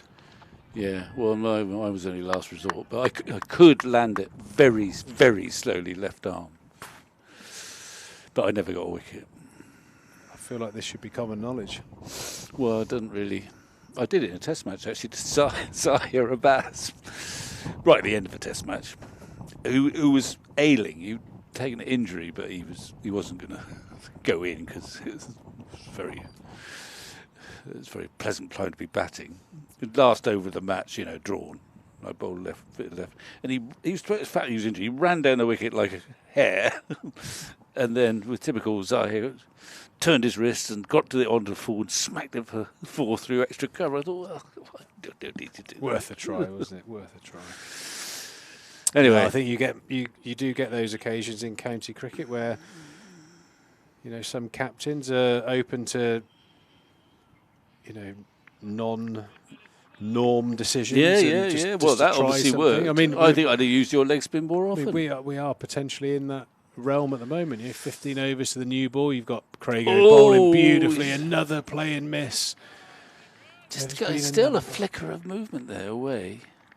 Just hasn't quite happened for Craig Overton. Again, like Pennington day one, he could easily have 3 or 4 wickets. Overton, none for 42 at the moment, getting visibly more and more frustrated. Maybe he should just flick out a few leggies. There is the downside, is that they've not exactly got a stranglehold, but the batsmen are having to work quite hard for their runs. It's not quite what he wanted, but he's got a single. Yeah, you mentioned about those sort of superstar moments in the game. I remember it was probably 07, and it was after, obviously post the 2005 Ashes that was, obviously made famous, and the subsequent away series, and Langer Flintoff at Old Trafford. Flintoff was in that period was bowling the speed of light and bowling with high skill as well. JL had just retired from international cricket, and you had a moment on the field where we were stood on the balcony before they turned the pitch round, so it was side on as well, which obviously makes it look super quick as well. And Flintoff was just pushing off the boundary boards. He wanted a piece of Langer. Hit him about 4 or 5 times in the ribs. And myself and Ian Blackwell were sat, padded up, waiting to sort of prepare to go in, and we were looking at each other like, "Oh my god, I hope he survives. This is horrendous." Come on. And Flintoff, he bowled genuinely fast. It was almost like Ashes revisited. It really was. From what you described, it was a similar sort of vibe where it was just like, it wasn't Lancashire versus Somerset, it was Flintoff versus Langer, just for that sort of 10-15 over period. It was ferocious, brilliant to watch. Yeah. Horrible to walk in. Do you have to go in or not? Yeah, he bowled. I think he did actually clean up me and Blackie in relatively quick succession, but it was impressive. There was that period where Flintoff just had the ball moving away and in off of the seam, swung it at just genuine pace. It was early doors when he bowled round the wicket, wouldn't he, to the left-handers in a way that wasn't quite so commonplace as it is now, and get that ball to move toward the slip cordon from really around worked the wicket. Over Hussey and Cattage in particular, didn't he, in that sort of period. Craig's bowling beautifully, creating opportunities on that outside edge. Can't quite break through. Notts to 17 for 3. Clark 70. Haynes 52. But it's not easy out there. They're battling hard, the Nottinghamshire pair. Which team is going to finish day 2 feeling like they're ahead of the game? Right now, it's, I think, very much on as even. What do you think? Well, no, I think Notts have got the edge at the moment. 217 for 3. 340, so 130 adrift. Yeah. 7 wickets left. I'll give you the that. The chances are, you never know what's going to happen, but the chances are that they will get a lead, Nottinghamshire, and we'll take it from there. I think the umpires now, I think it's got to 6 o'clock. I don't quite know the regulations, but I'm pretty sure if they'll be freezing, the umpires. And it has clouded over a bit. If they go off for bad light after 6, I don't think they can come back on. I think that's it. You were here yesterday. Is that what happened yesterday? Yeah, went off a bad light just after 6. And I think once you go after 6, you can't come back. I don't know why I think that. I might be rubbish. I will neither confirm or deny, but okay. Where's Harry? It sounds like it makes sense. Even Harry's not totally sure. I think they went off 57 yesterday. Okay, well, we'll wait and see. But it has clouded over a bit, and we're seeing the shadows from the lights now again. It's been a good session, this, for Nottinghamshire. Just need, from a Somerset perspective, they just were desperate for just the fillip of one wicket and maybe a sort of new batsman either tonight or tomorrow morning. But would even things up. A couple of wickets now would get us back to sort of parity in the game, I think. But at the moment, I think Notts have got the edge. I think for how well your Nando's would go down of an evening, I think the Somerset bowlers would like one of these out. It's always quite daunting, the thought of two players batting a long period, not out overnight. You always feel like it's sort of ideal for them if they went off with a ball 70 overs old. You mean you've got 10 overs to get yourself in the following morning without the new ball. So that by the time, if you're still there when the new ball comes along, you're thinking, I'm quite looking forward to this now. Nice hard ball, it'll zip off the bat. Bowler's a bit weary from the day before. Anyway, we'll see. Yeah, I think Somerset do need to open one end up, but it's not like you're into the tail by any stretch. No. Quality batters still to come for Nottinghamshire. Looks very gloomy out there at the moment. Umpires will start looking at one another now. I reckon they'll get their light meters out shortly. He's just said, I think Lloydie said to Polly, we'll wait for him to get a wicket, then we'll go off, pal.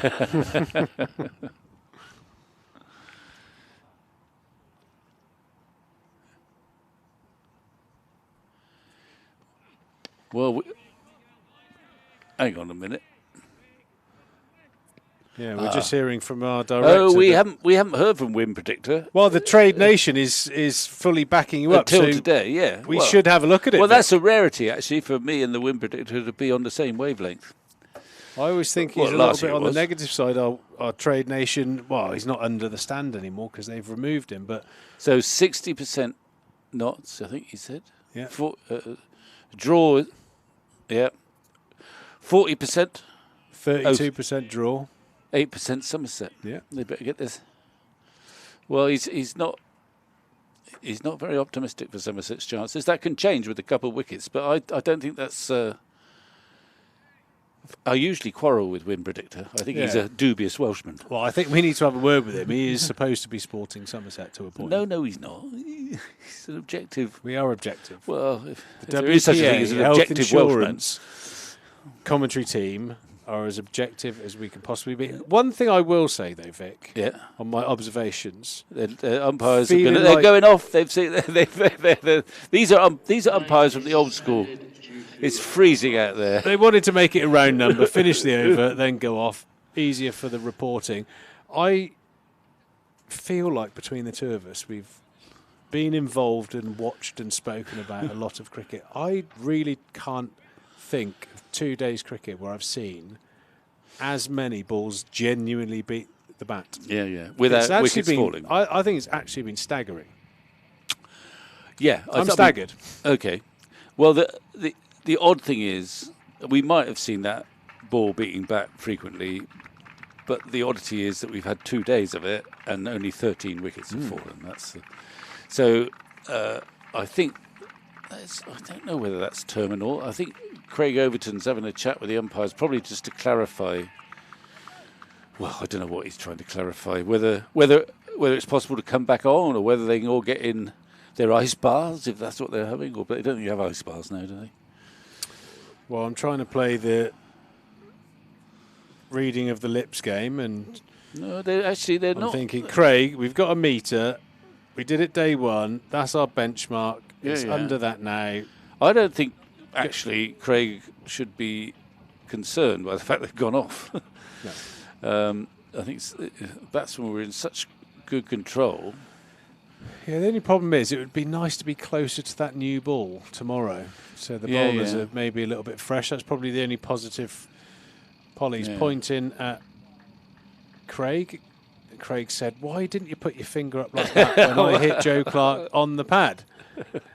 As the Somerset and Nottinghamshire players leave the ground staff in full force are on the pitch. I do believe that is going to be the close of play. It's been an exciting and intriguing day's cricket. 2 fantastic days' play we've had here at Taunton.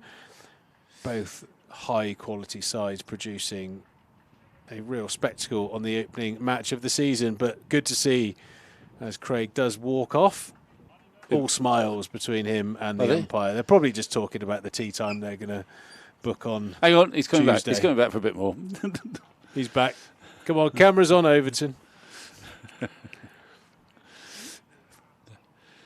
we go. They're having a good I'm sure it's a relatively amicable conversation. He's just doing a bit of... Anyway, I reckon we think that's it, don't we? I think, though, Craig would be a similar cricketer to myself. Has never read the ECB handbook, doesn't actually know the rules. He's probably just getting them clarified right now. All right. Well, he's marching off now. And he's had an interesting day, a frustrating one, because he actually batted very well this morning, 60 not out. Beat the bat a few times, a lot of times actually, and he ain't got a wicket to talk of. My son kippered me the other night while doing his papers to be eligible to play for Gloucester. Dad, did you ever read the handbook? No, son. Were you not invited to by Peter Anderson? I don't think there was one in those days. Actually, you should have had to do it, really. But there we go. It's all about other things these days. Anyway, I think that is close of play. Well, I don't know if it is, Not because close of the umpires, if it was really the close of play, I think the umpires would have disappeared by now. Surely they're just hovering around.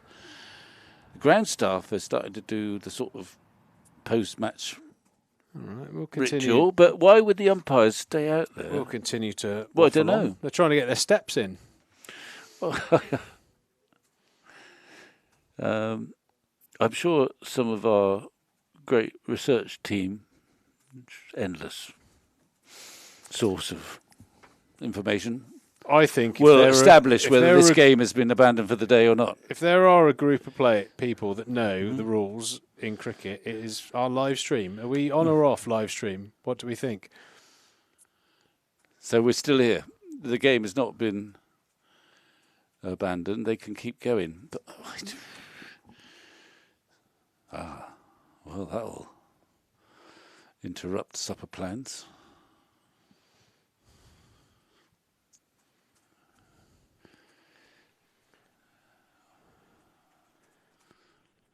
See one of the Somerset players still out and about.